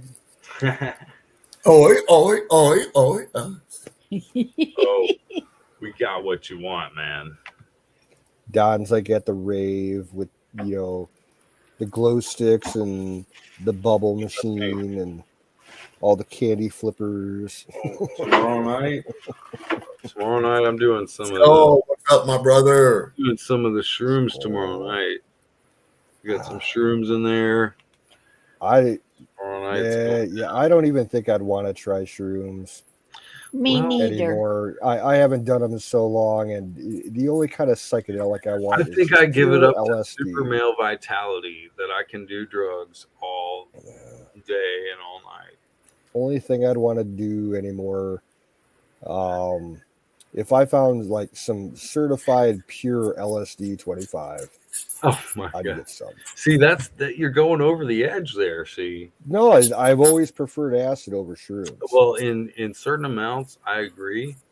Anything. I mean, I do from Molly to cocaine, whatever, in a certain amount, I don't think it's going to hurt you. I don't like It's it. all about moderation. Yeah, the And mushrooms, discipline. I don't care for the type of buzz you get off of it. I hate mushrooms to begin with, so it's like kind of like. Well, I hate the eh. taste. Yeah, And I hate the shitty feeling I get. I hate mushrooms. Like, if you have not had rest, if you do shrooms when you have not already been well rested, you're in for a treat. That's usually when your bad trip goes down, when you're not well rested and you're not ready for it, because tripping is tripping. I like my LSD, always have, but it's the only hard drug that I would ever do again. Well, you know, everything can be medical if they make it, in the dosage amount proper. The problem around here is you can find it, but 9 times out of 10, if you find it, it's going to be fucking stomped all over. It's going to be laced with fucking either whoever made it did the mix wrong and they got too much strychnine in it, or it's been dusted for weight with fentanyl. Oh dear Lord! Yeah.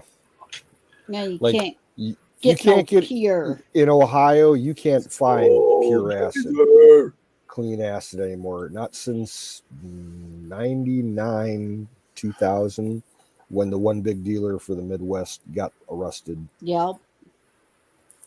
And yeah, Sick Pat knew who he was. He did some time in jail with him. The guy got like 5 life sentences because he was supplying the whole Midwest with, pure LSD. Yeah. Yeah. He was one of the older ones that knew how to do the pure.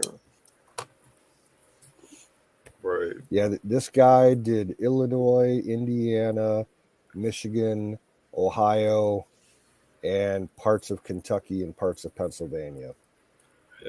Yeah, Ghost, I'm never well rested, dude. Like, I agree. It's hard for me to like find time to really sleep. But that's part of like what not Miriam, but Nightingale was saying earlier, just knocking out one little thing, maybe here and there, that might help you rest a little better.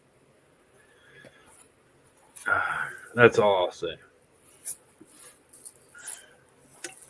Let's see, Twisted Tea, that does the same thing for me. If I want Dude, to my brother drinks Twisted Tea a lot. I've had quite a bit of it, but I've got to have it on the rocks because it's just so thick. It's so heavy on me. Yeah. That's why I mix the we have this organic lemonade, some kind of organic lemonade that we mixed with the 99%.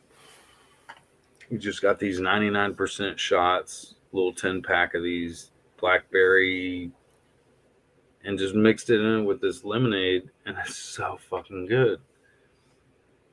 Like, that's my drink. It's whatever we make up, because she's the girl I'm with here, man. She can make some drinks, dude. Like, we could actually probably serve a bar with some of the baddest drinks you've ever seen or tasted.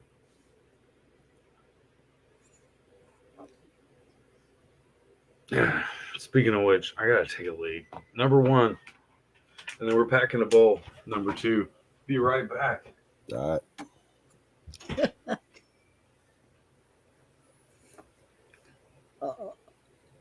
right.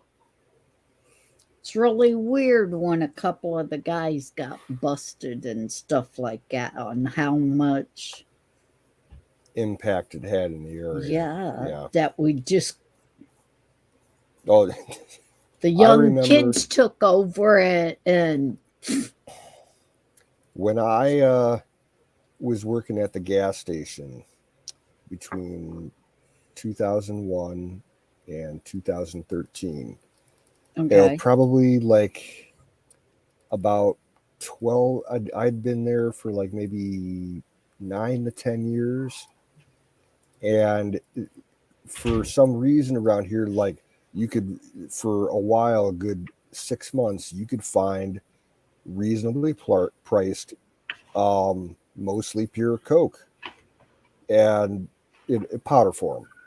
And Yeah. it turned out that it was being run by a black biker gang. They had their own little club in one of the bigger cities in the county, Yeah. and they only spent like half the time of the year, like in Ohio. They, ride out all over the fucking country. But when they were in Ohio, they were, moving Coke like crazy, and it was good. Like, it wasn't laced with Yeah. nothing. And they got fucking busted because they were staying overnight at the Motel 6 across the street, which is like a scumbag Yeah. motel. Yeah. And someone snitched to the cops and say, yeah, there's a bunch of biker dudes at, you know, at the Motel 6. They got all their bikes parked in the back so you can't see them from the road, and they're dealing shit. They caught those guys with like 6 kilos of fucking dope. Yeah. And Oh, like there then was like they're on 8 grand. there was 8 of them there. They had They're bought out going like before a 4 grand rooms. jury at that point. Like They they're had bought in. out, yeah, they raided, they had the city called in, they got a search warrant. They called in the city police department, the county SWAT team, and the surrounding cities, like any officers that they could Yep. spare. I remember that. There was probably like 20 cruisers at the motel, and it took them like half the fucking night to serve the warrant and, Yep. bag and evidence everything. And yeah, it was all Yeah. black biker, and they were decent people too, like, because they were in and out of the gas station all weekend, and they're nice Yeah. guys. When that happened, it hit the TV channels because the news channels, the news picked it up. So it hit our TVs when that happened. And then drug sales kind of fell off. The other thing that made there was a couple things that made the news from that place too, because it was a scumbag place. You guys familiar with Backpage.com?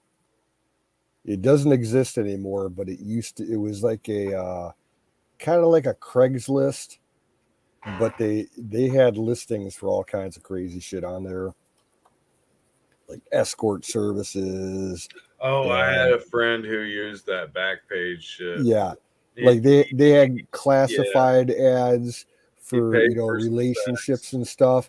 Well, somebody went and put an ad in the fucking website, and they're like, yeah, me and my friend are here, at the Motel 6.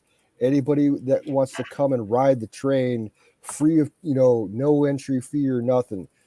The cops showed up like halfway through the night because there was like a line of people waiting at this door, like probably at least a dozen people waiting to get in on this orgy.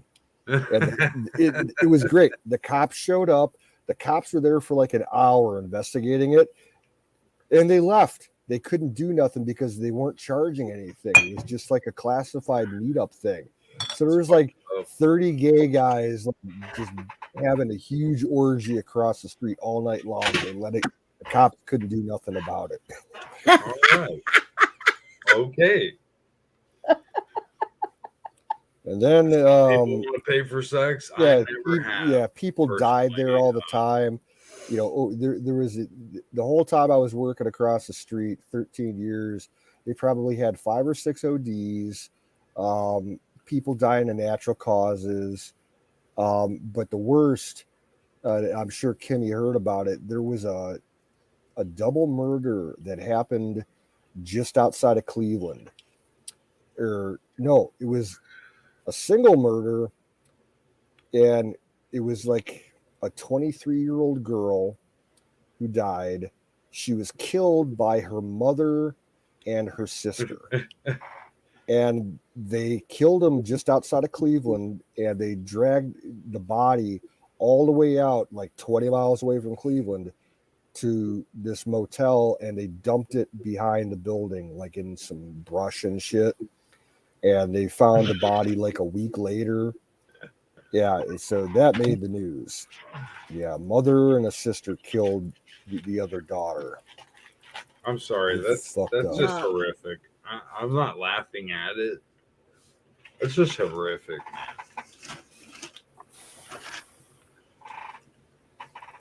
Yeah, it's like some I remember that one on the news. Yeah, gangster shit, though. For real. I mean, I read books on Teflon Don, you know, and how Sammy the Bull would take people out. Just different things, how they would take people out. The worst thing that I ever had to deal with there, we had a group of MS-13 Night Ghost that were staying at the motel for a weekend, and they kept coming across the street to the gas station and the bar that's next to the gas station. And they were like straight out of Guatemala City. Like they weren't even, they were Guatemalans. And they scared everybody away. Like if they walked into the store, everybody left because they were like, their entire face, their neck, their shoulders, their arms, everything was covered with fucking tattoos. Like, and yeah, I don't know what they were doing. Like we had one of the girls that was working the day shift. Like these guys came in and they had attitudes and everything. She was so freaked out. She hit the robbery button, you know, for the alarm system. Oh God. And she ended up getting in trouble for it with the company. They're like, you know, you can only do that during a robbery because, you know, all the shit, you know, the shit that happens when you hit the button with the police and everything. She's like, I was scared for my life. I thought these guys were coming in to kill me, you know, because they were just so, you know, mean and nasty, and they, you know, covered in tattoos. Man, yeah. Yeah. People want to come in hard. Okay. Show your colors. Yeah, when I had to deal with them, I flat out be called around me when I'm serving my citizen, what do you call it? Protection of the surrounding environment. Yeah, when I was working, when they were coming in, I just called the non-emergency line for the police department. I'm like, yeah, you know, it's not worth a 911 call, but I want to let you know there's a bunch of MS-13 staying across the street, and they're coming in the gas station like 5 or 6 times a day. I'm like, can you guys just park a car up here if you got like an extra patrolman or something? And they'd send a car up, you know, just to keep an eye on the parking lot. You know, they'd sit there all day. We'd give them coffee and donuts and shit. Yeah. It kept the riffraff out, or at least kept them in check.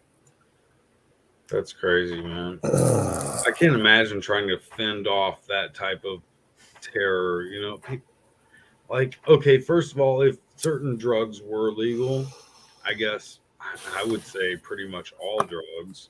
Because what's a drug other than your mind thinking outside of legal parameters? And so once you break that barrier, which we've all been set in our minds to believe it's a legal matter, it's not a legal matter, then you won't have to get as high.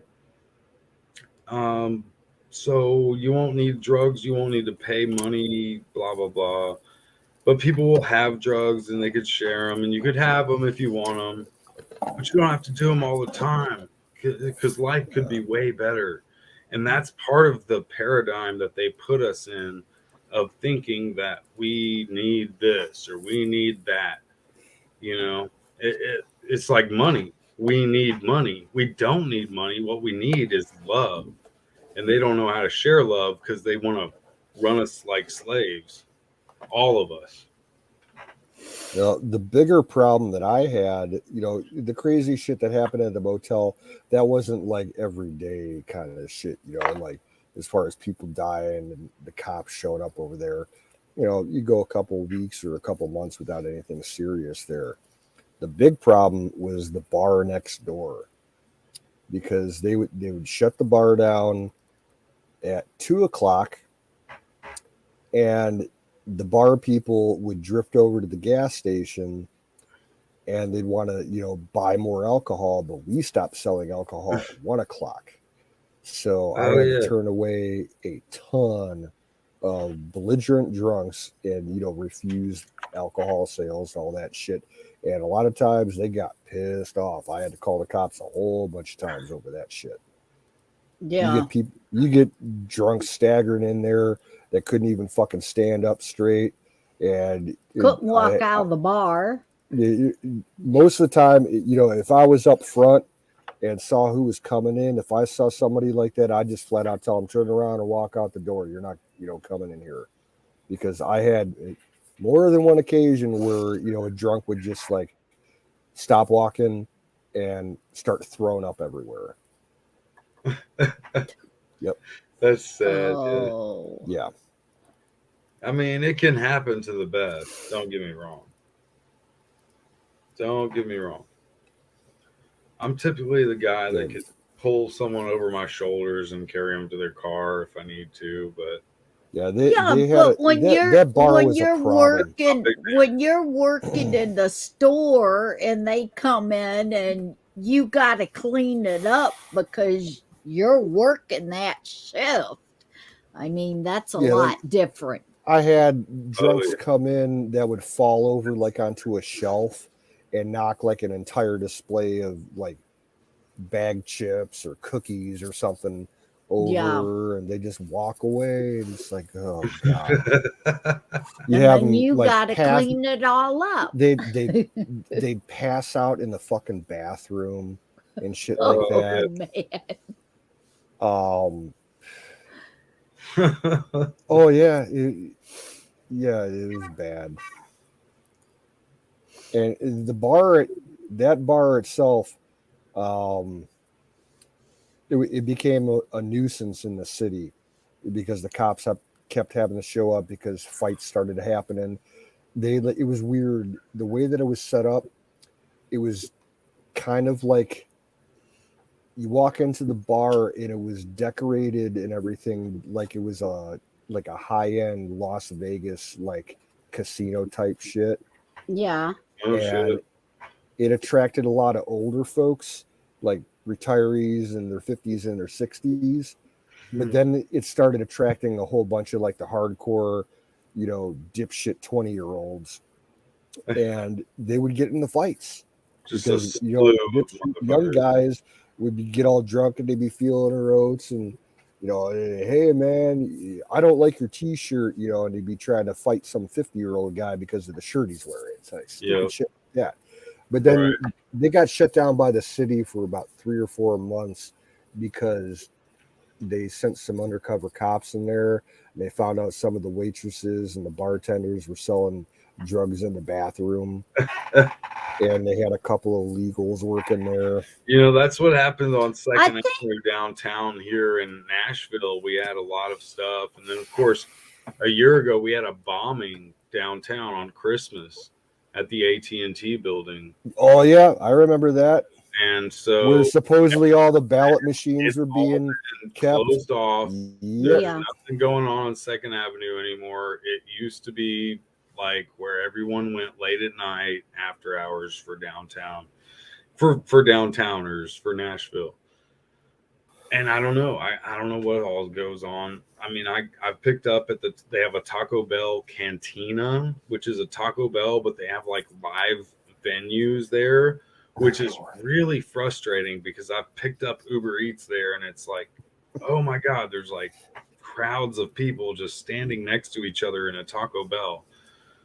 It's crazy. It's like you're at a bar, but you're at Taco Bell. No, plus I'm trying to pick up food. I'm like, fuck everybody. Speaking of Taco Bell, today, after all the drama that I dealt with got, dealt with, I relaxed for like 2 hours. I watched a movie I haven't watched in a long time. You ever see Demolition Man? Oh yeah, with love Demolition Stallone Man. and Stallone and the black dude. Oh God, who was that? Wesley Snipes. Wesley Snipes, yeah. Okay, yeah. In that movie, it's set in the future, which is like about now, and they're like, Stallone got invited to dinner by like the head guy in the city, and they made Yeah. this huge deal about it, and he didn't know, and his partner told him, she's like, yeah, it's like, it's amazing that you're going out to dinner. It's like, well, he's like, but Taco Bell, and he's like, well, yeah, after the restaurant wars, Taco Bell was the only surviving franchise, so now all restaurants are Taco Bell. Yeah. Yeah. And you walk into the Taco Bell, and it's like some big ass glitzy nightclub New York style restaurant, and they I give could you see like that though. they Yeah. give you like a plate with like a couple like Doritos on it. They have some Yeah. cheese and some beans, Here's a and little drop of Yeah. sour it's like cream, maybe. $100 dish. Yeah, it's like Yeah. fucking I Taco Bell. remember that scene. Your nacho cheese sauce. Do they even have chives at Taco Bell? I doubt it. I don't think so. Those things are so prone There's to a lot of getting stuff there, but it's like everything you order is the same. a lot You of know, fast it's all food the places. same fucking thing. Dude, That's a my lot whole of thing fast about food places, they won't put chives on their menu anymore because they have so many problems with that one salmonella. food, salmonella and E. coli. Yeah. Yep. Oh. Exactly. I was gonna say they used to do chives on the nacho Bel Grande. Supreme one. For Yeah, 20 the cents a nacho pack El today, I bought. Grande Supreme. They used to put chives on it, but the last couple times Yep. I've ordered it, it ain't had the chives on. It could be supply chain issues too. Mexican food's gotta have chives on it, dude. You guys remember Chi-Chi's? Oh yeah. Back in the 80s and the 90s. You know, I remember hearing about it, but I've never went. I never went either. Place? What's that? CC's? Chi-Chi's. No, we have a CC's, which is it's a all-you-can-eat buffet pizza. Yeah, we have those too, but they had this chain. I don't have a Chi-Chi's. It was a Chi-Chi's was a sit-down, family-friendly Mexican American place. Sounds like and Chi-Chi, get the yayo. Their signature item was deep fried ice cream. Yes. Everybody raved. I'm like, no, that sounds absolutely disgusting. Everybody raved about that. That's all you heard. Like I went there once and had like a sampler platter, and you get like an enchilada, a chimichanga, and 3 tacos. I mean, it was all right, but it wasn't that much better than Taco Bell. Yeah. No. Well, see, that's just it. Here, I never went. I never got to go. Yeah, I only went once to try any of that. But boy, you heard the kids that their parents was well off. You hear all them talk about this fancy place.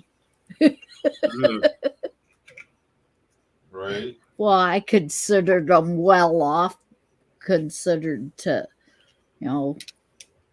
Daddy didn't make all that much money with all the.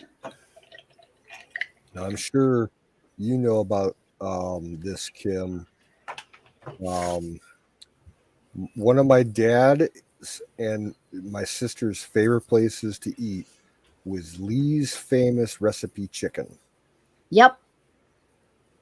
They still got them in. They're around Sandusky and Milan. Yeah. There's one left in Fremont. I think there's another one in Milan. I think the one in Sandusky closed up. But yeah, my dad and my sister, they loved chicken livers. They would drive, 45 minutes on the turnpike, just to go get fucking chicken livers. It's like,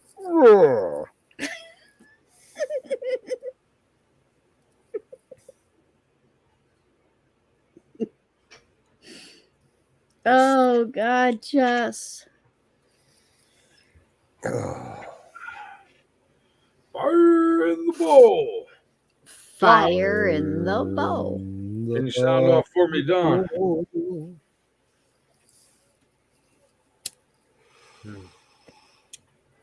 I gotta find my lighter, dude. What the fuck?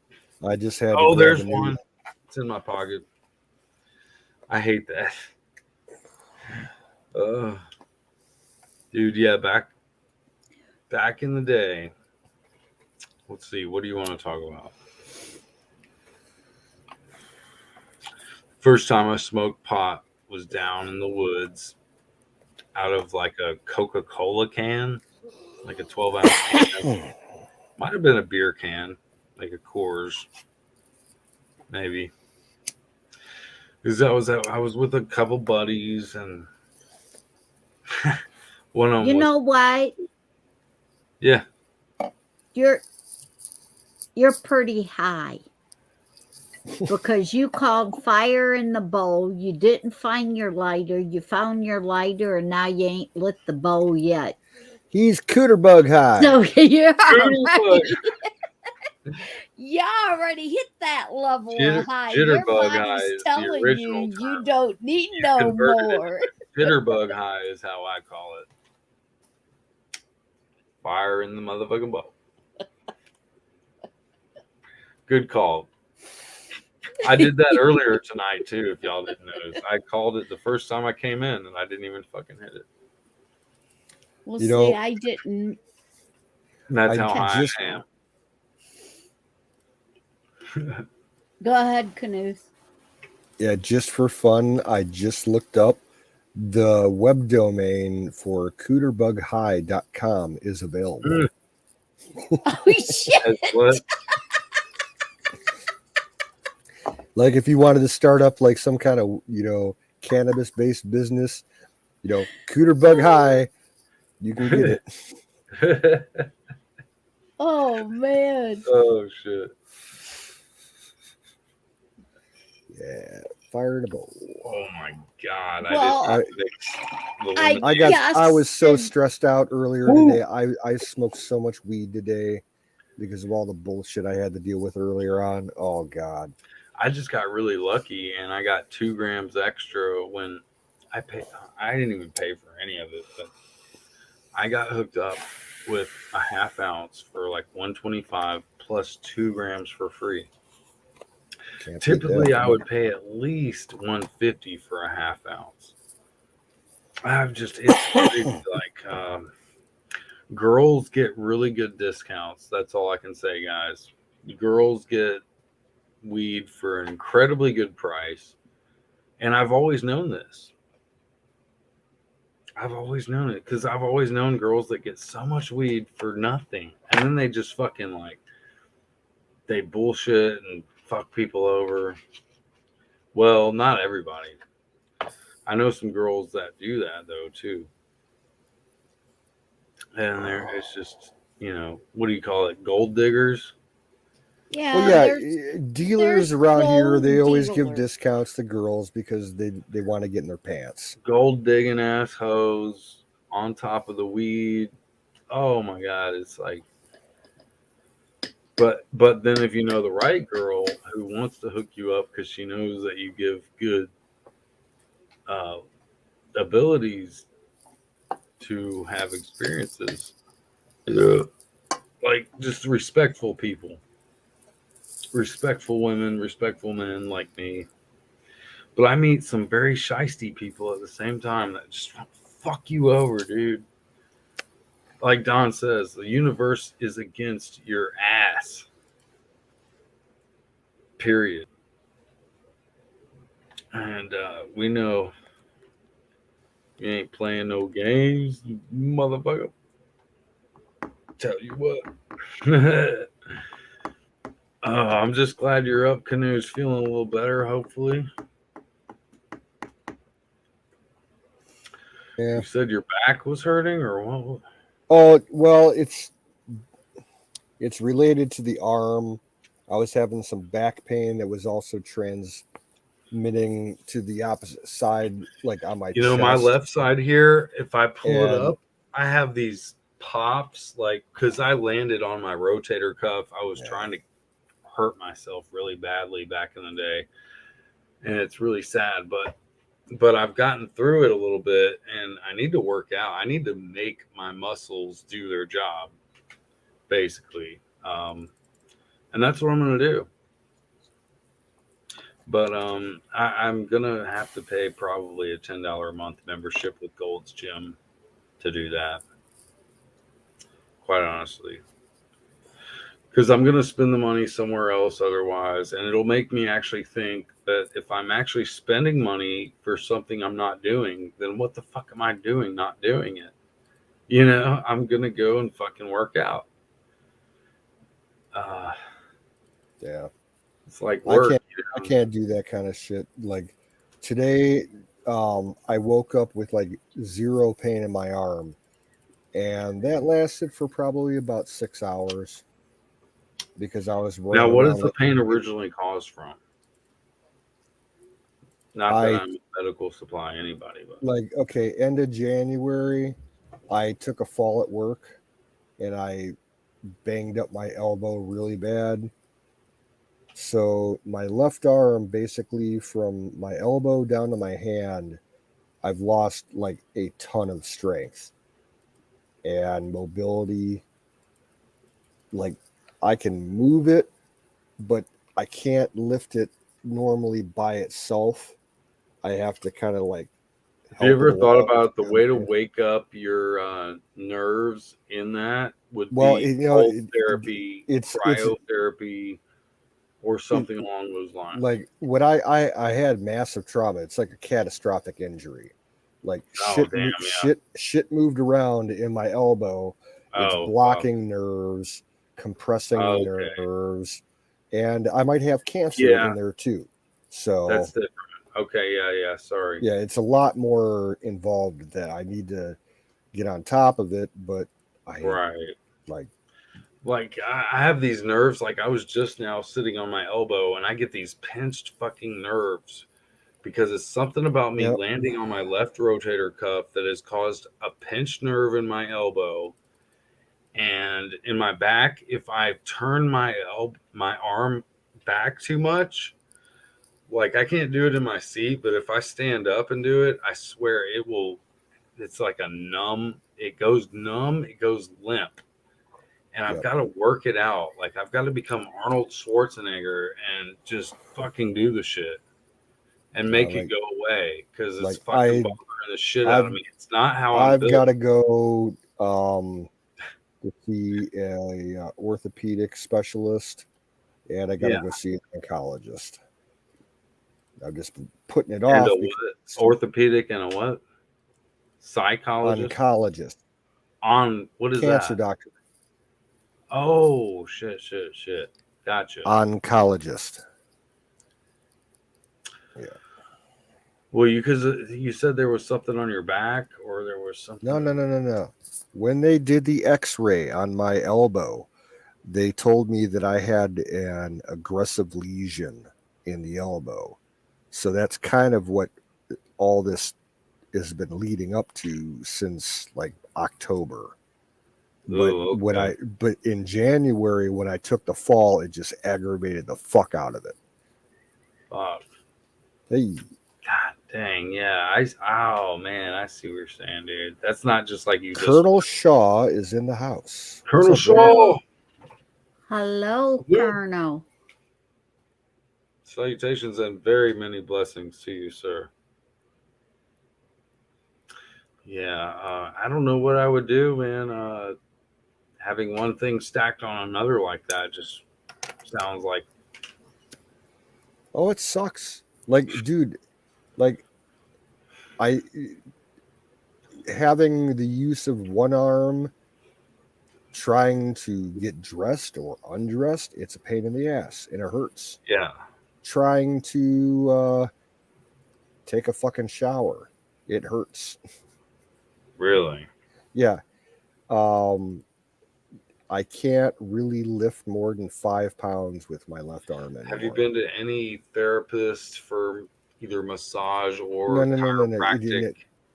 That's way down the line after I get what the injury treated.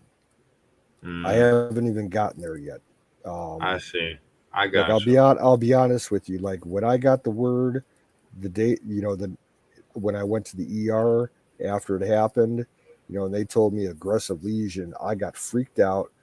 The paperwork that they all gave me, the follow up information, they're like talking about doing deep bone biopsies and shit.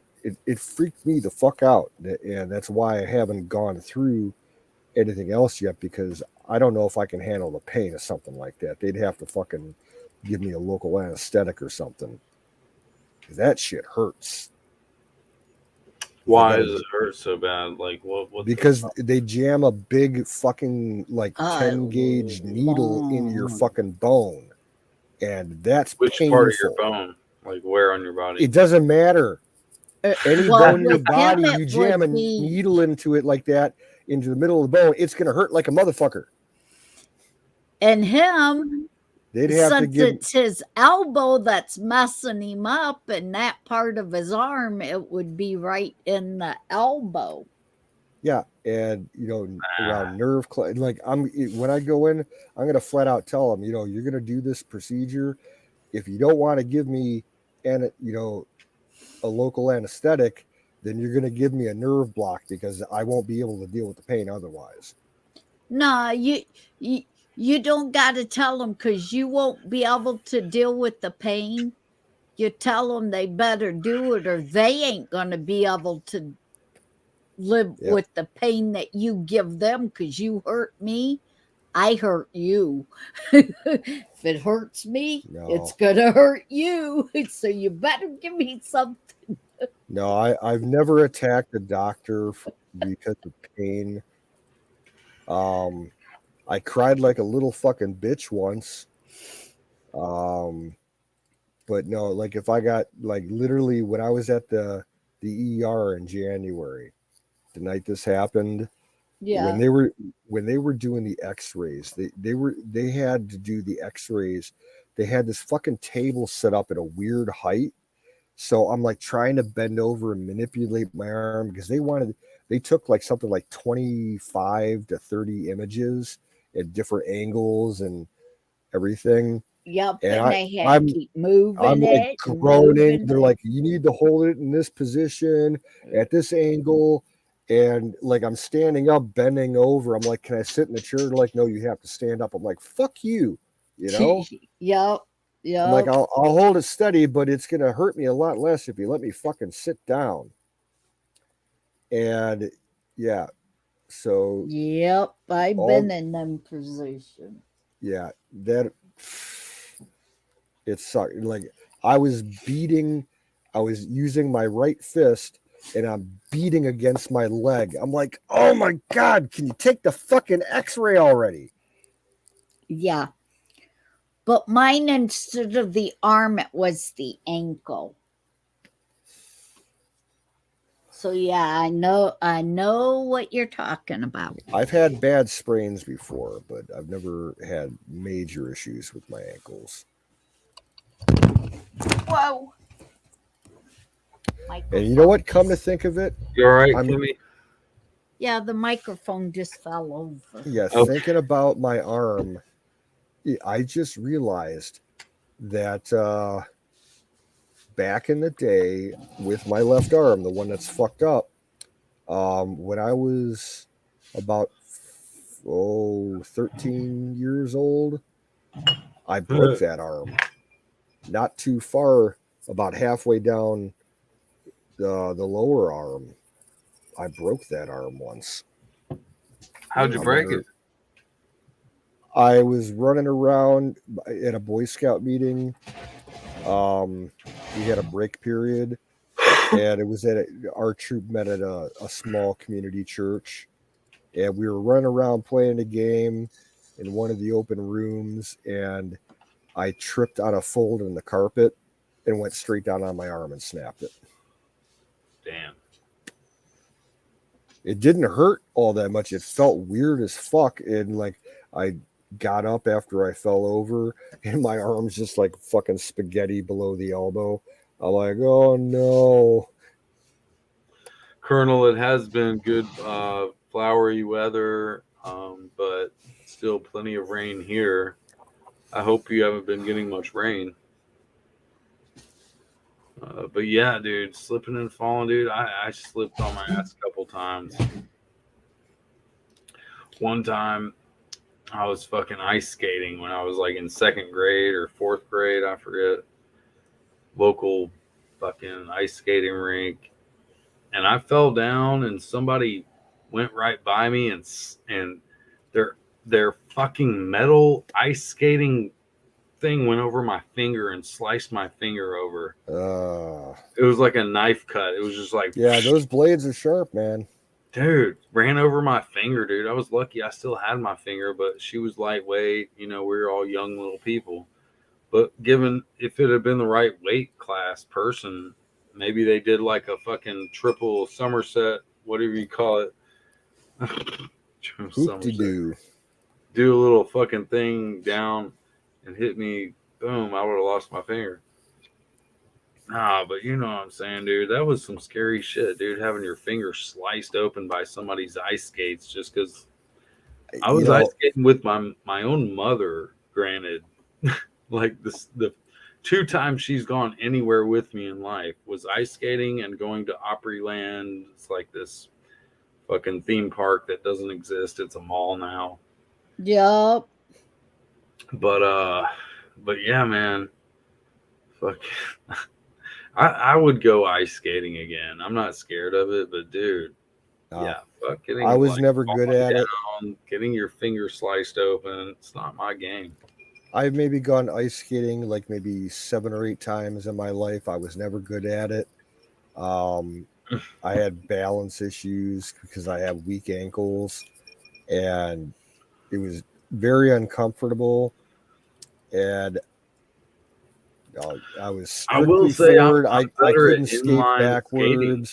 I couldn't do any kind of tree. It was just straight forward. I can skate on rollerblades, inline rollerblades. I can do that. I was just talking with my girl about how I used to do like inline aggressive. My friend let me borrow some aggressive rollerblades, and I could do some curb slides and like, you know what I mean? We went to Atlanta and we were like doing some fun shit down there. Now, see, I grew up as a kid. We had a roller arena, roller skating rink, like 2 miles away, you know, from me in my town, and that, you know, my mother would take us there all the time. We had memberships there, and they had the old-fashioned 4-wheel skates. I was great on those.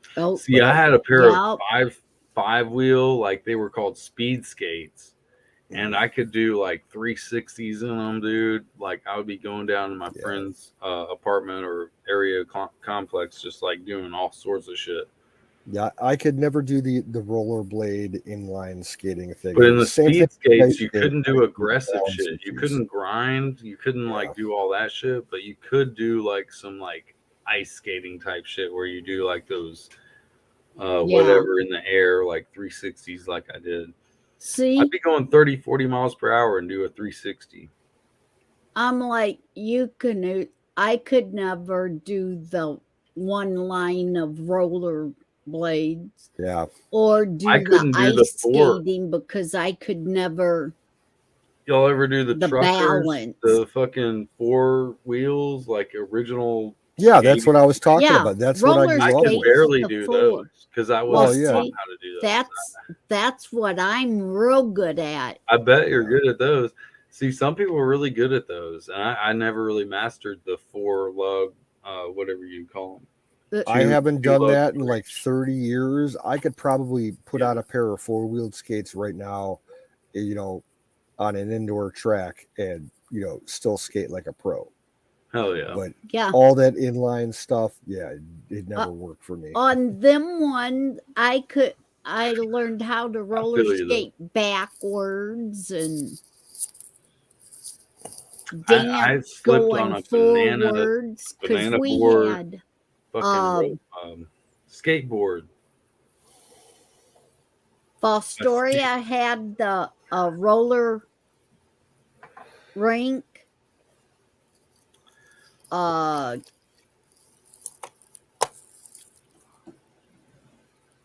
slipped on my ass on a banana board though. Fostoria, Fremont, and Tiffin all used to have roller skates, and Wayne and Bradner. So we used to go roller skating a lot. Did you? Yes. Oh yeah. Yeah, that's funny. Because we would get babysat at the roll arena. Like one of the That neighborhood used to be moms a would take thing the though, like neighborhood a kids big down thing. there, and we'd spend the whole day down there. And then my mom would come home from college and do her homework while she was like watching over us and everything. Yeah. And we spent a lot of time there. And after like when rollerblading, inline skating got big, they didn't allow it there. It was strictly a four-wheel Right. arena. Right. And business went down.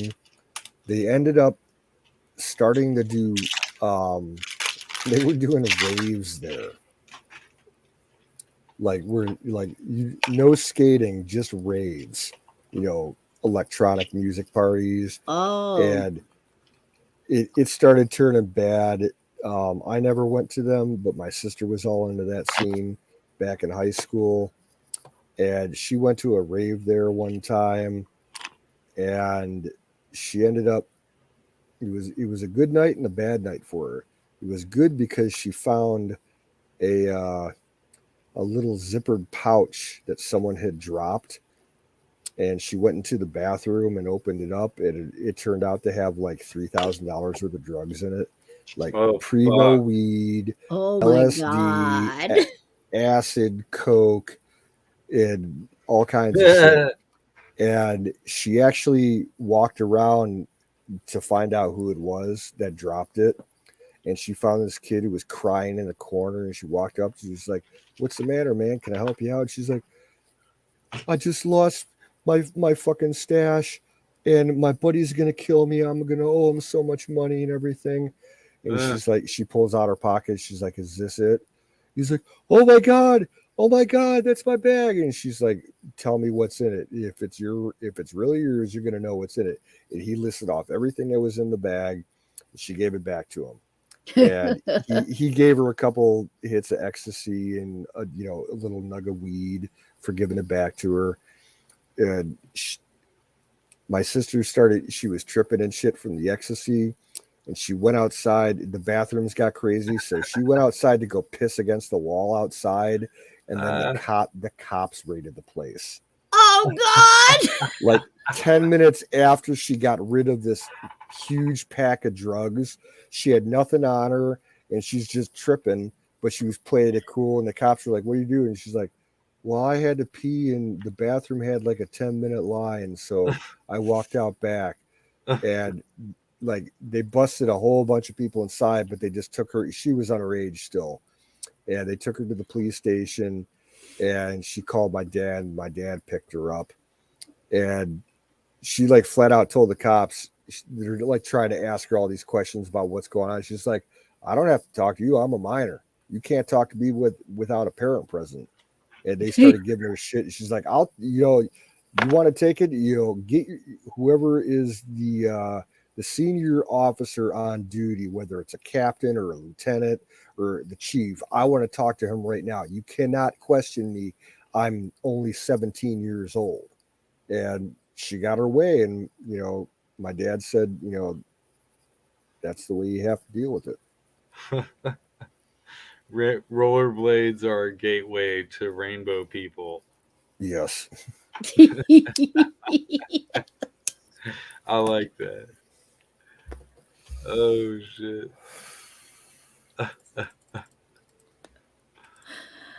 Fucking I believe in some like extraterrestrial shit. Don't get me wrong. But I just I have this feeling I'm gonna have to work out really soon. I've got to do something. God's gonna make me work out if I don't work out myself. Either way, I think I'm gonna have to work out.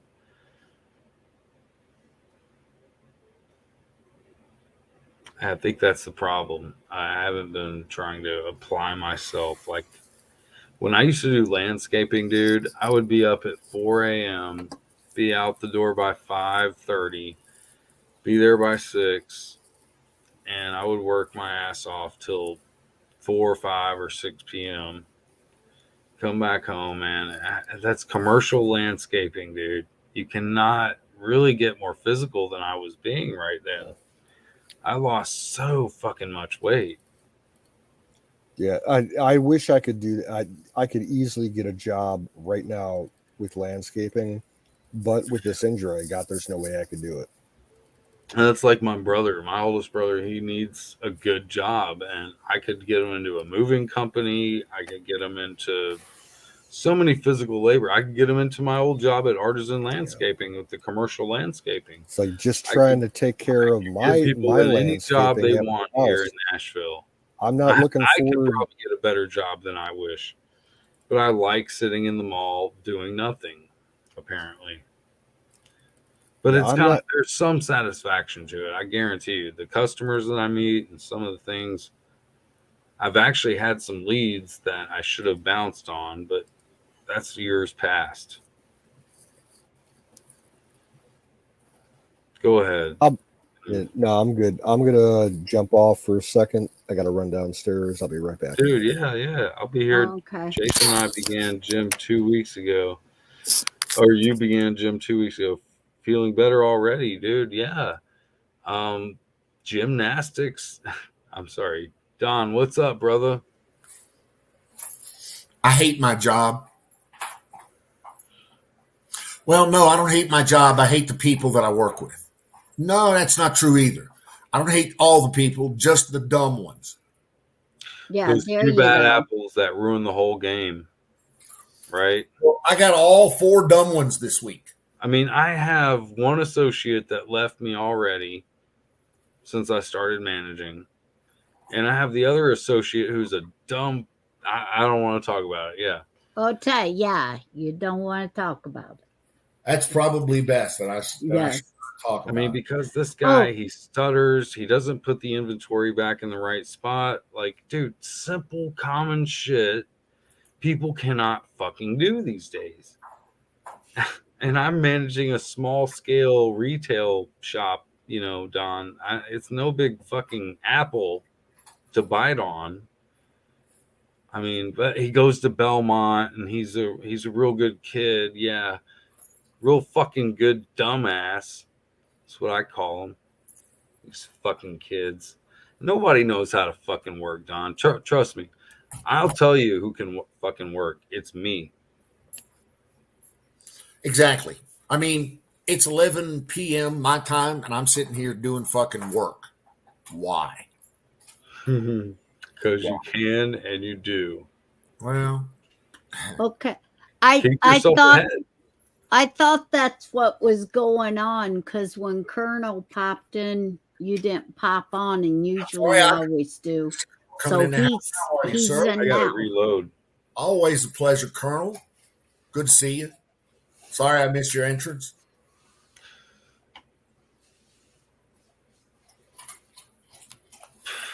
I wish I could be on a diet, Colonel, as you say.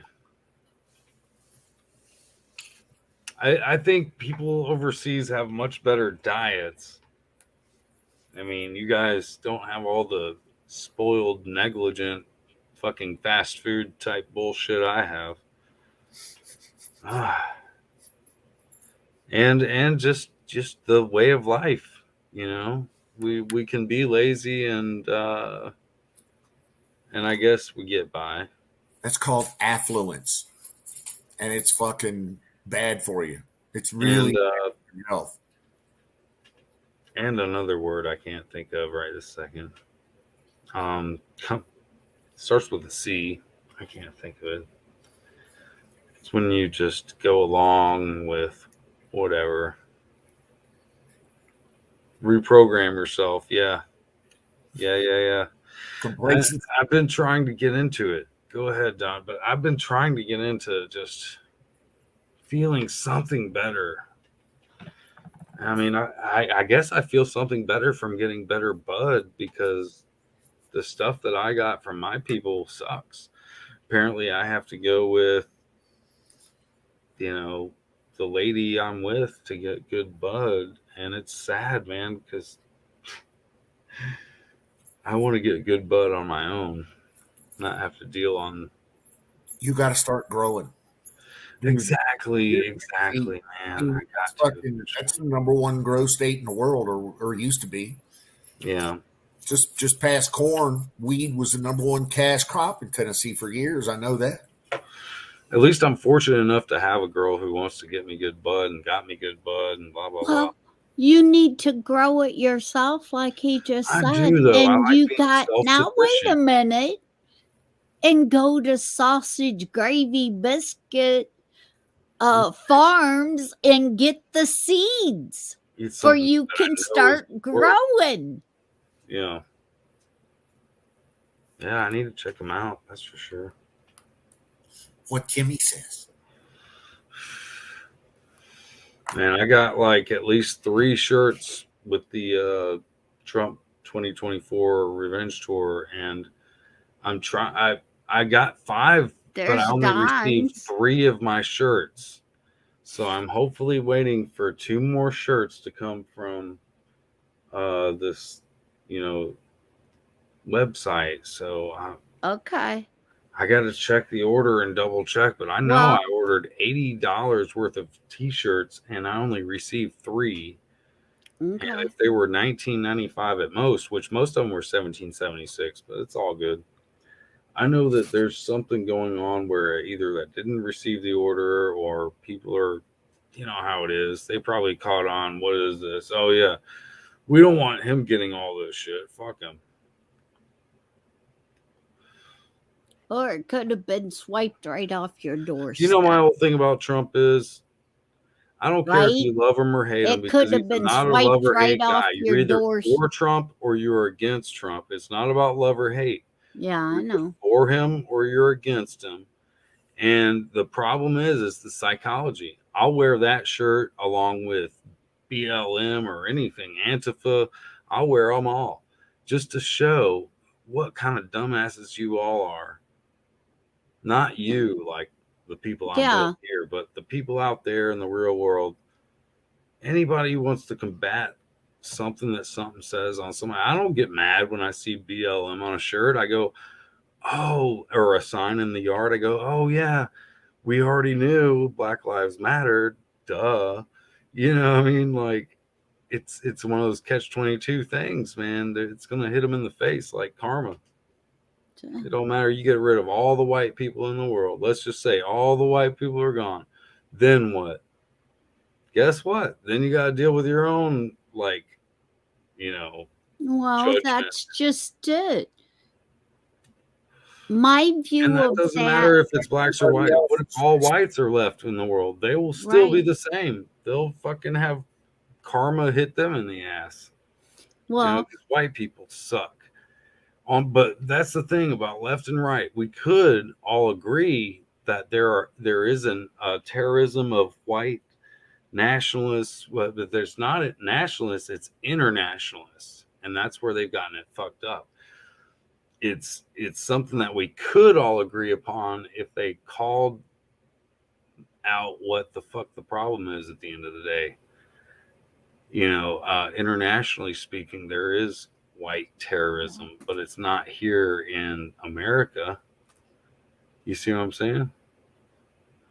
I think everyone in this room probably knows that automatically. Yeah. That we are not, Trump fans are not fucking racist. Obviously, it's that we can't all find the agreement that the Federal Reserve, run by these private consortium, internationalist, federalist, globalist bankers, blah blah blah, Go ahead. I think you got a little bit higher than what you thought you did because you're No, rambling. I think I'm just spitting out shit too lackadaisically. No, you're starting to ramble. Yeah, you're right. Yeah. Hey, Colonel Shaw, good night, bro. K-Love, what's up? It is all about division. Divide and conquer. And that's how I was brought from Trayvon Martin, George Zimmerman trial to understanding George. I mean, just. Yeah. Just sit back and chill for a little bit because you're rambling.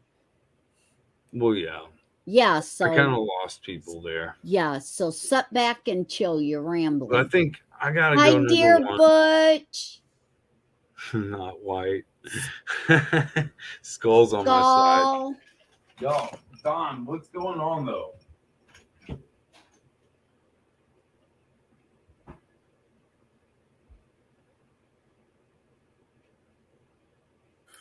Ain't nothing really going on at all. Everybody's trying to scurry around and get their shit done.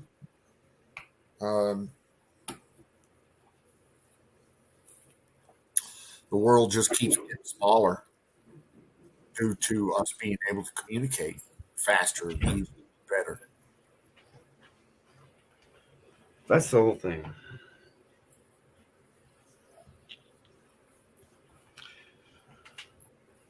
K-Love, what's in the house, dear Butch? Let something out. I can't quite see what you let out, dear Butch. Probably the dog. Yeah.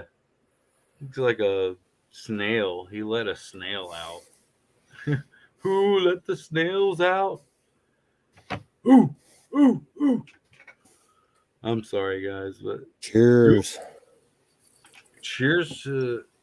I got a little something here.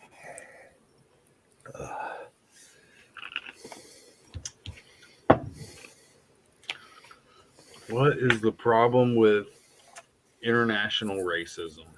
That is the question. Can anybody realize it? Does it exist?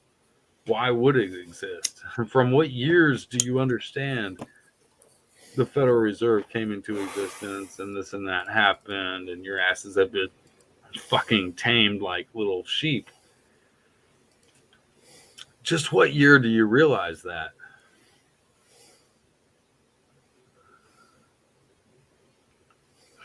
Drinking coffee, Fefe.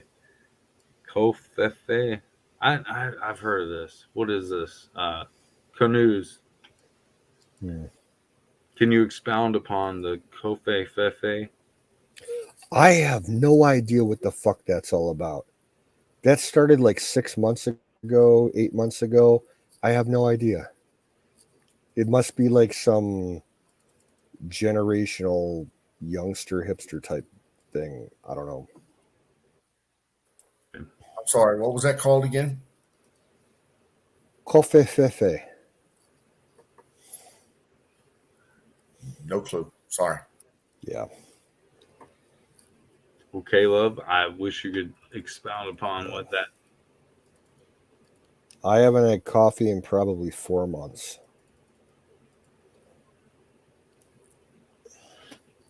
Coffee or coffee? Coffee. Regular coffee. Oh yeah, I rarely drink coffee. I've never been a fan of it. I prefer to drink tea. I actually got on the InfoWars fucking Turbo Force, man. And honestly, if you not even needing the Turbo Force, if you just take your vitamins every day, especially decent ones, and you know the colloidal silver I heard like Bill was talking about earlier and everything, you know, just getting it in, you know, and going to work like Wizard does every day, some shit like that, you know. There's a synergistic just like the synergism for Idiocracy that they dumb you down with, from the levels of listening to the news to the shit that you eat with all the sugars and all the bread. I mean, it's a trifecta to the fucking loan at interest Federal Reserve that fucking screwed you since before the day you were born. Okay, uh, nobody wants to hear about that. They'd rather just sip their fucking coffee and go to work and love that they are slaves, because we love going to work, but we've mixed it in with the fact that slavery is okay for us as long as it's federal. Do you see what I'm saying?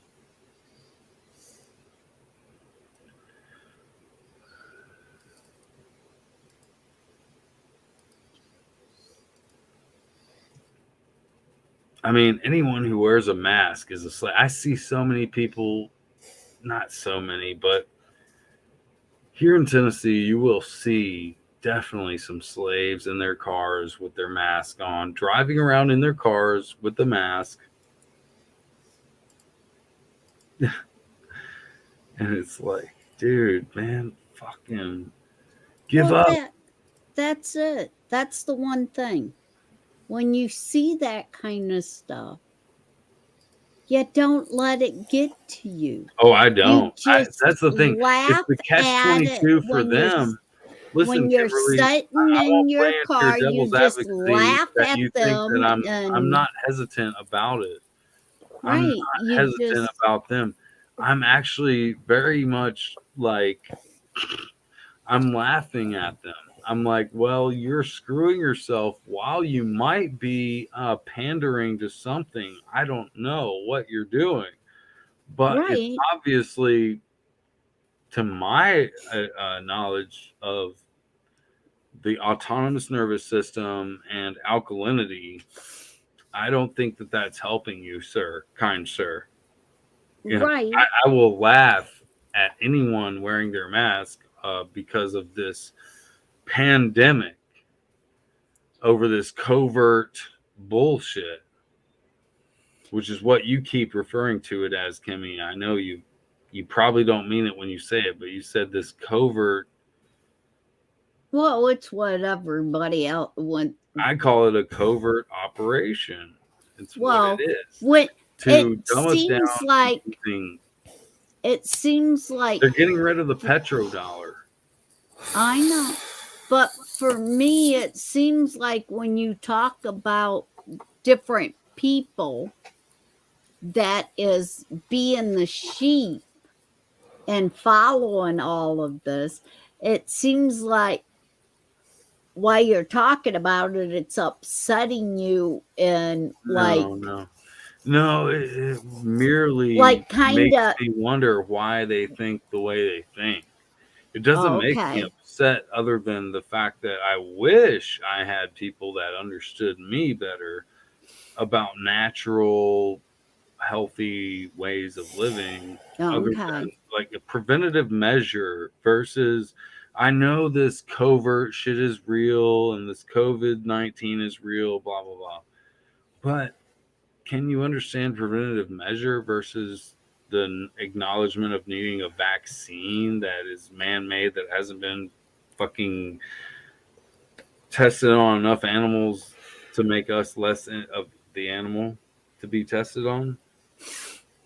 Yeah, but then again, the way you're putting it and the way you're talking about it, you know, the way that you Oh, think of it I've been drinking again. is the way most of us here in the chat, you know, Conceive it. think of it too. They perceive me a So, different way. Because well, I mean, I'm like a staff sergeant when it comes to talking about things. I do. I have no time. I'm very cut and dry. I don't fucking deal with this bullshit at the end of the day, honestly. I won't go along with it. Their negligence is their demise, not mine. right. It's their At the end of the demise. fucking day, their negligence is their own fucking demise. Any way you cut it. You want to work together or you don't? You want to work together with me? I might make a deal like Trump would. But I'm not going to fucking make a deal if you're not going to even fucking acknowledge me. You know?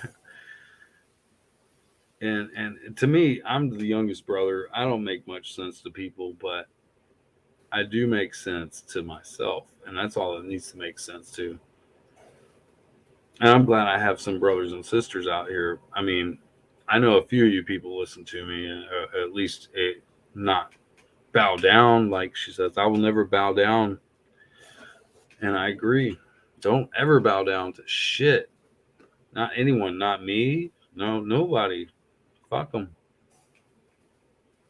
I bow down to my own heart, whatever the fuck I'm feeling.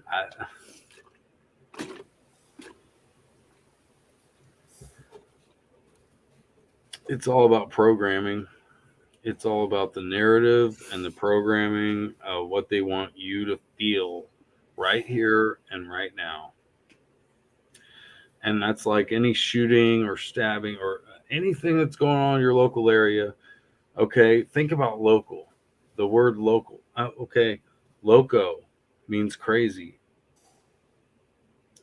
There's a psychology behind letters and words that control us to a language barrier type of way, not just between understanding each other's languages, which is a whole nother problem, but just the way that our narrative of understanding letters and words works. It's a paradigm of misinterpretation where we could laugh about things, but we choose to take things way too seriously when the joke is on them. At the joke could be on you, it could be on them. I don't know. Maybe I'm getting too much. What do you say, Kimmy? Brian DeWine is like 95% rhino. He does have a few good things he's done, but overall, he's a piece of shit. Yeah, that's my governor in Ohio. Oh, okay. Fuck, what is he like? What's going on? Is he Republican, Democrat? Apparently, He's a Republican. He's a Republican. Rhino. He's a rhino. He's a Republican. Obviously, yeah, but in everything but name. But like he's very pro-gun. Like the state legislature and the state senate have passed a constitutional concealed carry bill, and so, I mean, he's just playing a role, though. I mean, he has to once it passes maybe the he's houses, paid and played for it, and he's going to act like he's once it's passed the state house and the state senate, so it's sitting on his desk just waiting to be signed, and chances are 95% that he's going to sign it. So he's always been pro-gun, but he's connected with too much corruption. And a lot of people said that about the Big T man.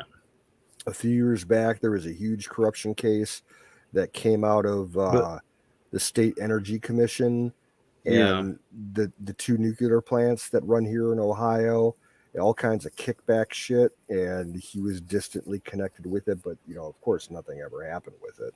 And this is the state of Ohio. Dude, my home office is out of Cincinnati, Ohio. Right? Cincinnati? Yeah, that's southern. That's opposite side of the state for me. But I'm since 1945, our fixery, the Dakota Watch Company, has been based out of Cincinnati, Ohio. So I mean, Ohio is never going to go anywhere as far as my concern. I actually wanted to move there for a while. Yeah, no, I would not recommend it. But yeah, I know better. How much is y'all's taxes? The taxes in Ohio are kind of fucked up if you're living around the big cities. So Cincy is going to be high. You also have to take in effect that Cincy is a big town, a lot of poverty, a lot of crime, and the climate. They have a microclimate down there. In the summertime, it sucks. You get all this humidity from the Ohio River that just hangs in the valley that Cincinnati's in. Yeah. And like I went down there for a weekend concert series about 12, 13 years ago. And it was like every day was about 90 to 95 degrees with like 100% humidity.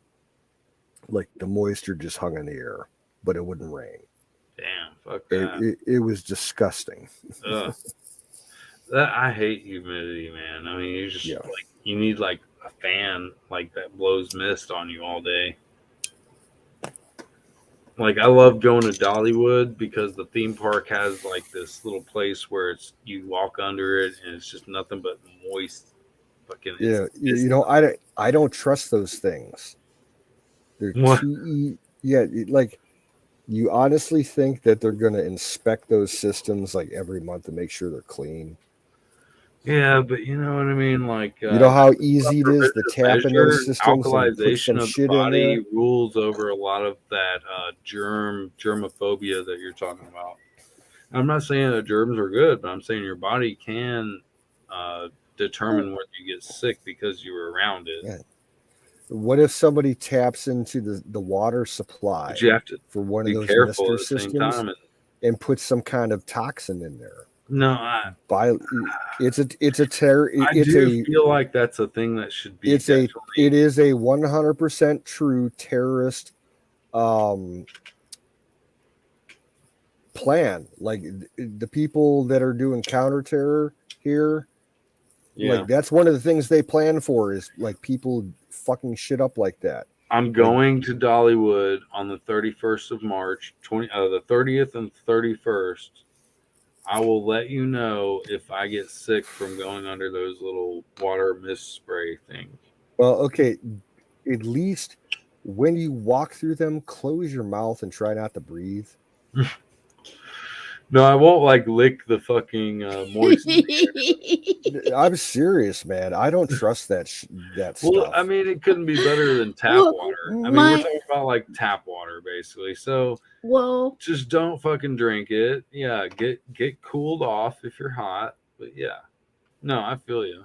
Yeah, it needs to be filtered. It needs to be better, but it's probably Canoes is talking about war-wise and stuff about somebody coming in and contaminate it as a he's real fight thing.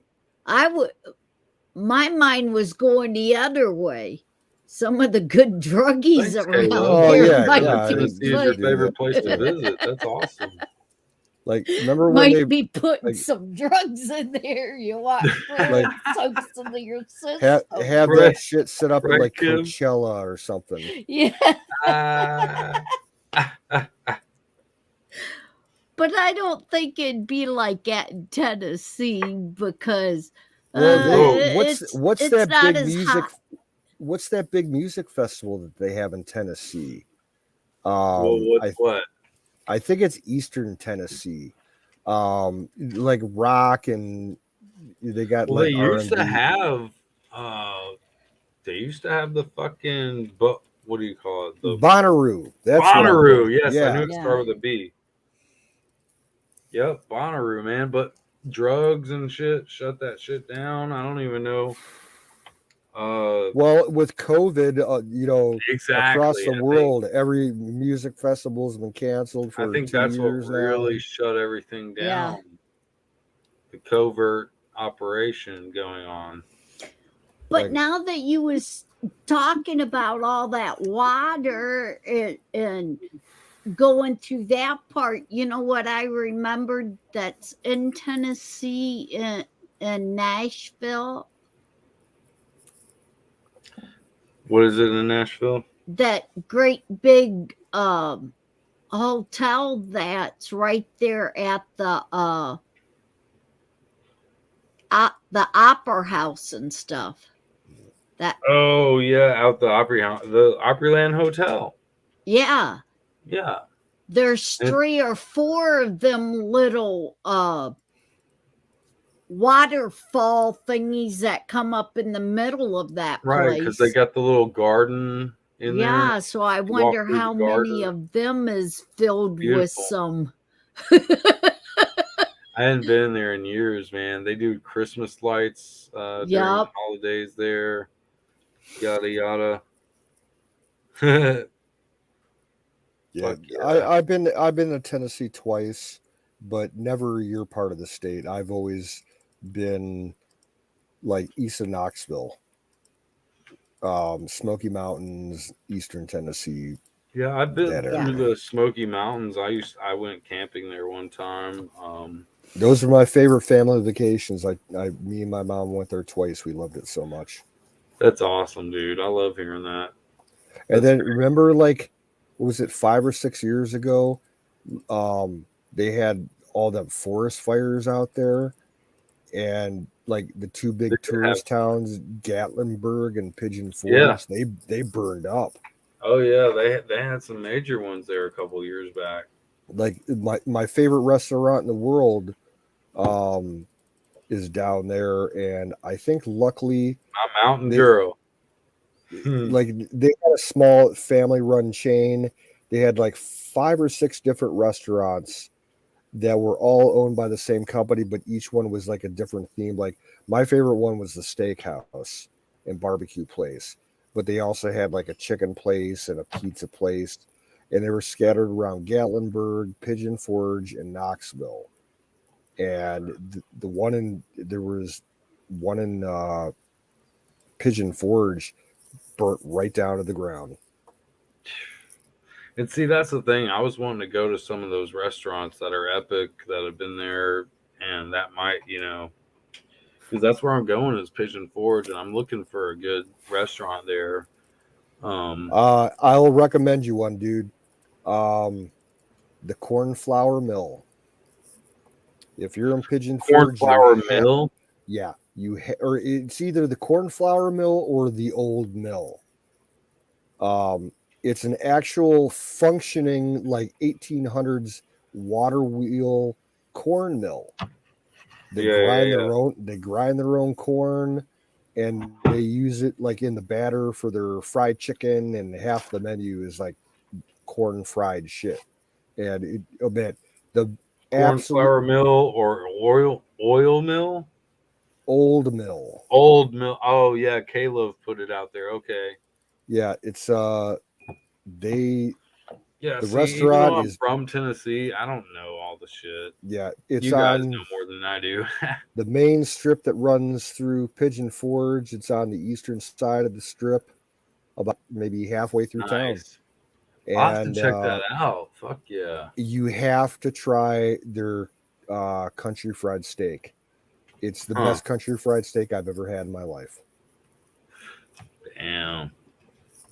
And they have a little store below where you can buy, corn flour that they make there and mixes for cornbread or corn soup, all different kinds of shit. Corn flour? Yeah. That sounds good. But if you make it into Gatlinburg, a few miles south of there, my absolute favorite restaurant in the world, Bennett's Barbecue Pit. Oh, I've heard of this Bennett's before. Pit. The Bennett's Pit Bennett's Barbecue. Barbecue Pit. Yeah. Their menu isn't like it was back in the 90s. Like they used to have a huge buffet, Okay. breakfast buffet. But buffets across the country are done. Yeah. They're never going to come back. But yeah, if you want steaks or ribs, man, their sauce is so good. Yeah. We went to what's it called? That lady, it's a famous restaurant. Oh, it'll probably come to me later.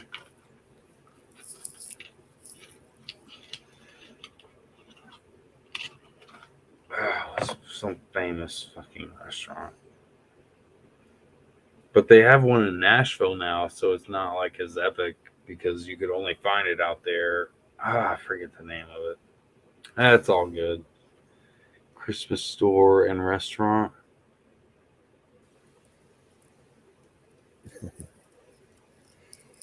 Oh, oh, nothing.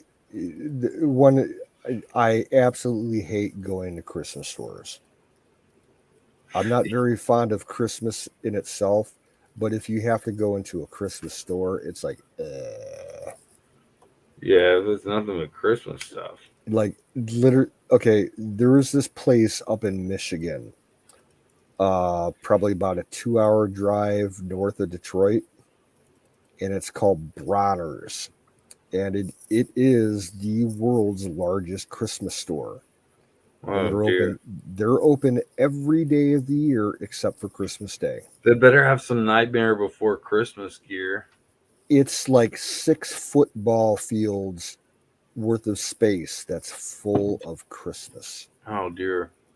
Ornaments, lights, trees, decorations. I mean, you name it, it's there. It's like, it's disgusting. And my mother would, we used to go up to Michigan every year to do shopping and shit.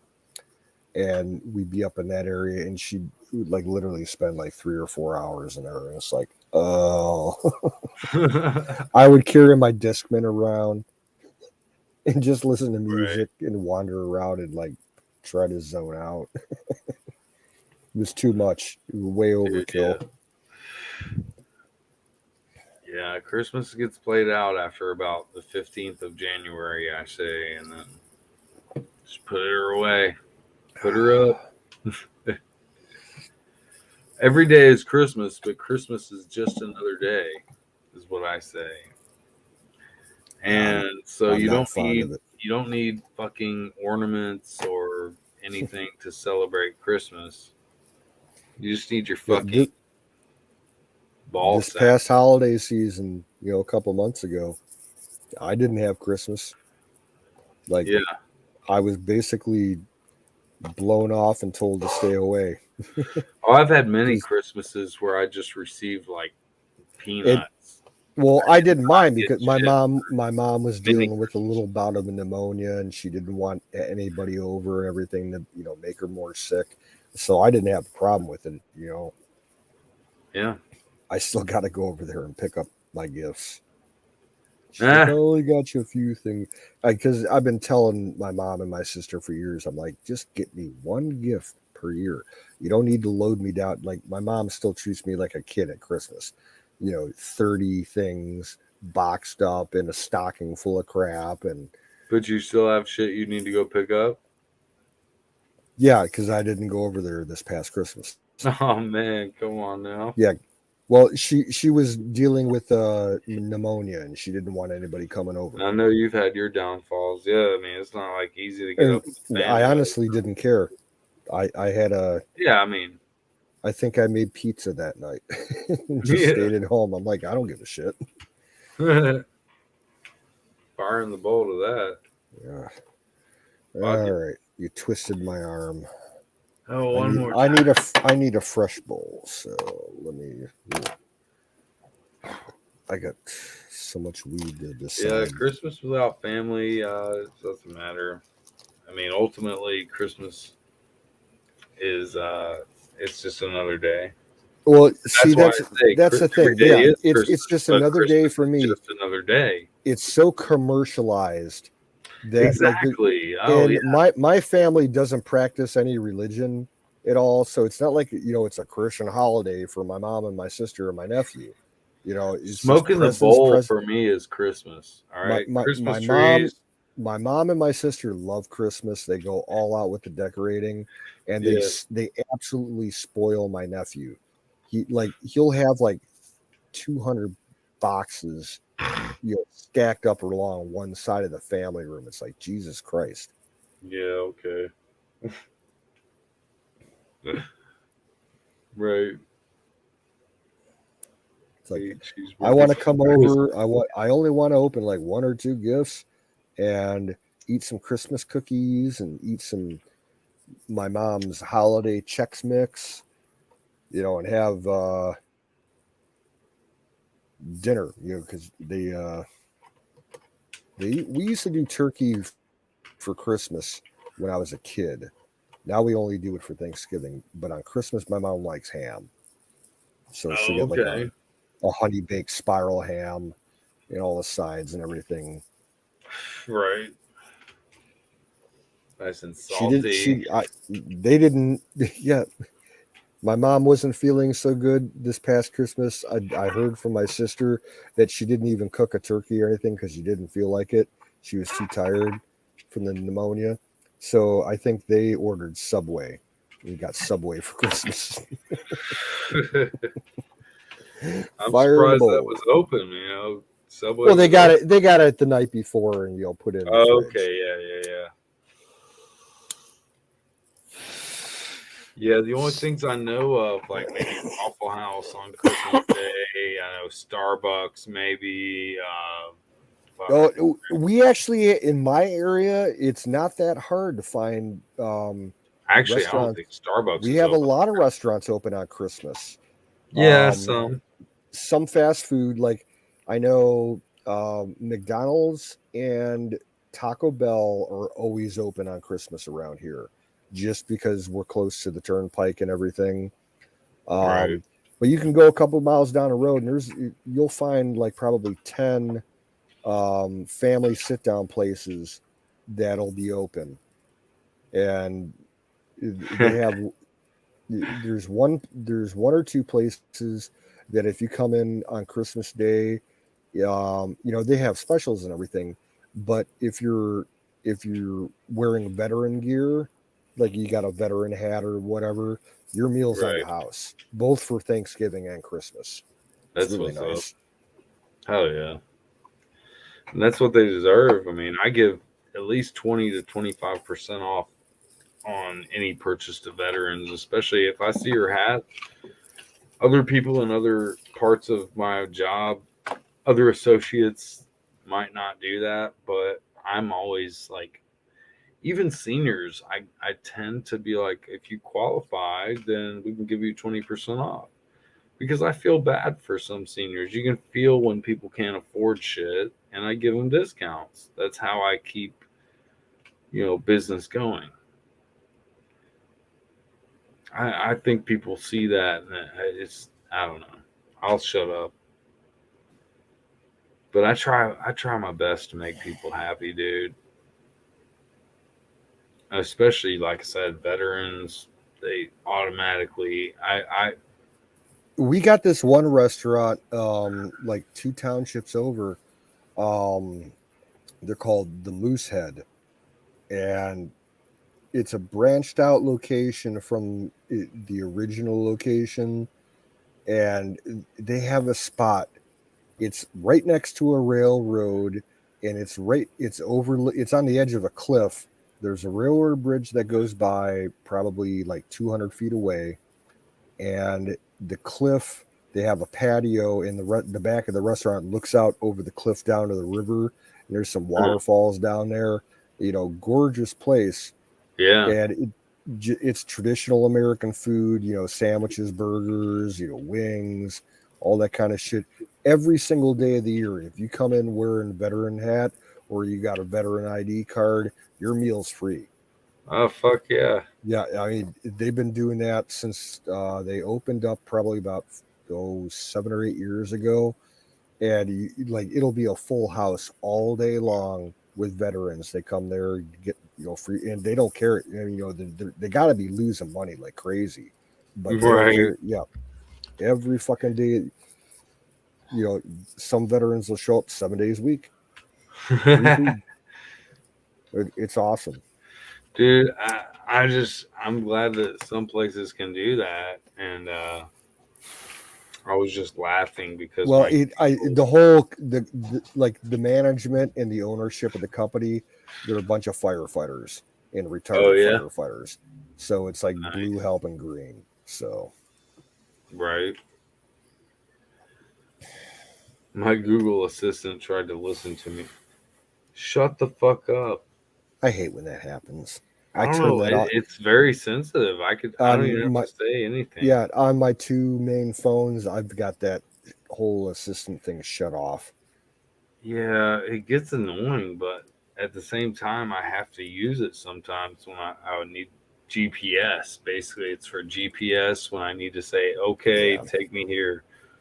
or I use smart light bulbs, so I need it to adjust my light bulbs. But it's a catch-22, I guess, thing. You know what I mean? What can I Damned do? if you do and damned if you don't. Exactly. What can I fucking do, man? Like they're gonna be there even if I didn't have any of this shit. They're gonna be somewhere fucking with you. So use it to your pleasure and then say fuck the rest. You know, what can I do? Because I mean, like I said, it's their own catch-22 at the end of the day. It's humanity that, you know, they have to deal with. But the problem is people are stronger than they are. And I think that's what, at the end of the day, they're going to realize they cannot fucking control life itself. And life will find a way to fuck those dumbass motherfuckers up. They can't. They're going to get hacked. They're going to get fucking screwed. They're going to get purged. You know, the it's grandmasters, you know, the people out there that run your life. They have the whip, and we all are getting our asses chewed up. It doesn't have to be this way. We could have a much better life than we've been shown. That's all I'm saying. Well, my thing is on that statement that you just made is I'm not falling into any of that because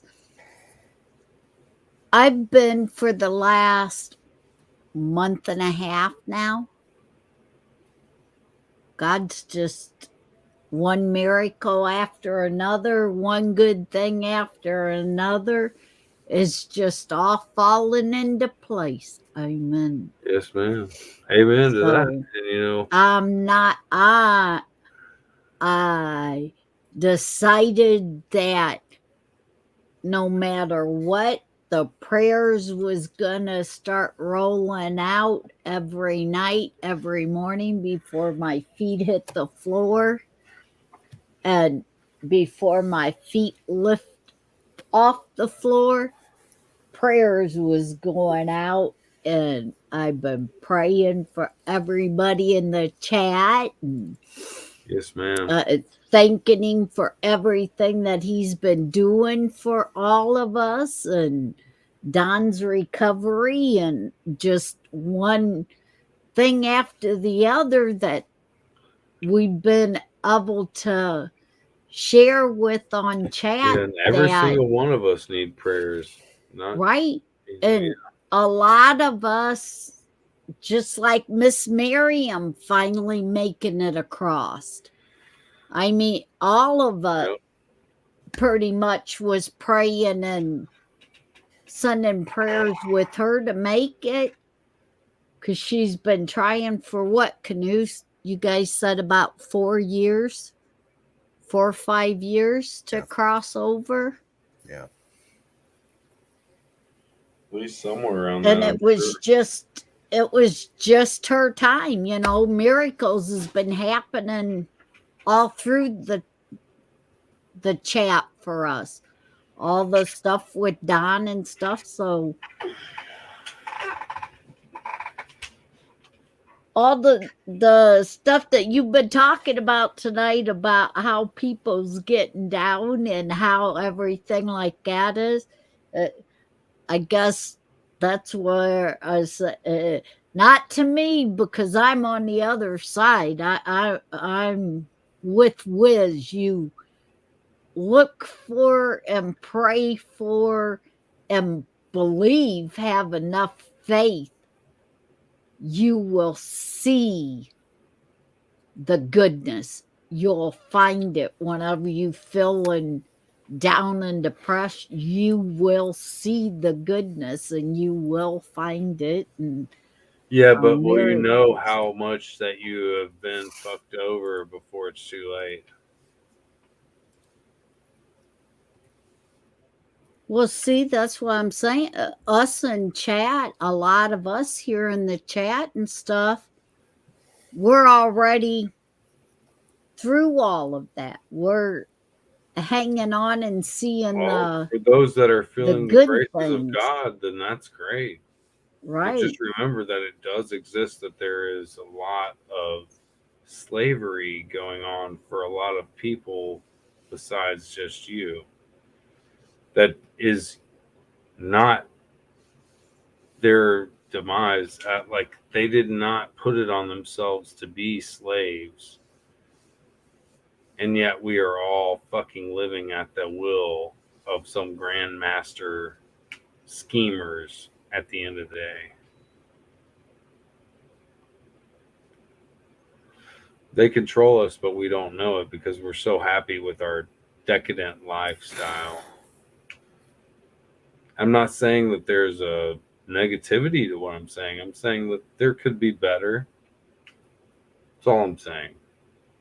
But I can be happy with what I've got. I'm happy with the slavery. I'm happy being a sub, to this fucking bullshit. Let's just do it. Let's just have fun with it. Fuck it.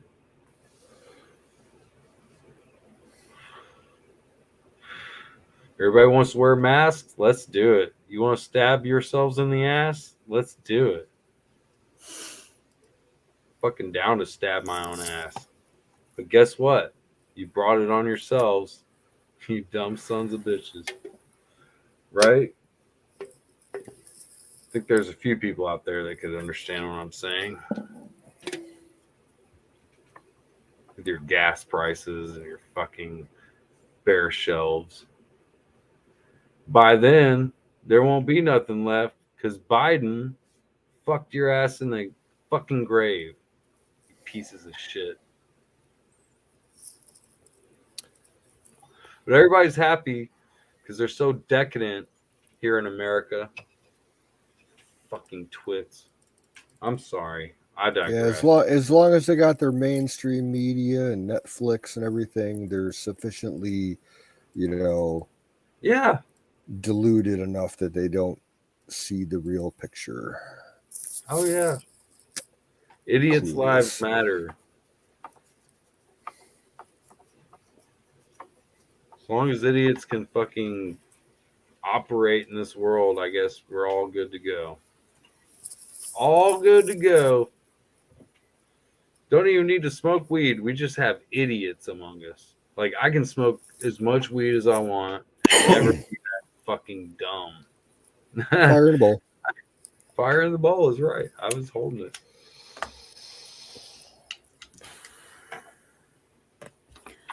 And that's my whole problem is I'll go out and I'll drive around and I'm high as fuck, guys. Okay, I'm lit, and people are making terrible moves, and I'm like, dude, are you fucking stoned out of your mind?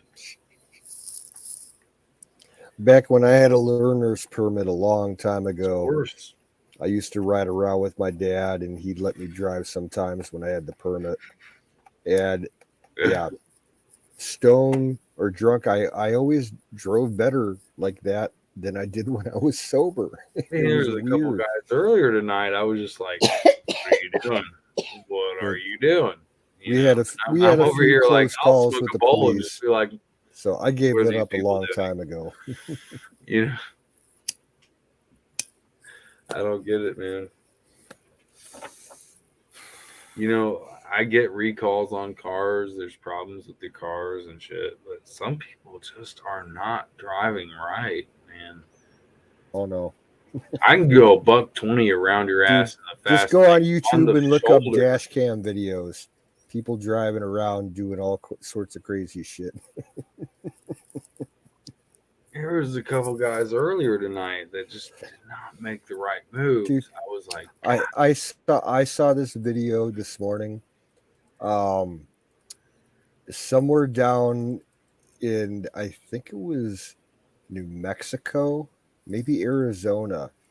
Some guy got fucked up on some shit and just went on this rampage in town, like busting up cars, walking past. He was like walking down the street with a crowbar, and he was just smashing windows as he goes by and everything. Yeah. And then he climbs a fence, and he found the school bus depot for whatever city he was in, and he used the crowbar to break the glass to get into the school bus.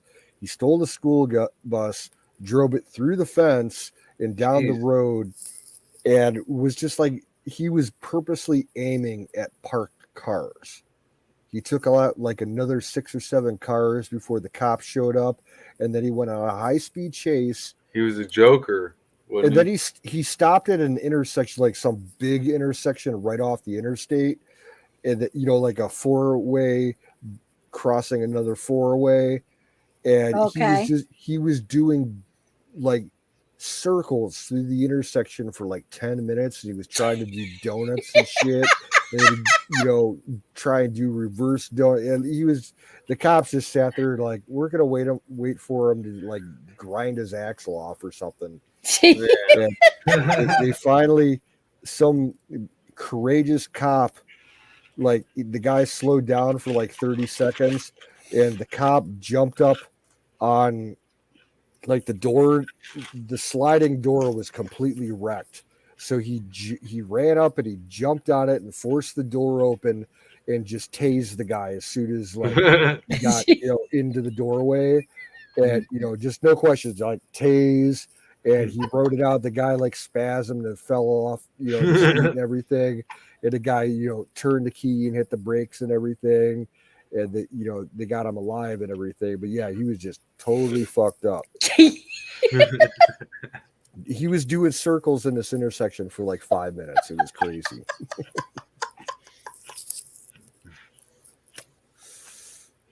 Hey, but they tased him, right? Yep. People here can, I mean, they'll shoot you and not even ask questions. Why don't they use tasers? It depends on where they're at, man. Every city has their own policy. Like my city, they've been using tasers for. I mean, even tasers can kill, but a lot of cops. Yeah, if you got an existing medical condition, they don't need to. But yeah, but you don't understand that a lot of times tasers are ineffective. They get caught in clothing and it won't connect, and it doesn't do anything. And some people that are hyped up on certain drugs, they don't feel it at all. Yeah. Like we had my city, they posted out, my police department has a Facebook page, and they post all kinds of shit on their local. And they put up a video about 3 weeks ago. They were tracking a couple of thieves that were running through neighborhoods and breaking into cars and shit. And they left the development that they were hitting, and they ran into like some woods, and they were running probably about a good 2 miles through the woods and some swamps and crossing creeks and shit. And they showed, like, they had in the video, it was there was 2 officers that went on foot to go track these guys, and they were like trudging through like 2 to 3 feet of snow in some spots. And the chase lasted for almost an hour, and they finally found the guys. They were like in a construction site where they were building a new development, and they had broken into one of the construction trailers to hide. They were like they like basically they covered themselves with like 8 pallets, empty wooden pallets. But the cops found them because they had the fucking dogs with them. Yeah. And towards the end of the video, they had called a helicopter from somewhere, and police helicopter with the spotlight and the infrared going and everything.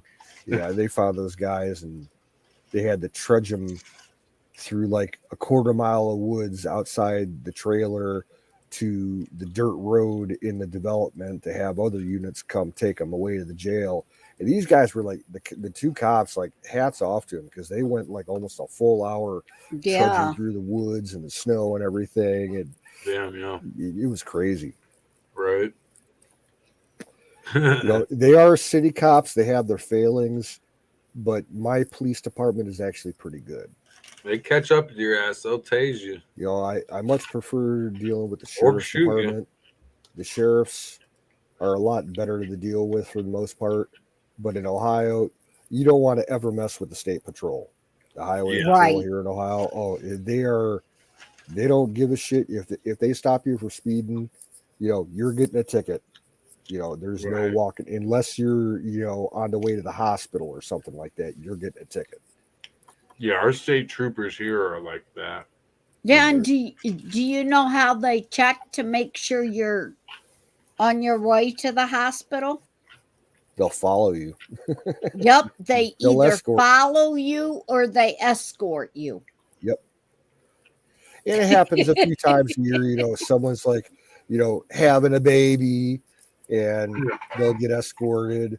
Or a lot of times, like like what they do around here, if if you're driving fast, you get stopped and you're in labor, you know, depending on how, you know, fast you're along, they'll actually like ask you to pull off into a parking lot somewhere, and then they call the ambulance, and they'll Yeah. have the ambulance take you to the hospital.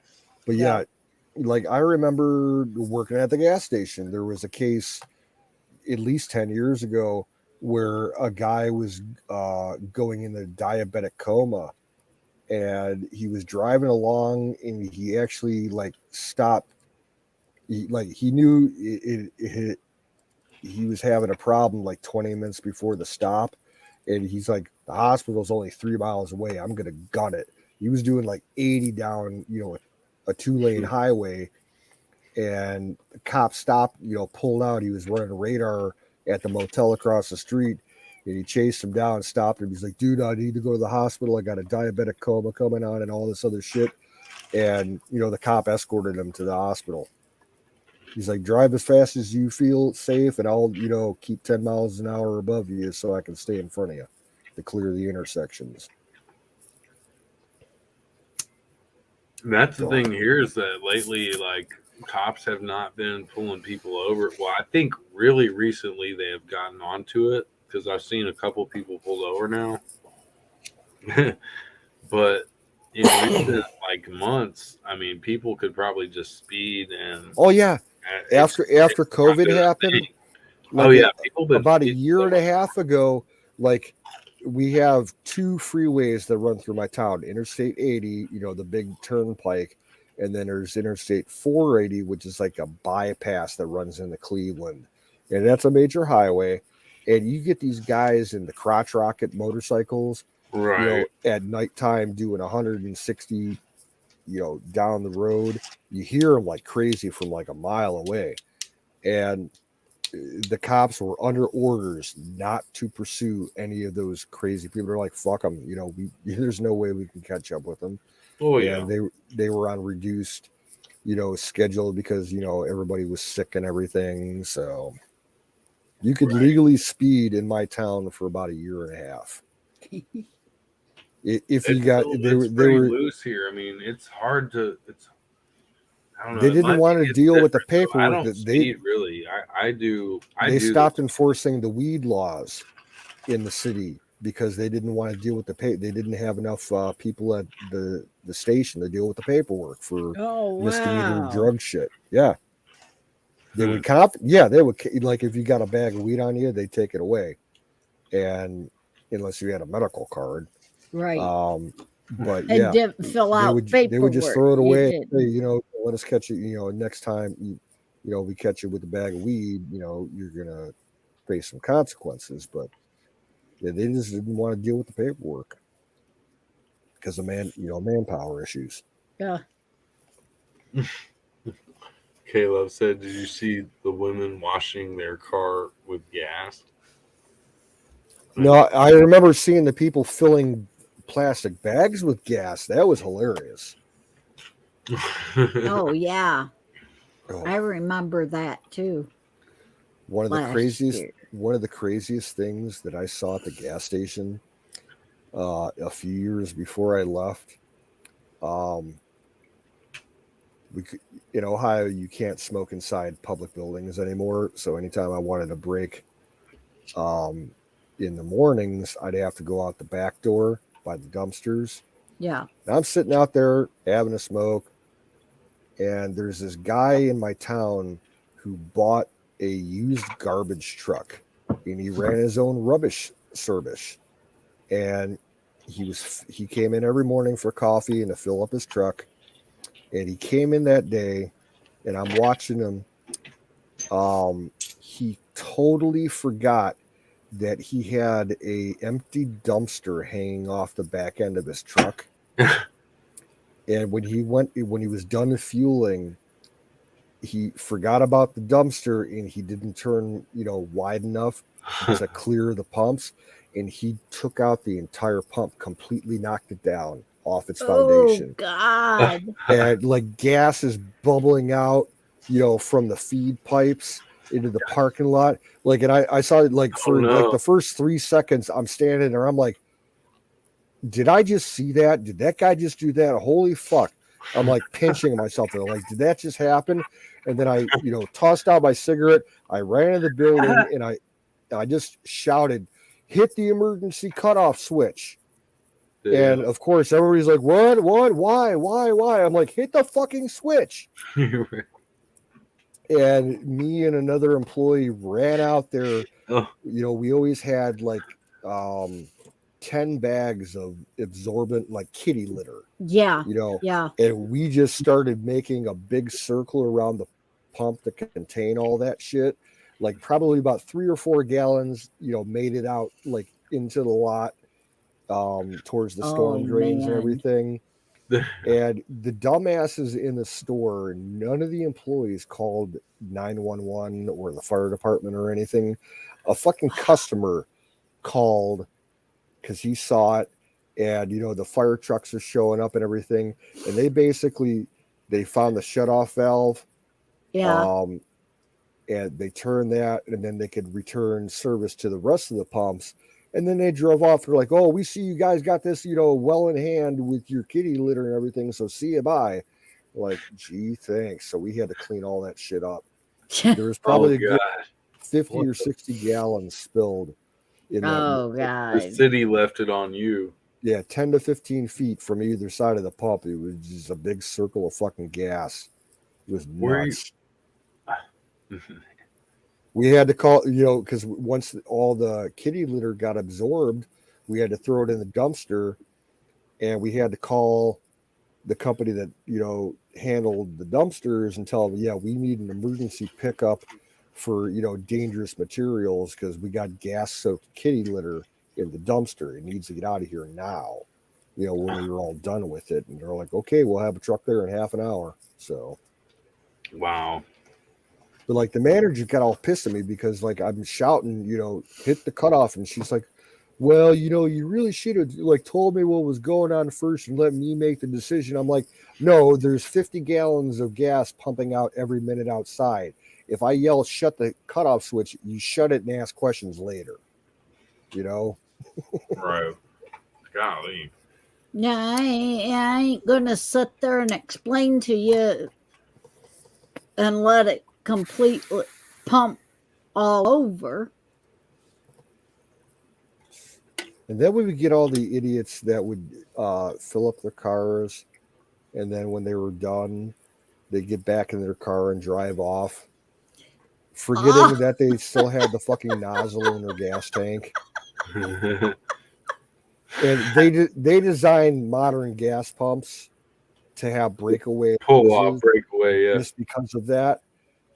And right. But like every year, you'd get at least a dozen of people doing that there, and you'd have to chase them down the parking lot if you can, and get their license plate and call the cops, because if you could get back in contact with them, then they could pay the repair bill instead of the insurance, because my company would prosecute that.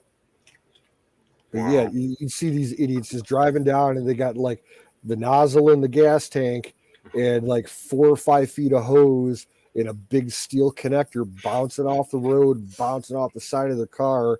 And they come back and they're like, well, you going to pay for the damage in my car? We're like, no. You're going to pay for the damage of your car, and you're going to pay for the I damage will to our admit there was pump. a time I almost went and snagged the thing off, but I didn't because I felt the tug and I was barely cruising off, and I was like, "Oh, it's right there," and I was probably pretty lit. But I don't know. Either way, I stopped and I fucking took the thing out and didn't have any problem. I've never had a problem there. Well, you ain't one of the older ones. That's why I was going to ask you, what end up older people was the Yeah. ones that would do that Yeah. mostly. There was it was Maybe. definitely in the majority statistically. You know why? The meds. No. Alzheimer's. I know. A Old age. lot of the older generations, I remember when I first, full service. It was full service. Yeah, they exactly. pumped it and washed your windows, and Right. So when it was done, they hung up the pump and everything. The whole Cleveland area, including all the suburbs around Cleveland, for like 3 surrounding counties, there is one full service station. And it's like in the first suburb outside of Cleveland on the west side. It's called Lakewood. And they've had a Sunoco station there for at least as long as I've been around. The station has probably been there 50, 60 years. We had one. And they are the only place in the entire region that does full service. Off Belmont, we had one too. There might be one other one out here somewhere. I don't know. I don't think so, though. And then you have areas in the country, certain cities or counties, and one state. In the state of Oregon, you can't pump your own gas. Every station is full service. You are that's right. It is Oregon. Yeah, you cannot pump your own gas in Oregon. Really? Yep. And it's some kind of weird law that they have out there. And it goes back, it's kind of like a kickback to the gas stations because they can charge more for the full service. Yeah. It's stupid.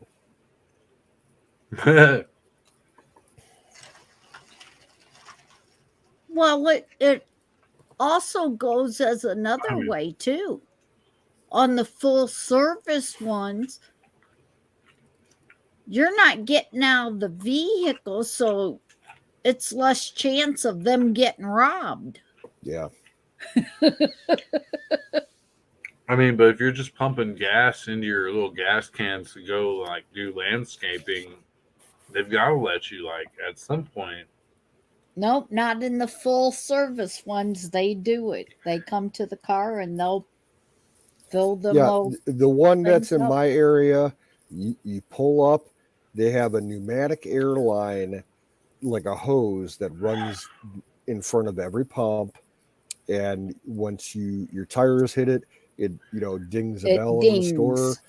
Someone comes out, they ask you what you want for the fuel, and that station they'll wash your windows for free, and they'll wash your headlights and your taillights for free.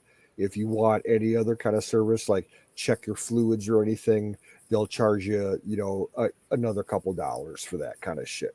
But you always get your windows and your mirrors and your lights all washed up with a squeegee.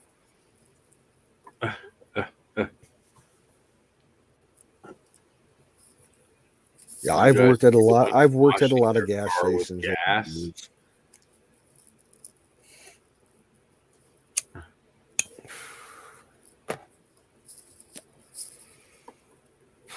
Fuck, I could get a job at like 4 different gas stations, but I just don't feel like walking that far anymore. You know how long? Well, yeah, that's right. Washed my car though. I'm sorry. Go ahead, Kay. I mean, Kim. Well, I was just telling Canoe, that's right. I remember he don't drive at all. to get a job and stuff, it has to be walking distance. Yeah, the speedway I worked at was almost 3 miles from my house. And when I first started working there, I rode my bike. But I ended up having too many problems with fucking drivers on the road that didn't like bicyclists or didn't see bicyclists and then ran into said bicyclists. I got hit 3 times within like 8 years, and I'm like, nope, I'm done. I'll walk. It's just not safe. And it was like a 45-50 minute walk because I don't fuck around when I'm walking. But yeah, I can't do that anymore. That sounds rough, Canoe. Fuck that shit. My feet were so fucked up from that. My feet didn't like heal up until about 4 years after I left there. Because I needed, the support because there's some sidewalks, but a lot of it you're walking on the gravel of the median or through people's yards because there's no sidewalks. Yeah. And you need the ankle support and the heel support because it's all uneven ground. And half the year it's wet and rainy and snowy and everything. So you need waterproof boots. So I'm wearing like heavy duty hiking boots that were a little on the small side. And that fucked my feet up for a couple of years. It took 4 years for my feet to finally heal up. Yeah, I have some really hardcore like steel toe boots that are like trench boots, and they're like $100 and fucking a lot of dollars. Oh yeah, like the boots they were $250 boots, right? But like the last pair that I had bought, like the toe, like what they call the toe box, the front of the boot where your toes are, it was a little too tight, and I was getting like ingrown calluses and shit. Fuck yeah! You put pressure on one of those for more than a couple of minutes, like it hurts. And yeah, it took 4 years for all them fucking calluses to die out. Right. Do y'all have a cookout there? We used to, but since my dad passed away, I don't have any of his friends around anymore. And maybe like once a year, my sister will come over with her nephew and we'll have a cookout, but that's about it. No, I'm saying we have a restaurant called Cookout. Oh. No, not around here. No. They need to have that everywhere. Look, here it is. Here's the bag for it. Cookout. Fresh hamburgers. They got like milkshakes, premium milkshakes. It's a good deal.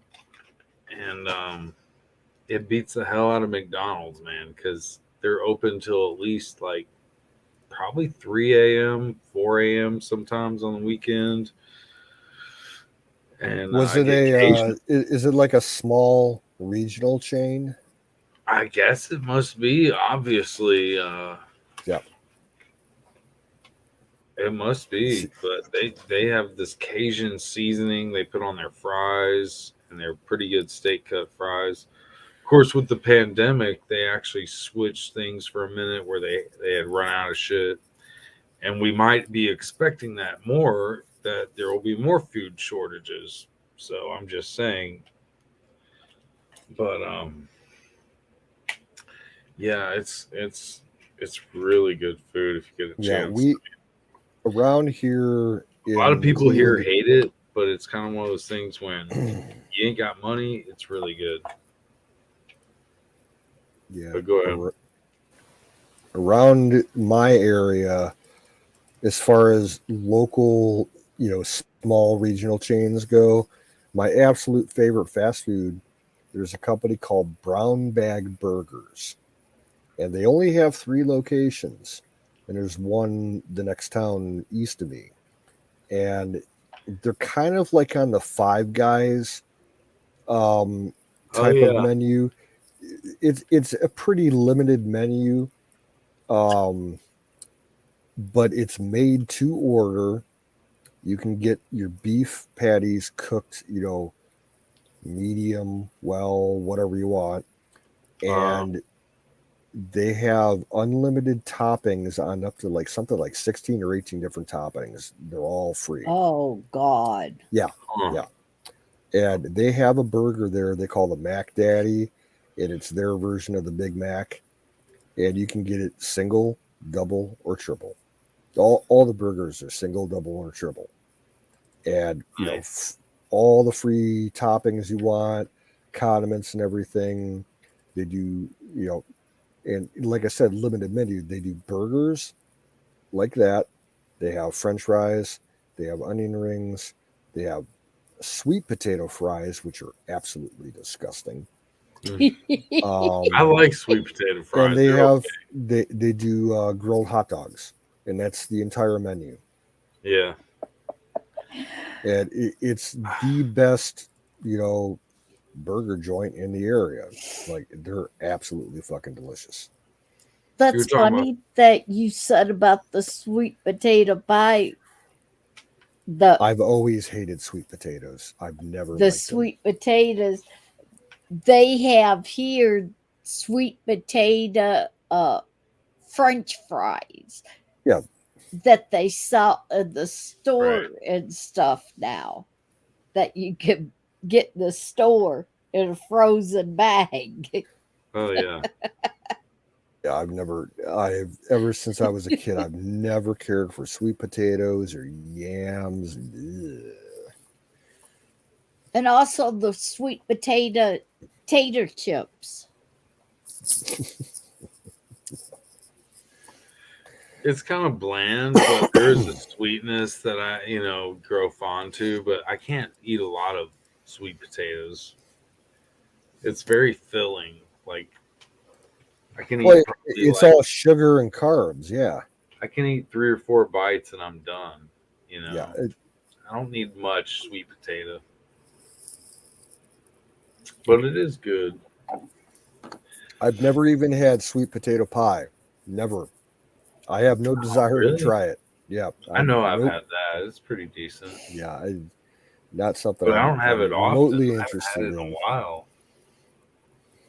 I can't remember when the last time I would have had it.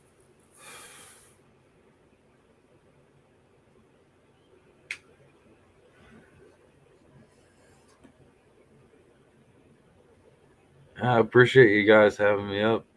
Sweet potato and yams.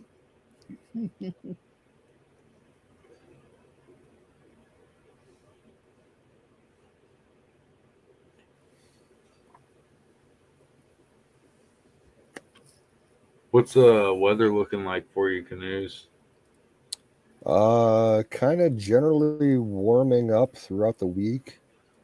Like the 10-day forecast has us going. You rain coming up? 1 or 2 days in the next 10 days. I think I got rain coming the next couple days. It's sprinkled today, not even rain. It was sprinkling a little bit earlier here, just a little here and there. I saw some sprinkles. We need to dry out. I need it to dry out because I want to go put mouse pellets out for any mice that want to be in my fucking domain. Nah. I got a lawn tractor I've been working on for the past year. I need to have my one of my neighbors 2 houses down come over and get it running for me.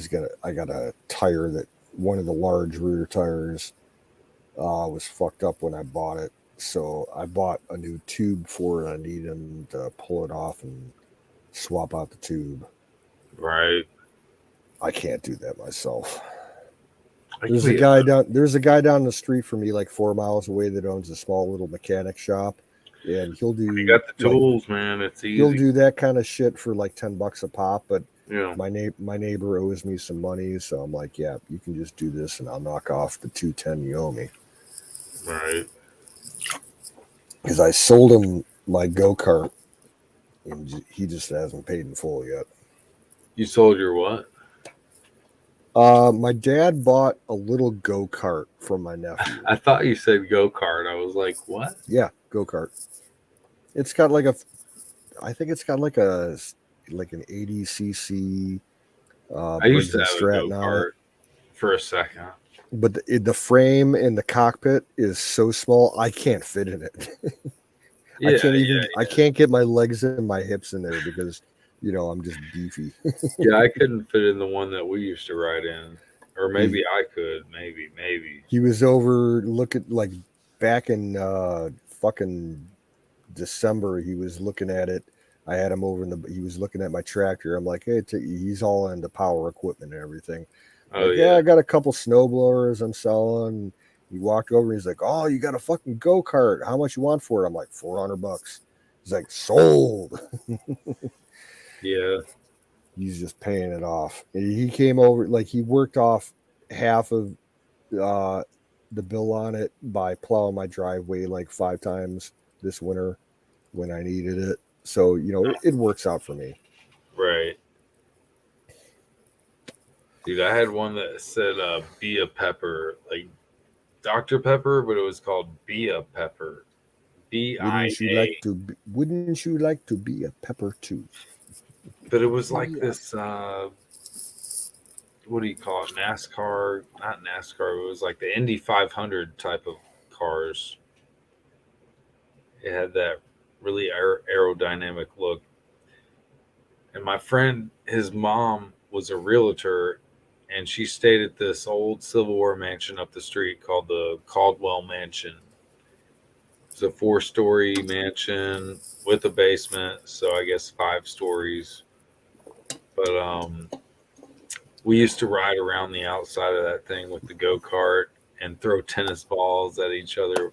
Whoever was on the go kart had tennis balls coming at them while you were going around. And then my dad sold the go kart to my friend, who he was a rich friend around the corner, and still a good friend of mine today. But he bought the go kart, I think, for $250 or something, maybe 400. I forget.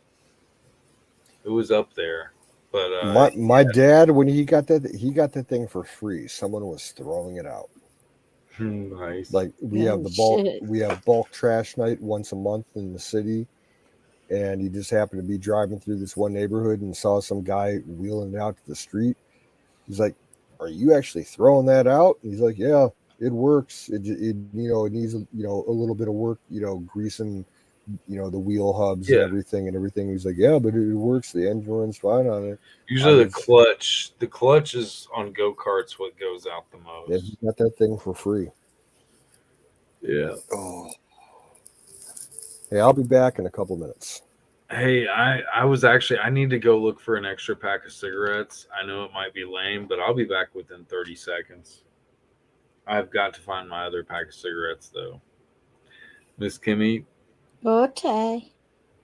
Johnny 5 is alive, I guess. Oh, yeah. I'm gonna find my smokes. I'll be right back. Johnny 5 is alive. What it says. I gotta see where they go.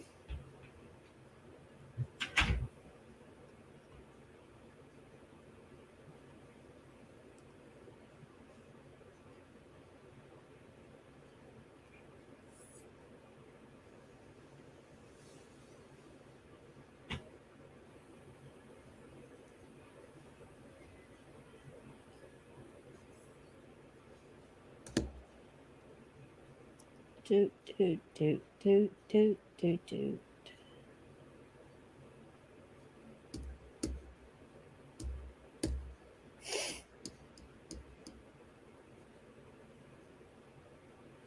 No, I'm sorry, Coco. Did that bother you?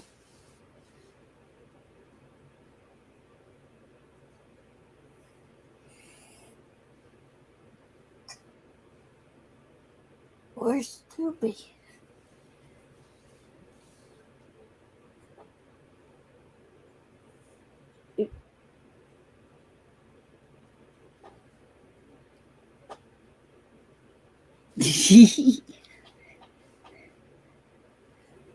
Doobie stole my spot in bed again, didn't he?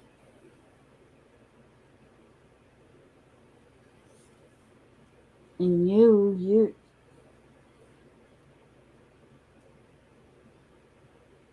Coco's always beside me. He definitely my puppy, my baby.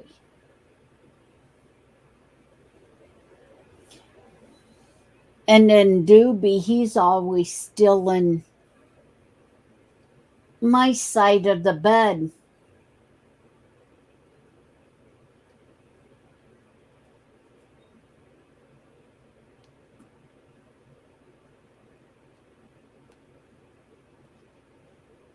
Well, I guess it would have been when Ryan was here, it would have been Ryan's side of the bed. So Doobie's constantly still in that place. It's all right, Coco. Oh. It's all right, Coco. I guess Colonel Shaw, he's gone off for the day. Yeah. It's a happy hump day.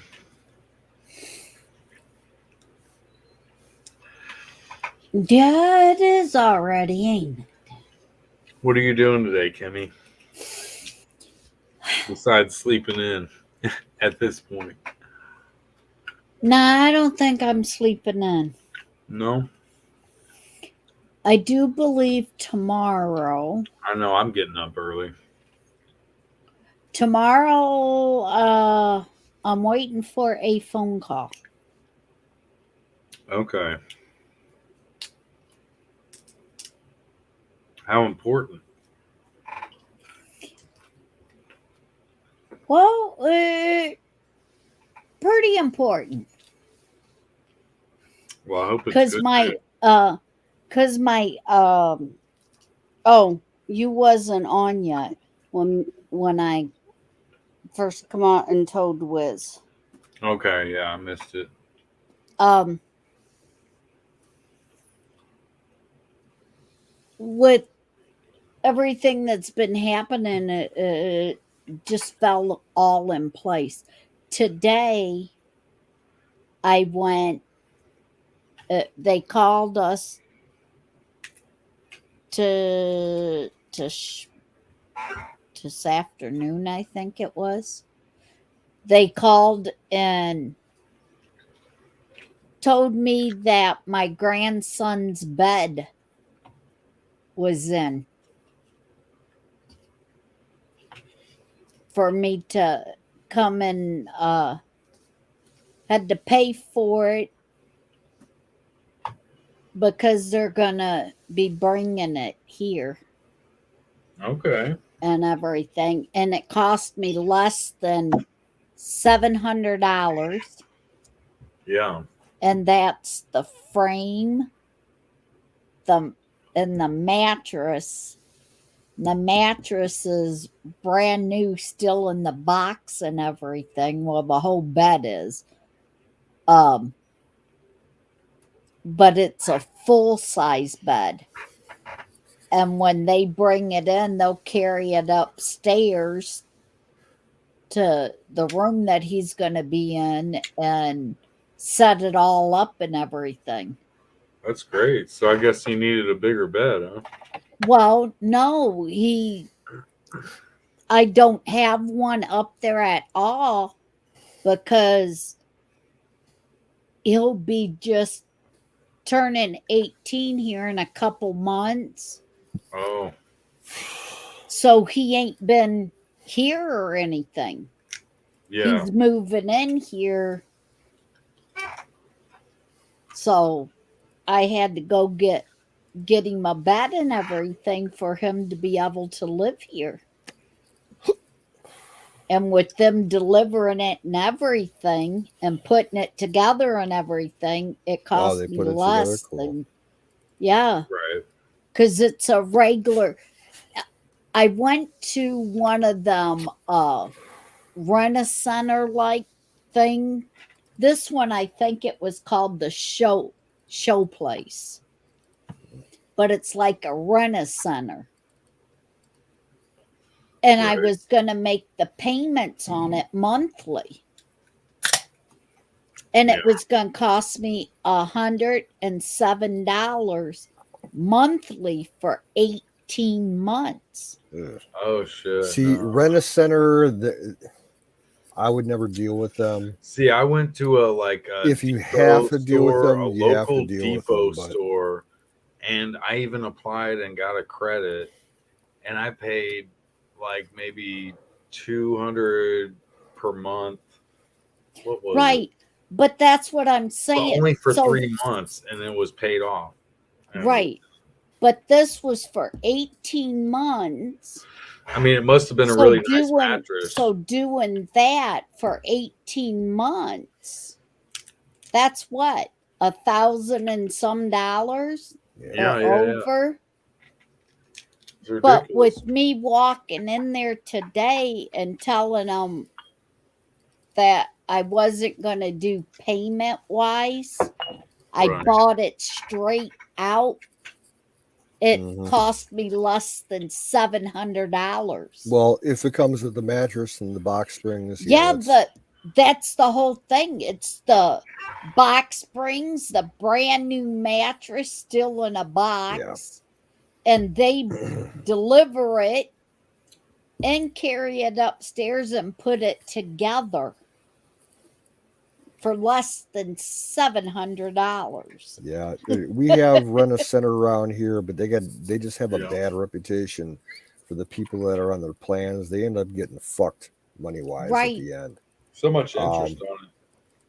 We have a local family-run furniture store in my area. I think it's owned by some Costa Rican immigrants that came out here like 20 years ago, and they put this place in. It's called Mi Bella Casa, Nice. and it's a discount furniture store, and you can walk in there and buy like a queen full bed, just the bed alone, for like maybe $150. And buy your own box spring and mattress from like Mattress Warehouse or a couple other Yeah. places for like another $300, and you got yourself a full bed for less than Yeah. $500. Yeah. My mattress was like $300 for a queen size. In fact, I'm thinking about buying a couch from them once I get my money situations straightened out. Well, Mine see, was pretty much the that, cheapest one. well, see, that's what I've been saying about, I was doing my money and figuring it out. And I told Charlotte, yeah, we definitely got to get him a bed. So right now, if we do it, through that place, yeah, it's going to cost us this much, but it's payments that we can deal with. But Around when we here, a lot went of people, there, if people are going for cheap, they go with a futon instead of a bed or a traditional bed. right. We was talking futons and everything, And I hate what futons. to do. Right. Yeah. And with him, it ain't gonna be. I told her a futon to me is okay if it's a overnight sleep, that kind of thing. Yeah, one day. But this is for this kid to sleep until he decides Every he day. wants to Yeah. move someplace else. I mean, or this might be lifetime for him.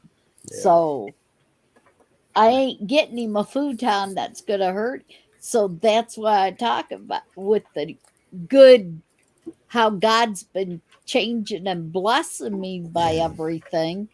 I Do was you remember prepared the to old? be Do you remember paying. the old fashioned couches that they had the roll-out beds built into Yup, them? yup. Those things were never comfortable. I'd rather Nope. sleep on the couch itself than roll that bed out. Those. Yup.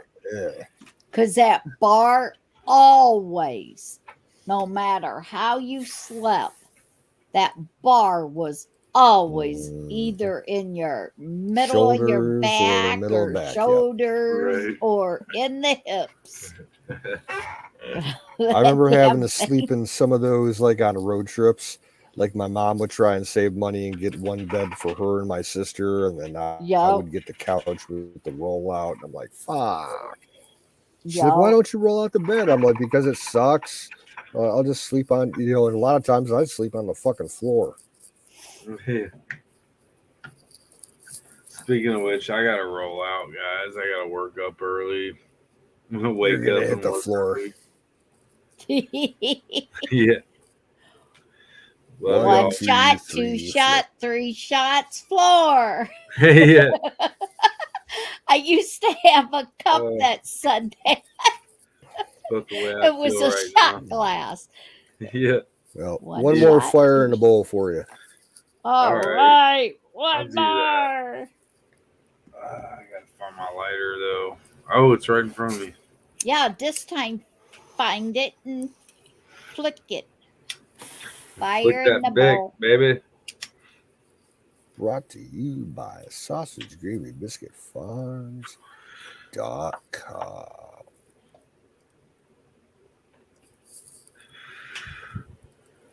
Ooh. Let's go. Yeah, There I'll you keep go. it. I'll keep it going until at least the top of the hour. Word. Man, y'all rest easy, bro. I might be in Have the a good background one. there for a sec. Thanks Yeah. for coming in. I gotta drop on out. Have a good night, y'all. You too. You Miss too. Kimmy, much Yup. love. I'll be up here tomorrow, I'm sure. Lord willing. All right. Get this get this day pushing forward. Peace All out, right, home guys. slice. Much love. Peace out. Scotty, beam me up. All clear in Sector 7.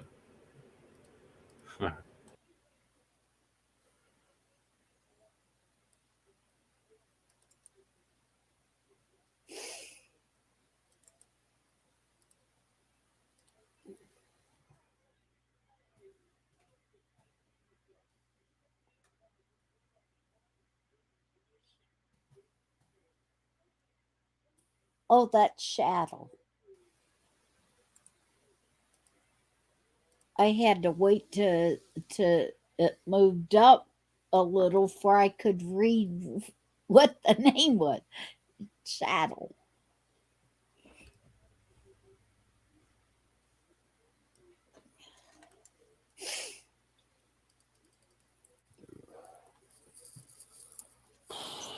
Man, I hope today ain't like yesterday was.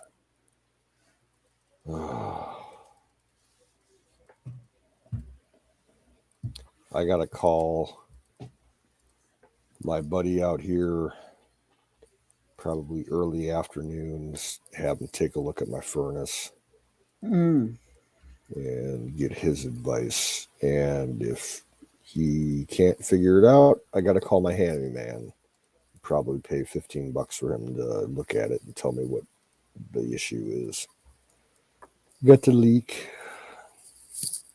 water leak. Oh yeah. And the problem is, okay, my heating setup in the house is radiant baseboard heating throughout the house, and it's run off a gas boiler furnace in Okay. the basement. And okay, long story short, today is what? It is now Wednesday. Monday, apparently my water was shut off by the city. I was asleep. I was zoned out. I slept for like 16 hours. I had no idea it was out. When I woke up yesterday morning, found out the water was out because I woke up at like 6 o'clock in the morning and when I walked downstairs, I heard this weird ass noise coming from the basement. I'm like, is the sump pump, kinked up again? I walked down there. It wasn't a sump pump. It was the circulating pump on the furnace. It was making all kinds of noise. So I shut down all the thermostats in the house to shut the furnace off, Yeah. and found out a couple minutes later when I went to go use the sink that the water was off. I had a billing problem with the city utilities. And a couple hours later, I got that straightened out, paid the bill. They came back out, turned the water back on. And I went to go turn the thermostats back up, and the pump wasn't working right. It was making noise. And then it started leaking water out of the pump. And oh God, it sucks so much air. yeah, I probably fucked the pump up because that thing was probably running without water in it for Right. at least 12 hours. Yep.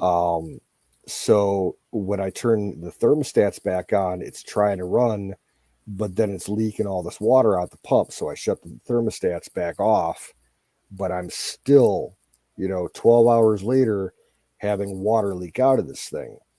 And I cannot for the life of me find out where the correct shutoff valve is that feeds the water into the furnace, because the way this thing is set up, there's like 30 or 40 different valves all throughout the system.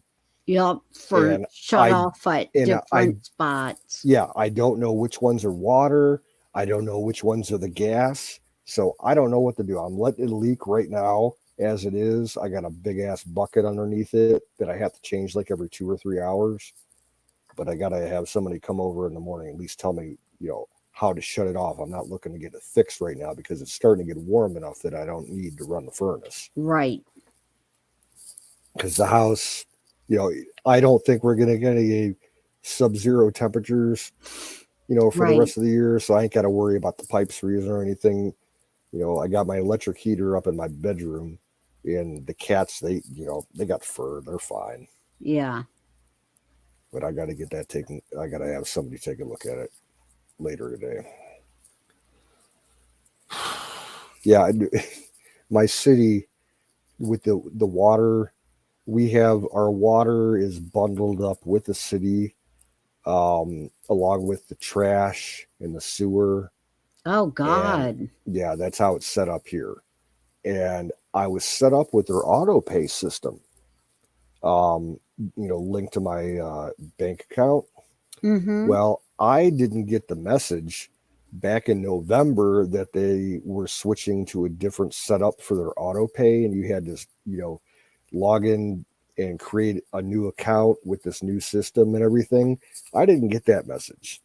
So since basically the end of November, I've had a compiling bill, and it reached the point, that, shut off happened. I had no idea because I don't look at my phone or my emails for that kind of shit. I thought it was working, but it wasn't. So I had to pay like $320 to the city today. Emergency payment, and like an hour later, the guy shows up and turns your water back on. But I also, got ahead, paid my electric bill. It wasn't overdue or anything, but I paid it, so I ain't going to deal with that for almost another 2 months. But then I paid my gas bill off today. That was actually a termination phase. Yeah, I was lucky I got in there today and paid the minimum. Like they told me the total balance was like $520. Oh, and they let me make the minimum payment of like 240 something bucks. So I'm clear on that for a month. But yeah, money's tight right now. I'm trying to sell a lot of shit so I can at least pay my fucking bills. What I really need to do is get my fucking pension plan cashed out that I had from the gas station. It's all tied up with a money market account with Fidelity, and I can take early payout on that. They charge you, I think it's like 10%. Yeah. If you check out after, before you're 65.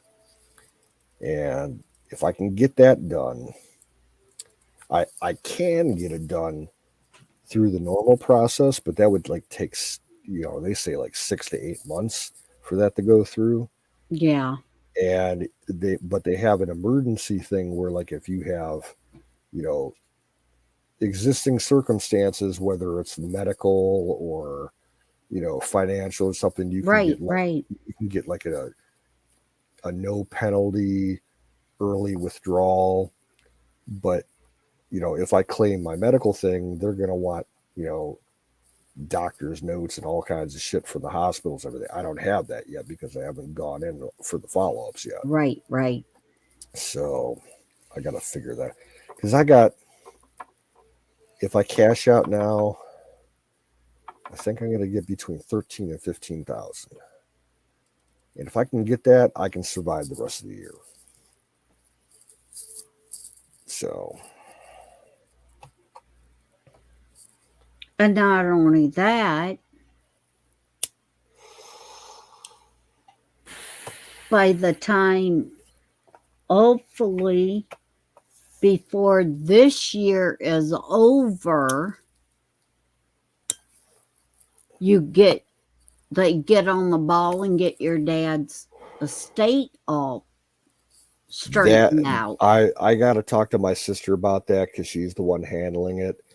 I was told earlier, months ago, that it might possibly finalize in the courts in January, like right around the time that I got fucked up. But I haven't heard anything since. So I think they're still dragging their feet. All because of this fucking the way that the lots were measured.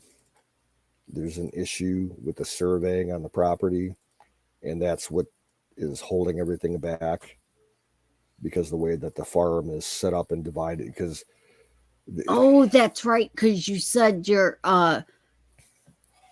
cousin or something got part of it. Now my cousin got part of it, but there's also another section, like the way that my grandfather had this place zoned out and, you know, surveyed out.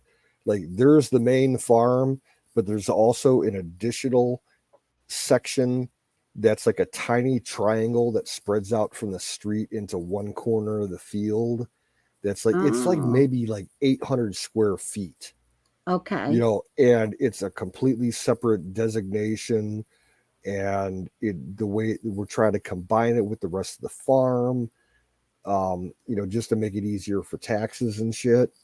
And I guess the surveying company that handled the whole thing, when my cousin bought that property off the one side from my aunt like 8 years ago and built that house, something measurement wise got fucked up, and that's on my aunt and my cousins. So we know now that it's not me and my sister that are, you know, holding up this whole thing. So there's some saving grace with that. Of course, my aunt won't admit it. She's like, "Oh no, it's not my problem." It's like, no, it is your problem. But yeah, if we could finally at least get the fucking titles cleared on the vehicles so I can get them out of here and make a little bit of money off of them. Not much. But the whole property, my sister and me's plan, once we're cleared to sell the property, we're going to try and start a bidding war between the local developers, because the way that the surrounding properties are set up, we're surrounded on three sides with housing developments. Two of those housing developments, they built little roadway connections to tie into my place. Right. So it would be easy to connect the streets and the sewers and everything. And yeah, we're going to get the biggest amount of, like, my aunt's like, "Well, we'll sell it to the first person." Like, no, we're going to, you know, make a bidding war so we can get 3 times the money. Right. The property, we're one of the last big landowners in the city that hasn't sold out to developers. The housing market's still high. You know, and they got it already all mapped out how they're going to run it through I'm there. sorry, like, I'm not going to just, you know, take the cheap, quick way out and sell the place for like $800,000. Yeah, a little bit of nothing. We're gonna that ain't hold gonna out. We're gonna last hold you out. the rest We're gonna of your hold out. life. we're going to hold out for at least $5 million, and I get a quarter of that. So, Yeah. You and your sisters on, hey, we're going to hold out for the money could last us the rest of our lives. Well, yeah, that was the other thing about my sister. When I was talking to her today, she told me earlier, in the day that she put her notice in at work. So she's, less than 2 weeks, she's out of there. She also broke up with her boyfriend. The guy that she was seeing for the past year who lives in Pennsylvania. He actually lives kind of close to Huckleberry. Central PA around Harrisburg and shit.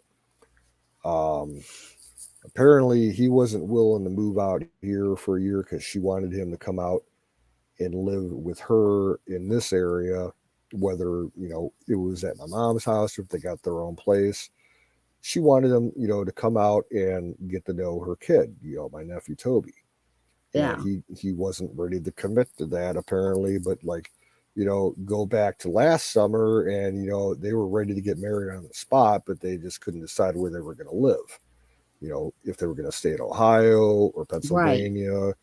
And then they were talking about moving to Florida. They wanted to live down by Key West. And I mean, he was a nice guy. I got along with him just fine, but he wanted her to come out, he didn't want to take the time here in Ohio for a year. He was ready for her and my nephew to move out to PA with him like right now. And she couldn't do that, like in the middle of the school year. Oh, yeah, yeah. So she's like, my nephew comes first in this relationship as far as you getting along with him and being able to support us. And I guess he just wasn't ready, so she dumped him. Or he dumped her. I don't even know the full details. Right. They dumped each other maybe like 2 weeks ago, 3 weeks ago, something like that. So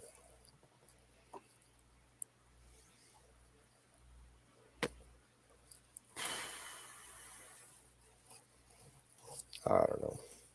That's her life.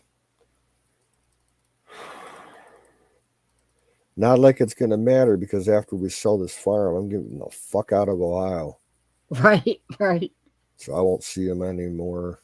Maybe once a year, whatever. It really looks like, for me, I want to head west. So it could be Missouri. It could be out in the desert. It could be up in the plains. I don't know. I've always wanted to live in New England. I wouldn't mind living up in Maine or New Hampshire or something like that. But just, I'm getting older and I can't take the winters like I used to. Yeah. Even Ohio winters suck anymore. Well, see, if you're doing that, you go down by Wiz and get a place down that way. And then you could go and help him build. Yeah. Well, me and him have discussed this numerous times about me moving either into his property and doing something like Randy or Daniel were doing. Yeah.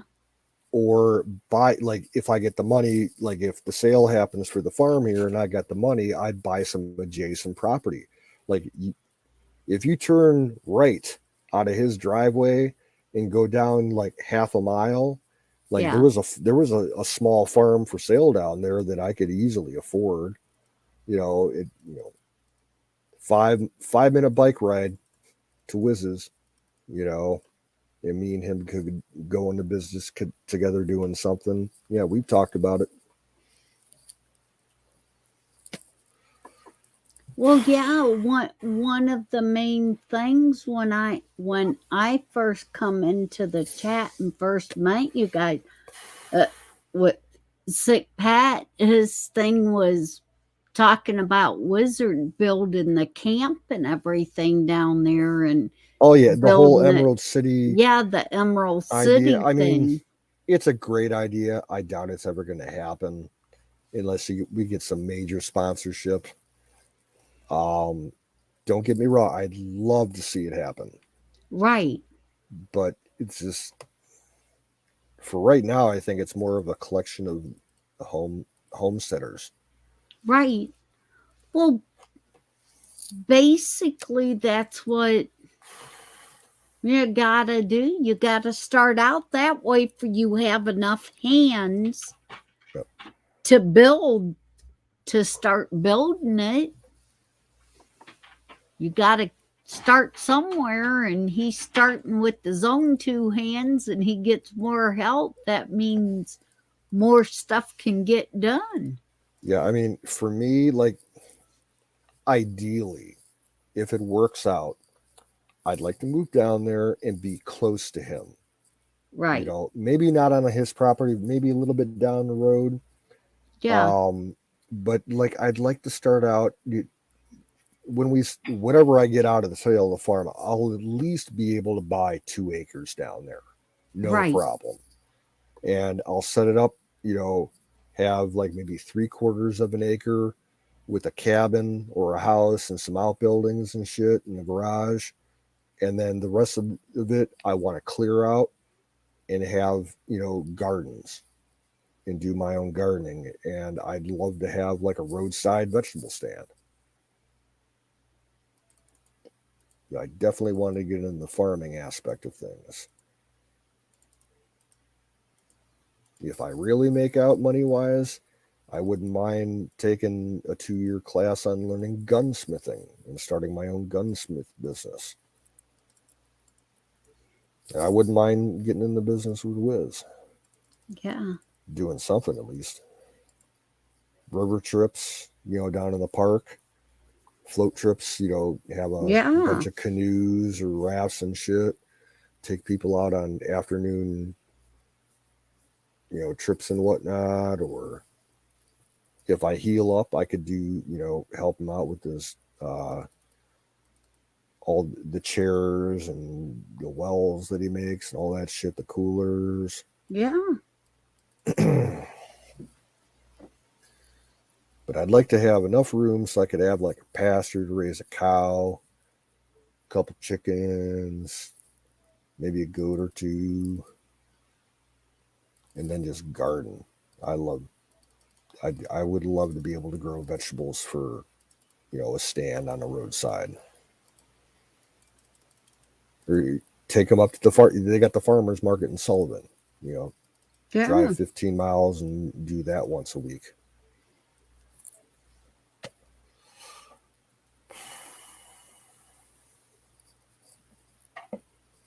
I just got to get out of Ohio. It's too, not only am I sick of it with all the bullshit that goes on living in one place all your life, but it's so fucking boring. Yeah, I know. Like you look it's flat. Yeah, there's woods and you get around the little rivers and you get some hills and shit like that. But it's like, I want some scenery. I want to be out, be able to look out and see nothing but, you know, a big forest or some hills and mountains or whatever. I don't want to be able to look out my window and see a fucking neighbor.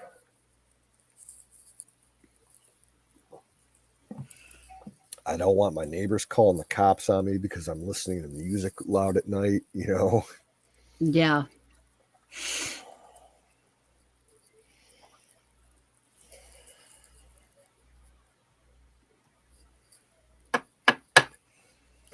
I got so many fucking neighbors. I was like that for a long time. But I got to get away and go to Tennessee for a while and hide in some outback places to where.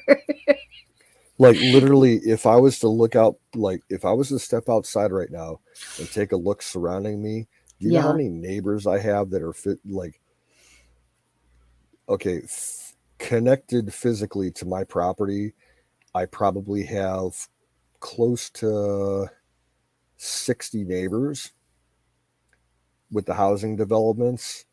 And then you got on the other side of the street, there's like another strip of 10 houses or so, you know, on the western side. But North, east, and south is 3 housing developments, and yeah, probably about 60, 65 houses that butt up against my place. It's just too many eyes.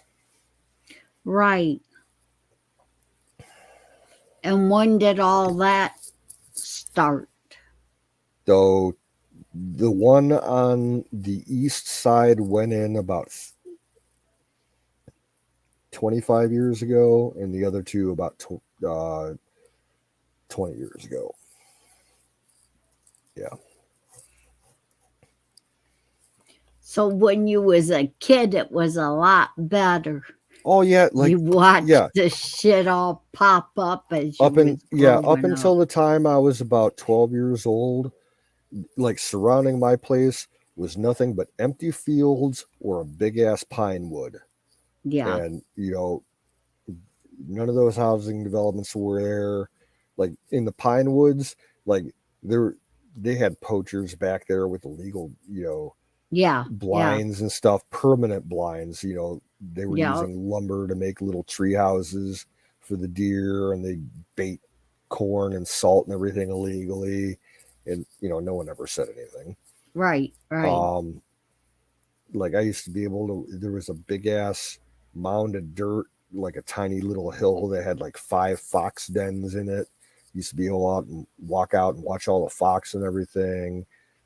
There were still pheasant around back then.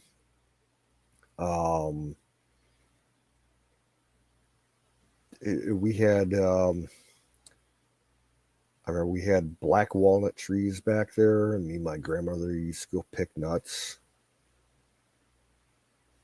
Blackberries everywhere, strawberries. And no one gave a shit. All the neighbors that had the surrounding farms and whatnot, they didn't care if you walked around their place. As long as you didn't make a mess or anything, you could walk around all fucking day. And before my time, when my dad was growing up on the farm here, you used to be able to hunt anywhere around here. All the surrounding properties, no one gave a shit. He'd hunt pheasant and rabbits and shit. Can't do that now. After I wasn't even moved in here a year, probably about 4 months after I moved in here back in 2000, I decided, I'm like, yeah, I got a taste for squirrel, so I'm gonna walk around with my 22 and shoot squirrels out of the trees. And fucking neighbors in the one development called the cops on me, and they're like, no, you got a hunt license? No. Where are you from? I'm like, next property over. And they're like, if you live in the city here, you can't, shoot a gun. I'm like, what? Like, we have a zero, no tolerance policy for discharge of firearms. I'm like, are you serious? I'm like, this is North Ridgeville. It's like Podunk Corn Town. They're like, no, the houses are too close. And I'm like, whatever. So that they escorted me back in their patrol car and gave me a warning. Like, you can't hunt. Like, even if you're on your own property, you still, the state changed the law. You still need a license. I'm like, no, that's not right. And I ended up fighting that. They're like, oh yeah, I guess you can. But yeah, living in a city sucks. Too many rules and regulations. Especially when when I lived here, me and my dad just do this all the time. And it's like my dad used to blow dynamite up in the backyard back when he was a kid. My grandpa used to get dynamite all the time. My dad would go out there and blow up fence posts and shit. I'm away from the farm for a while, and I moved back, and now I can't do none of this. I know. It's like I don't have the equipment to do nothing. Like, okay, yeah, I have a farm and I have a tractor, but guess what? I don't have any implements for the tractor because my dad sold them all. All I got left is brush hog, mower, and an old corn planter. We don't have any plows or any rakes. We don't even have a harrow plow anymore. So you can't fucking farm it yourself. Oh, I'd love to find what I need to do. I need to find a local farmer around here that's got one of those PTO driven rototillers on the back. Yes. That are like 12 to 16 feet wide, and just Mm-hmm. have them come over here and just completely tear up my pasture to get rid of all the grass.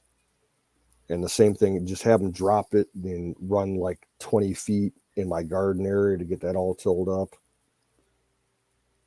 Because the pasture, it's been sitting empty for 40 years, and it just grows grass that has to be cut with the brush hog, probably 4 times a year. It's just wasted space. I want to get all that grass out of there and turn the soil over and start planting rows of corn and fucking melons and pumpkins out there, because it's big enough space for it. Probably about a half acre. And then save me from having to fucking cut it, throughout the year. Yes. Because like you said earlier, don't know when the estate, when they're ever going to release it for you can move, have the money and move. So all I know is means you'll be there. The last time that I talked to my sister about the whole issue, she said, because my aunt kept bugging me, trying to find out. My aunt and my sister don't talk unless it's an absolute emergency. They don't talk. My sister can't stand my aunt, so I'm the mediator. If my aunt, for going on 3 years now, trying to figure out the estate shit, she goes, George, you need to talk to your sister and find out what the deal is with the probate. So the last time that I asked my sister about this was before Christmas, and that's when she told me that it could possibly be straightened out by January.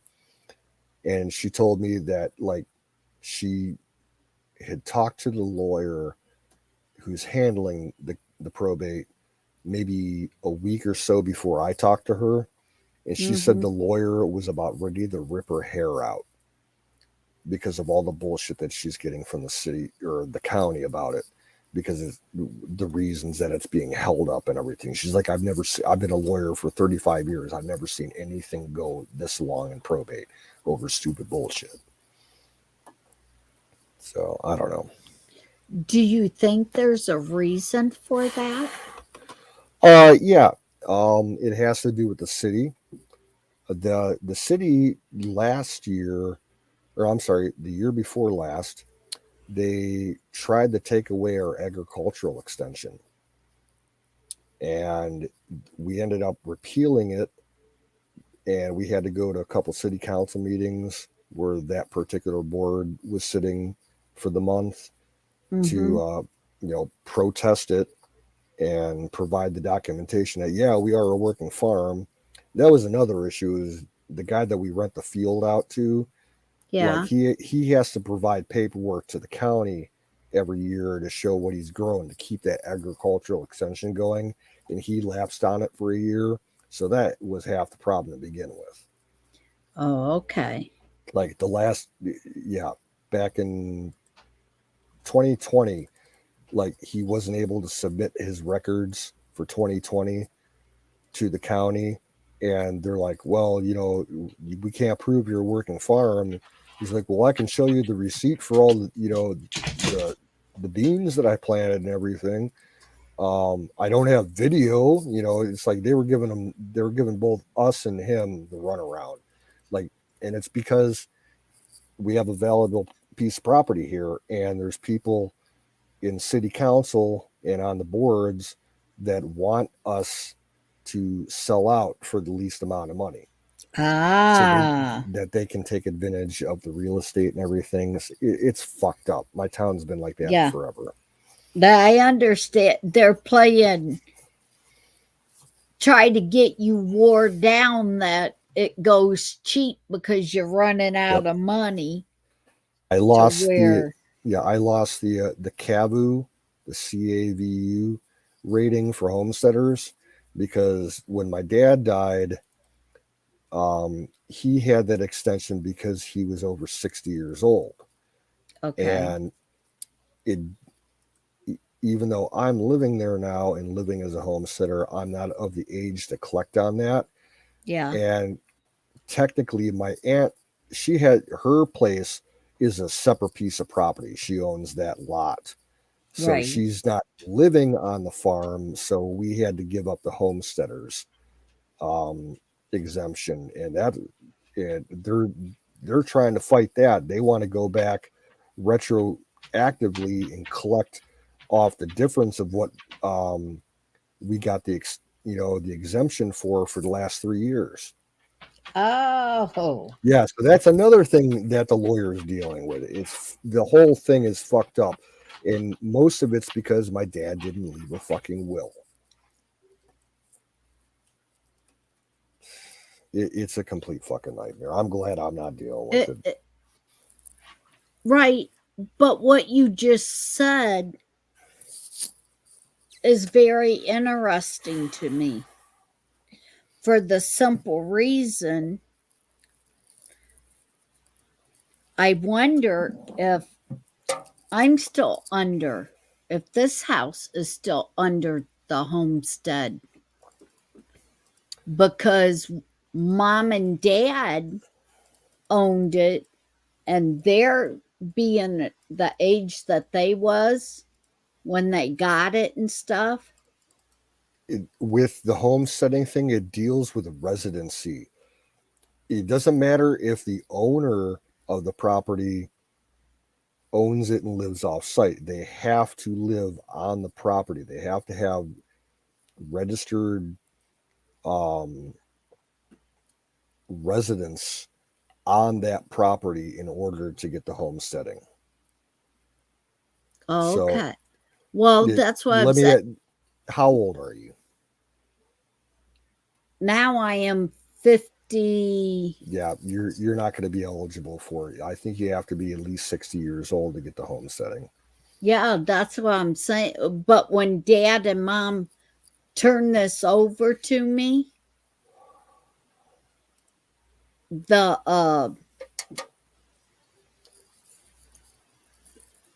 I'm getting the lower taxes and everything. I'm paying and it says on the tax papers that it fall under the homesteading. Yeah, you may want to talk to a real estate lawyer to find out exactly what the situation is. That see if there's a local lawyer that deals with real estate issues that would just give you a free consultation and just tell them, I want to make sure that everything with my homesteading is working in the way that it's supposed to. Right. They might be able to help you out. Because I never thought once it was put in the homestead thing that it was the property itself and not dealing with the people that lived on the property. It all depends on who's living there. That's the main issue with the homesteading, at least in Ohio. Okay. Well, and that's where I am, so. And that's all, as far as I'm concerned with our thing, that's all on my aunt because she's the primary, Right. owner. She's got 50% of the farm, and me and Kat have a quarter each. So she has more of the farm. Yep.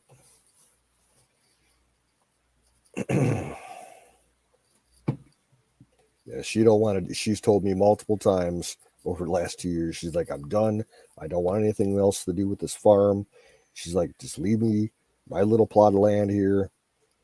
And I want out. Like, she offered to buy me out like probably 2 weeks after my dad died. I'm like, no, you're gonna lowball me. There's no way you can afford it. You have to take out a loan just to pay me out.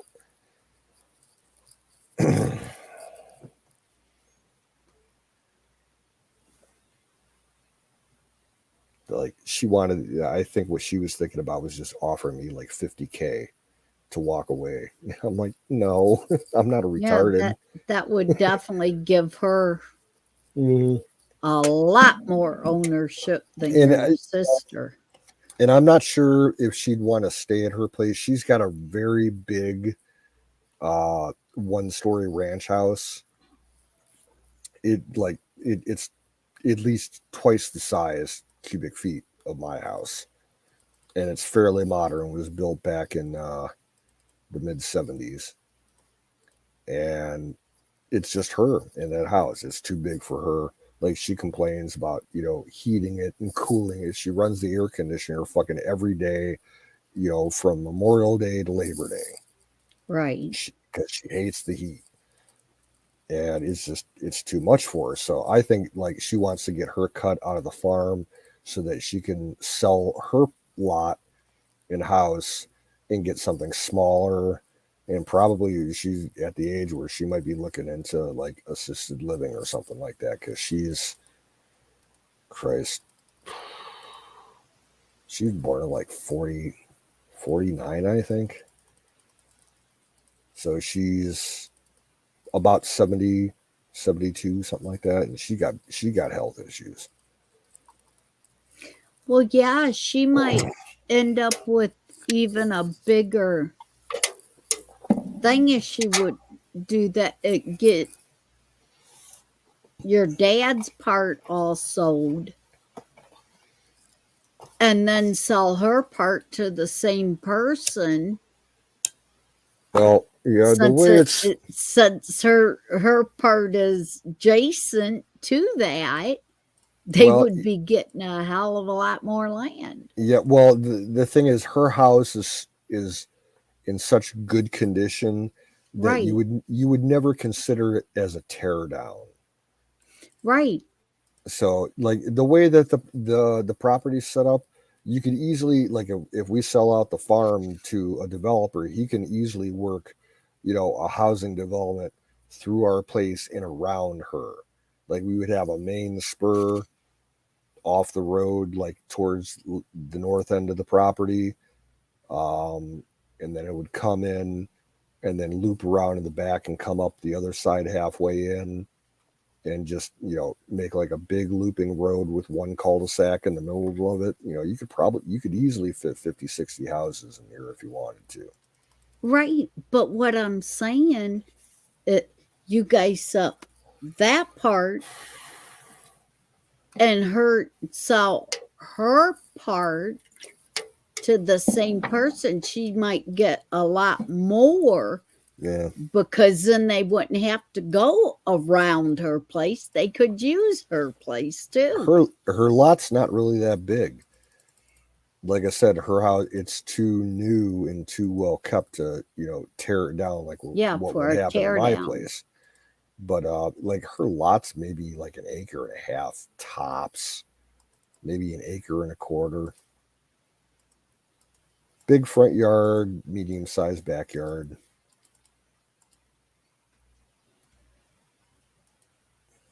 Big, sprawling 1-story ranch. Brick. Well, that could be turned into a shopping mall in the middle of the... Well, look, here's the thing.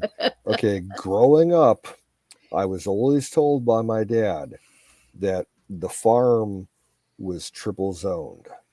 We were zoned by the city and the county for residential, agricultural, and commercial heavy industry. So for years, all I heard from my grandpa and my dad was, oh, we could, sell this place.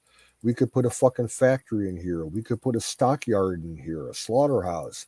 We could put a shopping mall in here. We could put an office park in here. And we could back in the day, apparently. I don't think that applies anymore. I think we're only zoned for residential and agricultural. I don't think we have that commercial. Oh, We could okay. probably with a good chance of success actually, you can always, petition the city to have your property rezoned. So like it's possible. Like we're a perfect place for an office park. Right. Yeah, but the housing market's so high that a housing development would be the biggest thing that they would be looking for. Right. Because land's getting scarce in this town. Ugh. I don't know. It's just I don't even want to think about that shit tonight. I just want to get back, through the next couple of months.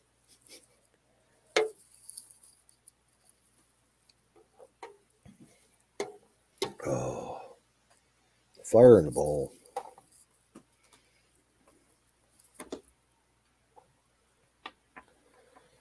Oh.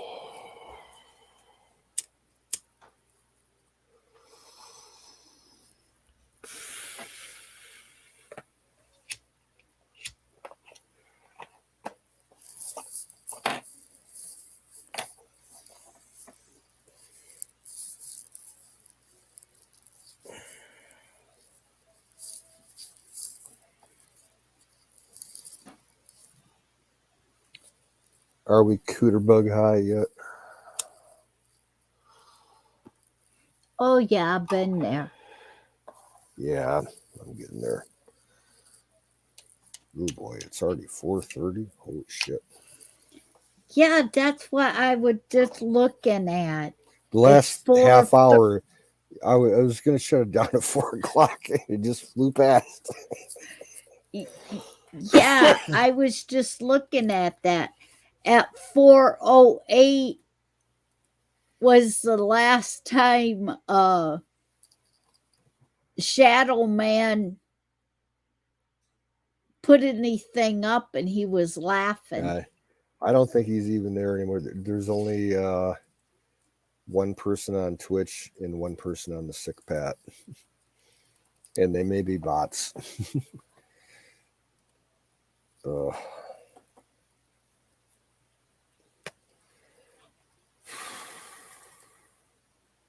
Yeah, I'll keep her going for another couple minutes. Yeah, you see, but they're not in chat. They're just. Well, yeah, it's the bots most likely. I've seen the same names pop up, and for the last 3 years, and they never participate in the chat. They never do nothing. They're all bots. Oh, okay. Okay. I'll be right back.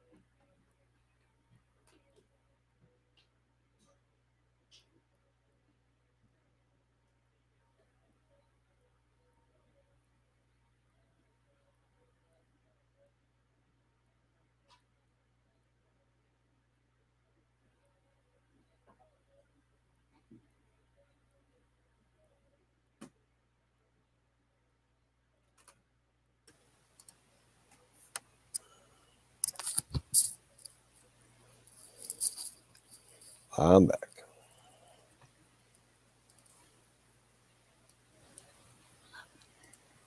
I had to drain the main vein.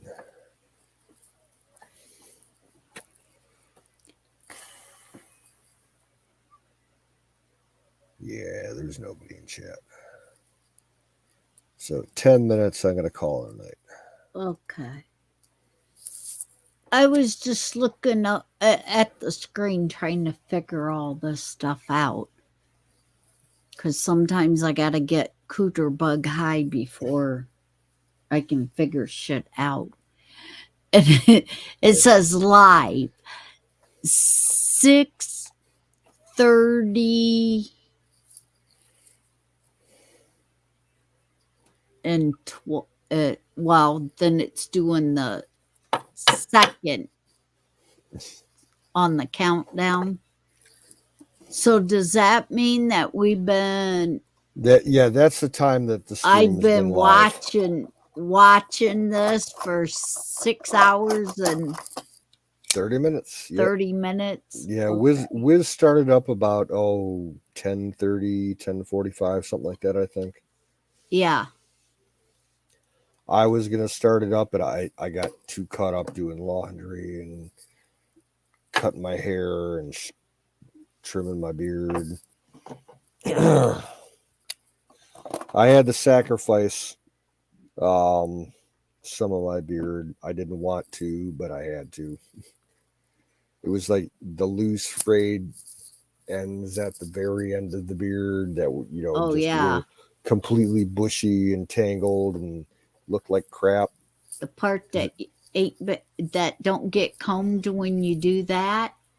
Well, even when you cut my beard hair, it just gets, it's real coarse and it's oily, but it's dry, and it just fucking curls and does weird shit. It's not straight and soft. Yeah, I have a coarse beard, and I mean, I could correct it if I was a metrosexual with all kinds of beard cream and beard oils and shit. But fuck that. No, I'll tell you how you could correct that. Buttermilk. Well, yeah, but how Sick Pack corrected his was with the towel and mane. Never heard of that. Oh my God! It started at the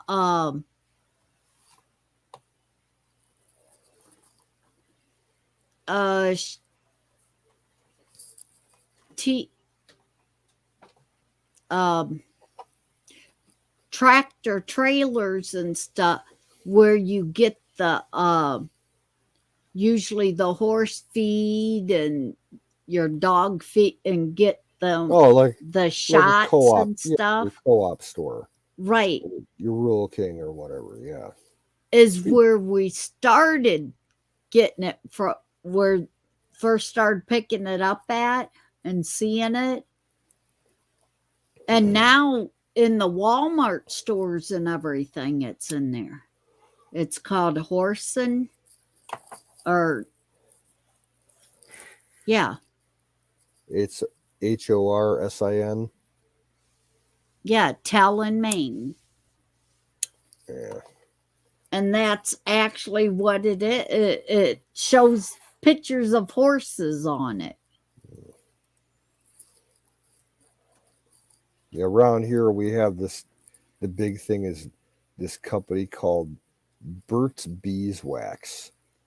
Oh, the beeswax, yes. Yeah, they've been around for 30 years. Yeah, we used to have it here. They started out with like basic hand creams and face creams and chapstick and shit. And then they started getting into the hair products and the beard products and everything. I'm sorry. I honestly don't care that much about my beard appearance to put money into it.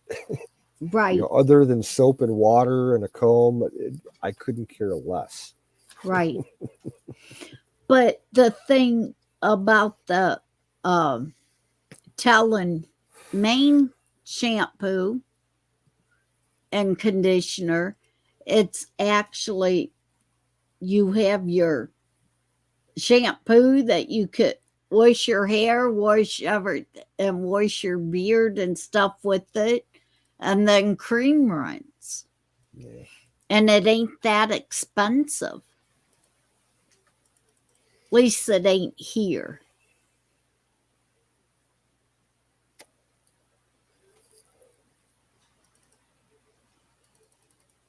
But yeah, when I use Sick Pat used to use it. I used it, and we washed the dogs a couple times with it.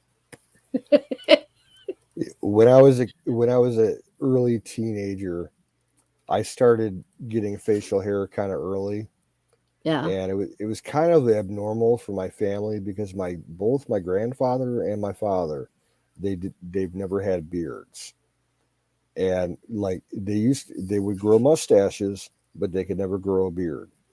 And I started out like I was probably a sophomore in high school, and I started getting a real heavy mustache area and like the jawline stuff, like a thin jawline of hair. Yeah. And I started trimming up my jawline into a real like buzzed tight close triangle towards my mustache. I couldn't grow the goatee in high school, but I had a mustache. But it was so thin, like everybody said, you look like a white boy trying to look like a slick ass Mexican in California with the little zippy mustache and everything. I'm like, oh, hey man, at least I got it. You don't. And like right after high school, I was able to grow a goatee, and that's what I wore for probably 3 years until I started growing beards. Dude, the first long beard that I grew was down in my belly button. Damn. And I had long hair too. I didn't cut my hair for almost 4 years. It was down to my ass crack. Headbanger hair. It was so hard to keep clean though. Yeah. Pain in the ass to wash. Well, you needed a woman to wash it. Yeah. Yeah. Back then, I was so fucked up when I had my apartment, like around 98, 99, early 2000. I had some roommates, and we were all kind of just, potted out whack jobs. And I was cheap back then, so like I would buy like liquid dish soap, and I'd use that throughout the house for anything. Like if I was washing my hands in the kitchen or doing dishes, or if I'm taking a shower, washing my hair or whatever, it was liquid Dawn dish soap. It works, but it doesn't work as well as like, some other stuff. Yeah. It dried you out really bad, but Yeah. kept you clean. Yeah, I was poor back then. All my spare money went to weed. We smoked so much weed in that fucking apartment. Oh my God. Oh, call the dealer every other day. Hey man, hook us up with a quarter. One of them apartments that you could walk around the walls and scrape some No. smoke off of It was kind of clean, but it was Section 8 housing, to be honest. Like half of the occupancy they had an agreement with the county, and Yeah. they had to have at least half of the occupancy of the 2 units as Section 8. And Yeah. so there was a lot of weirdos in there. But we tried to keep it clean. We had, when I moved in there was 4 guys living there, and we had a ball for like a year. And then one guy got on crack, and it all went downhill from there. And I had, oh man, like my whole fucking CD collection got stolen and sold at the record exchange from this one dude, and then another girl. the guy whose name was on the lease as the primary, he had a girlfriend and she got fucked up on coke and caused some trouble over there. And then, yeah, then everybody moved out. And I'm like, I'll take over the lease if you give me, a decent, discount, and I'll clean the place up. And, the landlord and the maintenance guy, they looked over the place and they're like, yeah, if you can, clean it up to, so and so spec and, help out with the plumbing and whatnot, we'll give you $100 off your rent per month. I'm like, sure. So I ended up staying there for almost 2 years. And I had a 2-bedroom apartment. It was like $550 a month back then. Yeah, damn. And they knocked off $100 off of that. And then when I got behind and ended up getting evicted at the end of it, I made a deal because I moved after we got the eviction notice. I had 2 people living there. I left immediately, and when I was able to stay with a friend of mine in his condo for 6 months, and like probably a week and a half after I moved out, I went to the apartment building and knocked on the maintenance guy's door. And he let me in, and I was just turning in my mailbox key and asking him, if there was any problems with the apartment. He's like, "Oh, dude, like I know you left there because he saw me move out the one day, and he's like, I know you weren't there, but you got to come see this." And he took me upstairs. I was on the 2nd floor, and there was police tape on the door. I'm like, "Did somebody die?" And he's like, "No, nothing like that." But the 2 guys I had left there, they had a going away party that got way out of hand the night they moved out, and they trashed the place. Like they were breaking furniture. They put fucking, they had eggs and bacon stuck to the wall. Oh my God. In the living room. They like destroyed the light fixtures, the ceiling fans. They were shitting in the bathtub. They left a beer stein full of piss in one of the closets. The electric got turned off, and while they were gone, and all the food in the fridge rotted. I mean, it was horrible. I'm like, dude, I feel so bad. I'm like, you need to call the owners right now. I want to talk to them. I'm like, I feel so bad. My name was the primary on the lease. I'm like, these fuckers, like, you guys know I wasn't here when this happened, but my name's on the lease. I want to help you out. They're like, okay, if you'll spend a day or 2 with the maintenance guy cleaning out that place, we'll knock off the back rent that we owe that we were going to sue you for. So I spent 2 days just tearing everything out of that apartment with the guy. They moved a dumpster right below our balcony so we could just shove the furniture and everything out. It had everything wet. It was disgusting. I ended up washing the walls and the bathroom and the kitchen and, vacuuming and everything. And yeah, it was a mess. But it got me out of like $800 and almost $900 worth. By cleaning up. Yeah. I left on good terms with them. That was good. I used to be one in Tennessee that I used to go and clean them apartments. Yep. I know a lot of ladies in this area that do apartment cleanups, office buildings, and county buildings and stuff like that. Doing the overnight shift, just vacuuming and taking out the trash and washing the windows and shit, and they make some pretty decent money.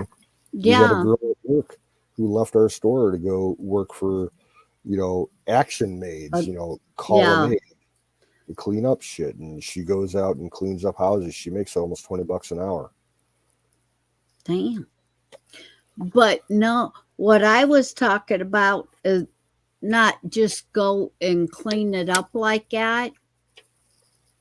I was one of that did the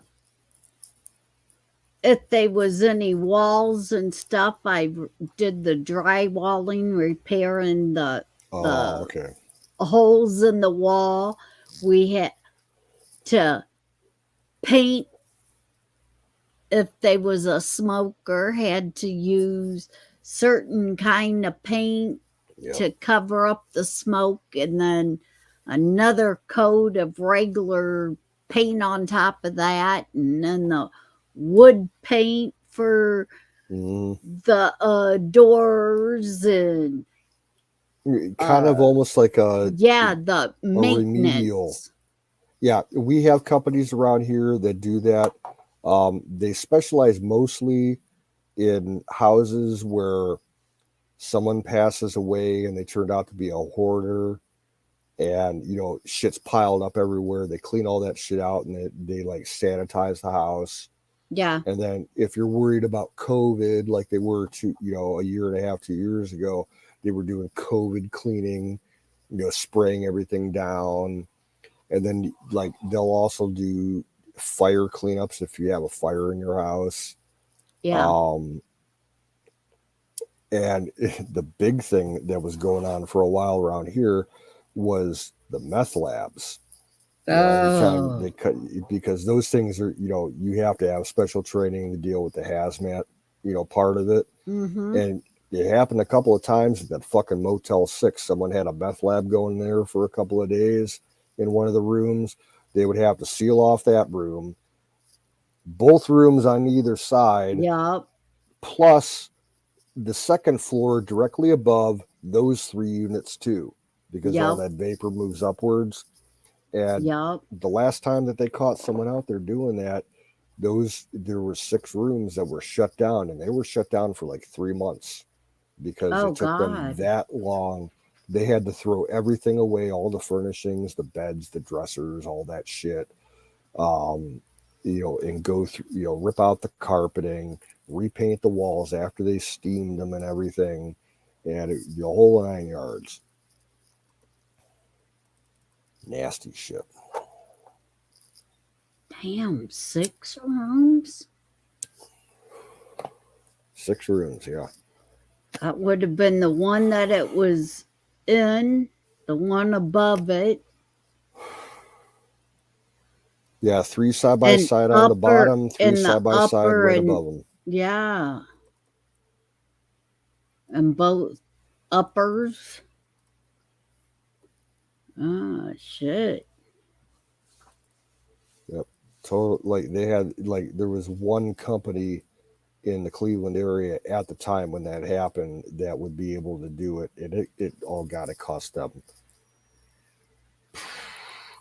probably $50,000-$60,000 to have them come out and do those 6 rooms. Oh my God. But they had to, it was state law. Yes.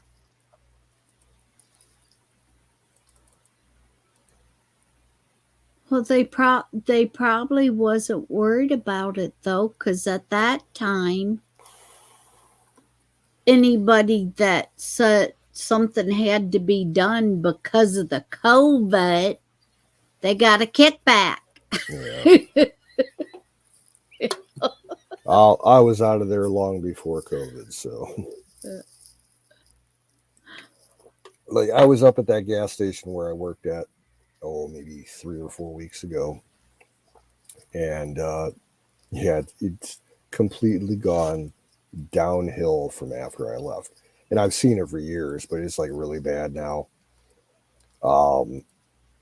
They have plexiglass enclosures all around the counters with the registers, and you can't really pass anything through the little slot to get scanned, like nothing larger than like a box of crackers or a couple of candy bars or like a little single soda.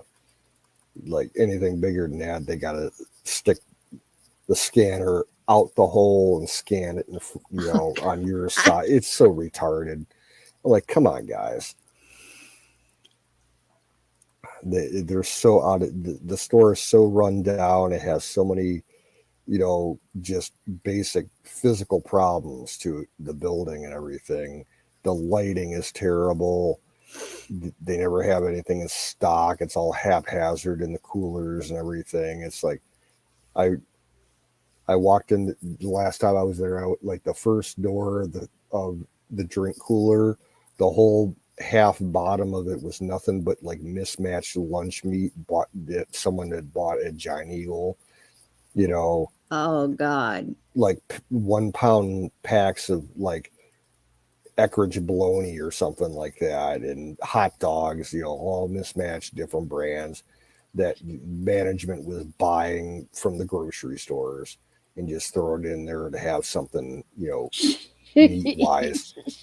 So when I was working there, we never carried meat. You know, we carried packs of hot dogs. That was it. Yeah. The only kind of fresh meat you could get was a pack of hot dogs.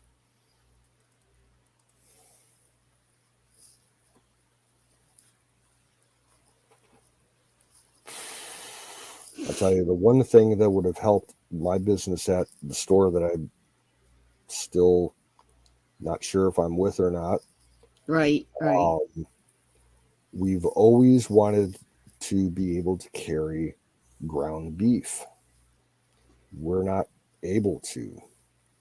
We would have to pay an insurance premium of about $2,000 a year in order to carry ground beef because of state, you know, safety codes and everything. Yeah. We can sell all the shit through the deli, all the lunch meat that we want. We can sell hot dogs and kibasi and bacon in the dairy case, but we can't carry, you know, we can't sell ground beef. It's like, it's strange. If we would have been able to sell ground beef, I guarantee you, if we had ground beef by the pound or ground beef, you know, made in the fresh burger patties, our business would have picked up 20%. I guarantee it. Because everybody in the neighborhood was always looking, oh, I want to make some burgers tonight. Sorry, I can't help you. Yep.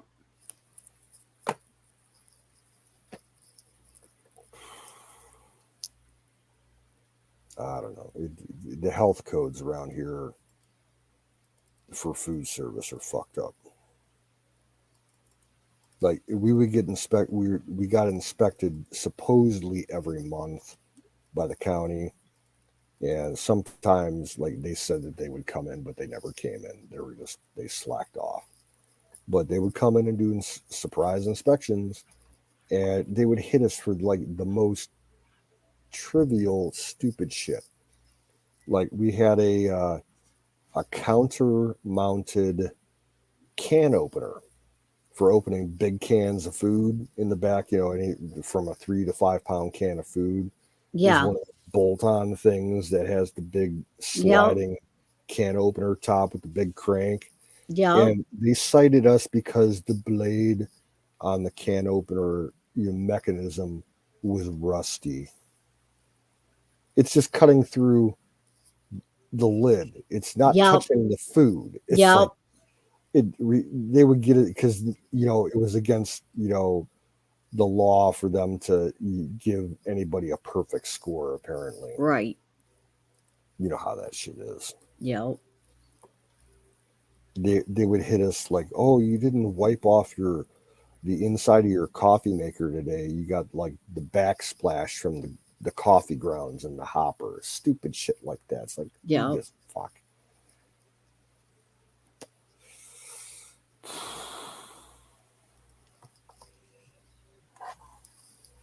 Because if they at least didn't find one thing wrong or didn't write at least one thing was wrong, then they got jumped from their bosses that they wasn't doing their job because they couldn't find nothing wrong. The funny thing is, one of the major problems at that store, I would say, as far as if you could list like a problem sheet with like 20 things that really need to be fixed with the store, number one on the list has always been the refrigeration system there.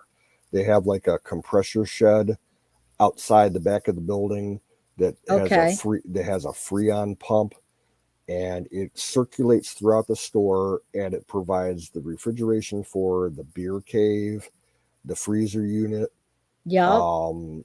2 or 3 coolers, plus the deli case and the dairy case. And Ooh. it would go down every 3 months because it was hodgepodge together when they built the store over 20 years ago. Like Yeah, for all of that to run off of. It was meant for like an actual like small grocery store. It's too Yeah. overpowered, and the pumps that are connected to it, like they could never get the strength right between them, and they would die like on clockwork every 3 months, and we'd have to call out a third party emergency repair company Right. that would spend 6 hours adjusting shit before they could get it fucking right. And the last time it happened, like probably 2 weeks before I left there, they had to completely drain the entire Freon tank, and they had to put $600 worth of Freon back into it when they were done. Oh my God. That was like a $2,300 service bill just for them to drain the tank and clean the lines and adjust a few things, and it takes like 4 to 6 hours. Just total, no wonder they're failing, because all the equipment's old. Like our deli case was originally a freezer case that they converted into a deli case, so that thing's always fucked up.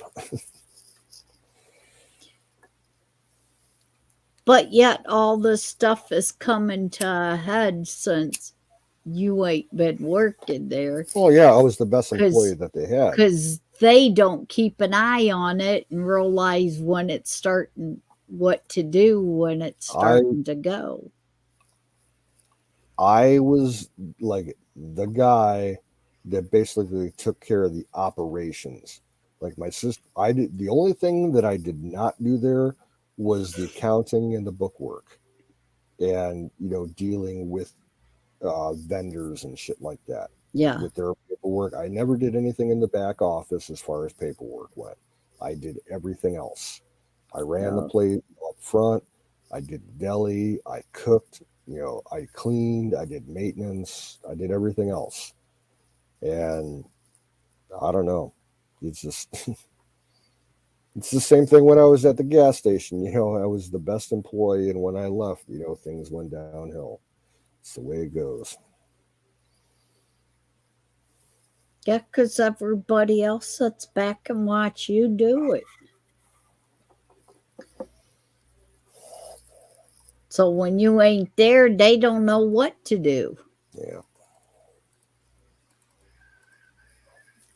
Yeah, I don't. Honestly, my chances are 50-50 going back there. It would have to be part-time with restrictions, as far as what I can do. No heavy lifting.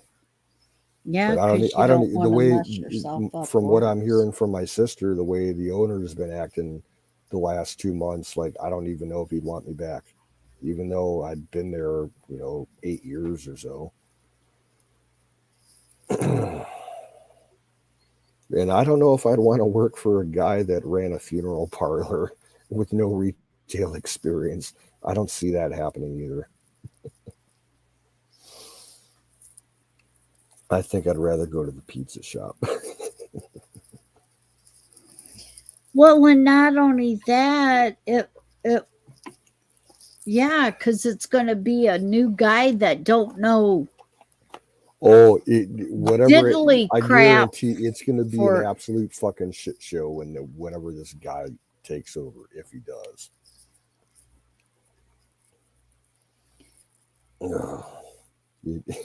Yeah, you definitely don't want to go back for him, because you already know the job.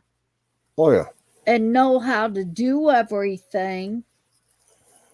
And he would be coming in and being a new owner, trying to have you to do it all, or telling you you're doing it wrong. And honestly, if I end up coming back, I will tell them that I found out today that about maybe 2 or 3 weeks after I was out of there, they gave everybody a raise, with the exception of like Ah, one person.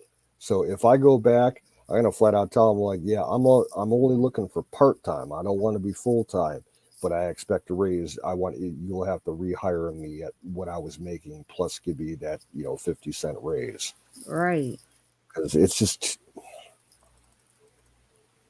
there. I did too much work.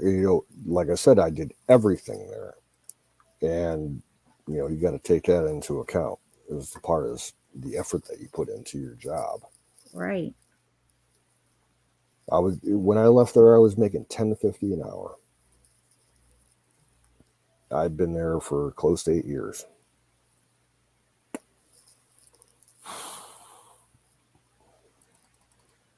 My sister, she says that she's going away to a job where it's one of her customers that owns the company. Um, I think they do some kind of tech work, but they have an office with like maybe 10 ladies working in it, and she's going to be one of the office workers. She's going to make like probably $3 or $4 more an hour doing that.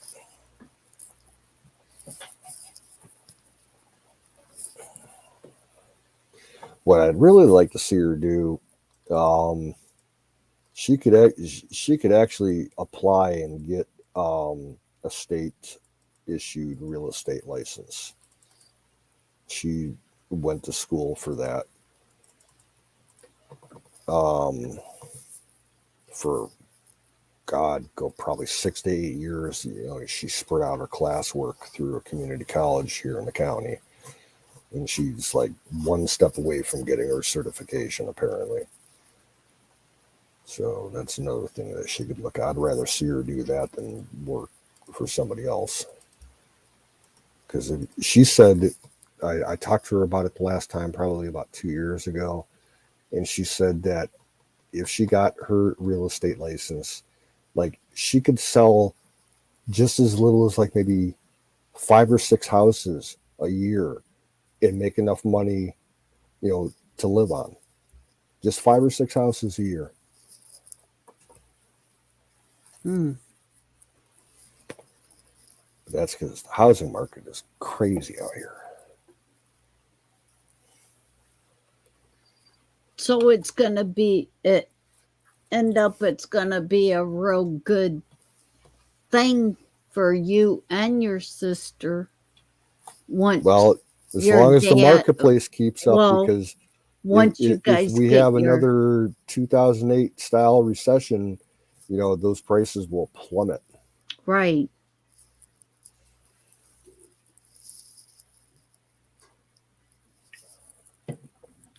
But for her getting your dad getting the estate all settled and getting the money for her to finish that last year. Well, no, I think all she That, needs is to go through the actual state licensing process. oh, okay.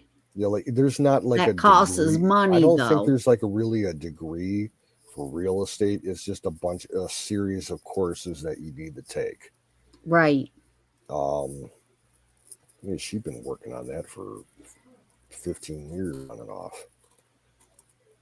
I think Yeah, she but took then classes in Pennsylvania too, because she was living in Philly for a couple of years. but I think to actually get the actual license once you're done with it, all it costs is money. Yeah. Quite a bit of money. So that's what I'm saying. Once you get, I mean, she's better off than I am financially. yeah, But I don't think she couldn't get herself her own house right now unless she took out massive loans. right, But she could get a condo for herself or an apartment. Yeah, no problem. But the thing is, she lives with our mom, and with her health issues and her age, I don't know if she's comfortable leaving her alone at the house. She wants to, but she's not comfortable enough with it. Because I can't take care of her. What am I supposed to walk over to her house? Like, That's like a 20-25 minute walk to her house. And check up on my mom every day. I can't do that. Right, right. But then again, my mom, she has told us her entire life that she does not want to go into a home. We are to let her live out her life in her house. She doesn't she basically told us that if we ever put her in a home, after she's dead, she'll come back and haunt us for the rest of her lives. That's what she's told us. Okay. Yeah. I'm like, okay, whatever. Well, Have at it. The reason why I agree and say okay, because yeah, that's what Daddy and Mom both said. Yep. But Daddy, he didn't die in the home or anything. He had to be put in the home for only 2 months. And that's because when he had the one surgery, he ended up with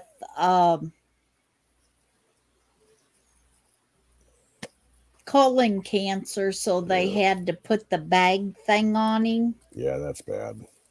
And to do that, they made him stay in a nursing home for 2 months while they taught me and Mom how to change it and clean it and how to take care of it all, to bathe him and everything. Yeah. So yeah, it wasn't that we put him in there, the doctor did. He said it was to the point when I moved in here at the farm, it was number one, I needed a place to stay. I was homeless for like 6 months, and then my dad invited me to come over, and it became more. It wasn't so much an issue of me just needing a place. My dad needed help taking care of his dad, and because he had onset Alzheimer's, and he had heart problems. He had 4 heart surgeries in the past, 2 bypasses. And then he started getting bone cancer, and none of my grandparents died in a home. They were never put in homes. My mom's mom and my dad's dad and my dad's mom all died in the hospital, from one thing or another. Yeah, they never got put in homes. That's the way it was for my family on both sides, for Mom's side and Dad's side. Yep. Something happened, they got hurt, or, in my grandpa's case, he had the Alzheimer's and the cancer. His wife, my dad's mom, she died of lung cancer and heart disease because she was I think I'm a heavy smoker. She was the heavy smoker queen. She'd go through half a carton of cigarettes a day. Oh my gosh. Yeah. And she was such a smoking fiend. She'd have 2 or 3 cigarettes lit around the house at any given time.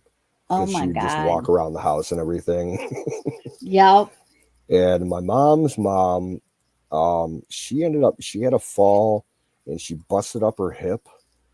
And then a couple months later, she had an infection from the hip, and she caught pneumonia, and that fucked with the infection, and it just went downhill, and she was in the hospital for 3 days, and then she died just from the pneumonia. And she died cursing my mom. This is all your fault. Fuck you. I can't believe I had you as a kid. She was nasty at the end, apparently. So my mom has absolutely no love for her mom. We put her in the ground. After that, my mom has never been back to the grave. She wants nothing to do with her. I can't blame her. My mom, she actually told me about 10 years ago that her mom not once in her entire life told her that she loved her. Ooh. Can you imagine that? Your mother never tells you that you love her or that she loves you her entire life. No. Yeah. I don't blame I, her. I can't. No, I cannot imagine that. She was a hardcore um, second generation German lady. Like my grandmother grew up in this town in Michigan, like this way out in the middle of bumfuck Egypt in Michigan, this German immigrant town. They had like three Okay. generations of Germans in it. Yep. And like she didn't learn the English language while she grew up in Michigan up until she got into high school. They spoke all German in this town. Yep. And I honestly I don't know nothing about her husband, my mom's dad. I know absolutely nothing about him other than he was like some kind of factory um proficiency inspector or some shit like that. He was like some walk around, with the clipboard efficiency manager. That's all I know about the guy. She never talked about. My mom's only talked about her dad like once or twice to me in my entire life. I don't know much history about her side of the family other than their German and French. Like when my grandma died and we cleaned out her house, we were up in her attic. We found my grandmother's, her mother's, and her mother's birth certificates. And two of them were done here in the States, and the oldest one was done back in Germany. These birth certificates were like illuminated manuscripts with the gilded pen work and everything, and all in German calligraphy with Yeah. with big pictures of religious scenes and everything all done up in like 20 different colors. Like these things, my mom still has them. She'll eventually sell them. They're probably worth like 20 grand a piece. They're amazing, like museum pieces. You could put those fucking things in museums. Yeah. I know what you're talking about because mom's dad was full-blooded German. He come and it got to where I do not know none of his brothers or sisters. Mom said she only remembers one or two of them because when they came, evidently when Grandpa come over, he was a kid and he was one of the younger ones, and his brothers and sisters was older than him, and they went all into different homes because their mom and dad didn't come over with them. Just the kids did. Yep. My mom's mom, when she left Michigan and came to Ohio, I guess, and married her husband. And they were in the Cleveland area, right on the edge of Cleveland in the next suburb. And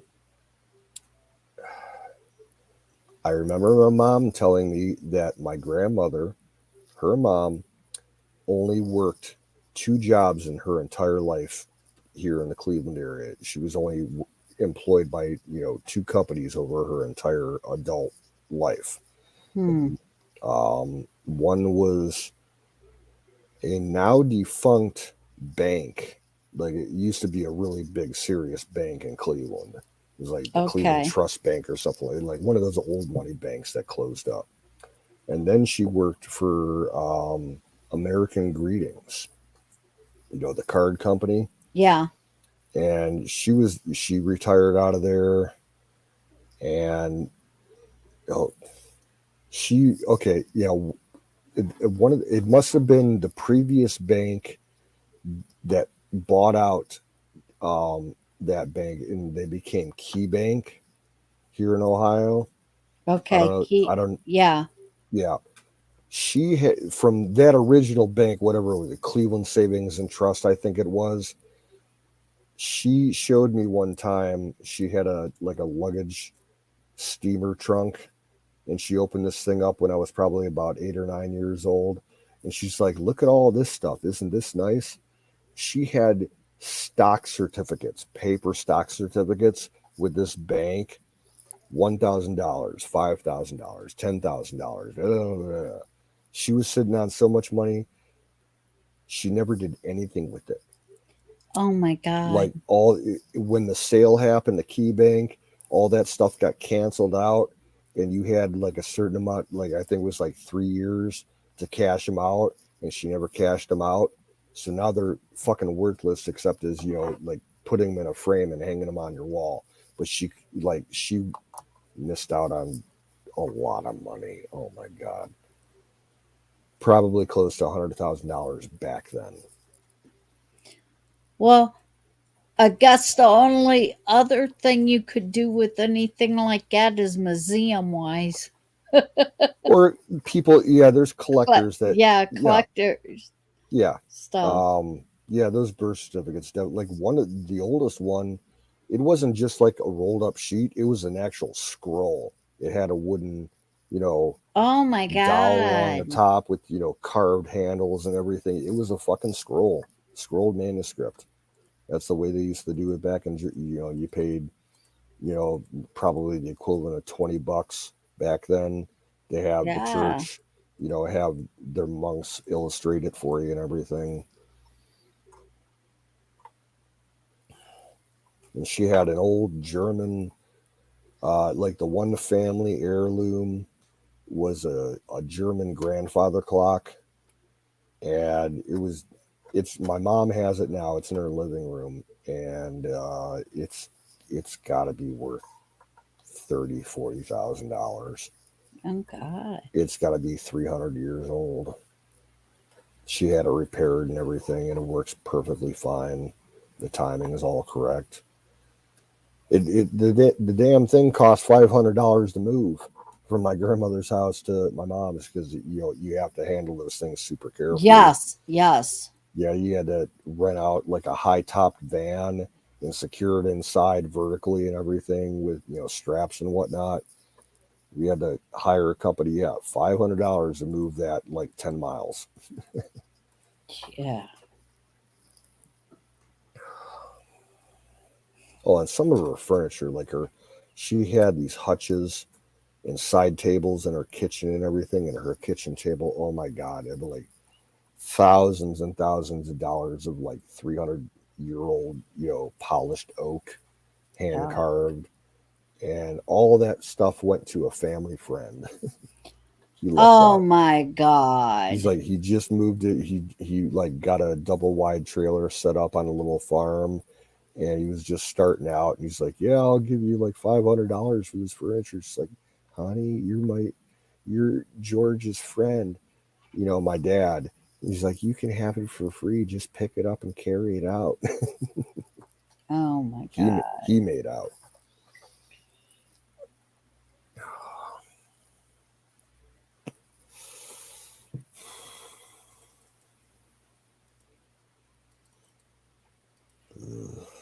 All right, I'm passing out here. Okay. But one thing, people like that's a friend that what they gave to them, basically, who can always pop in and say, hey, you remember, because you was my friend, Grandma gave all of the. Oh yeah. So you can collect little things.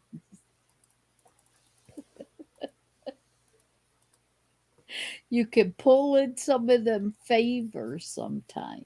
Yeah. It was all because he had a truck and a trailer, because he was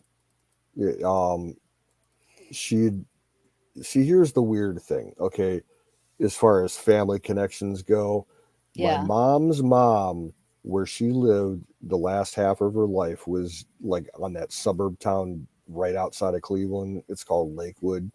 The Yeah. house, it was a duplex. It was a one up, one down, and she had the downstairs, and the house was owned by my dad's dad. He was, she was his renter, and Yeah. because she was in the family, he gave her, a nice discount on the rent and everything.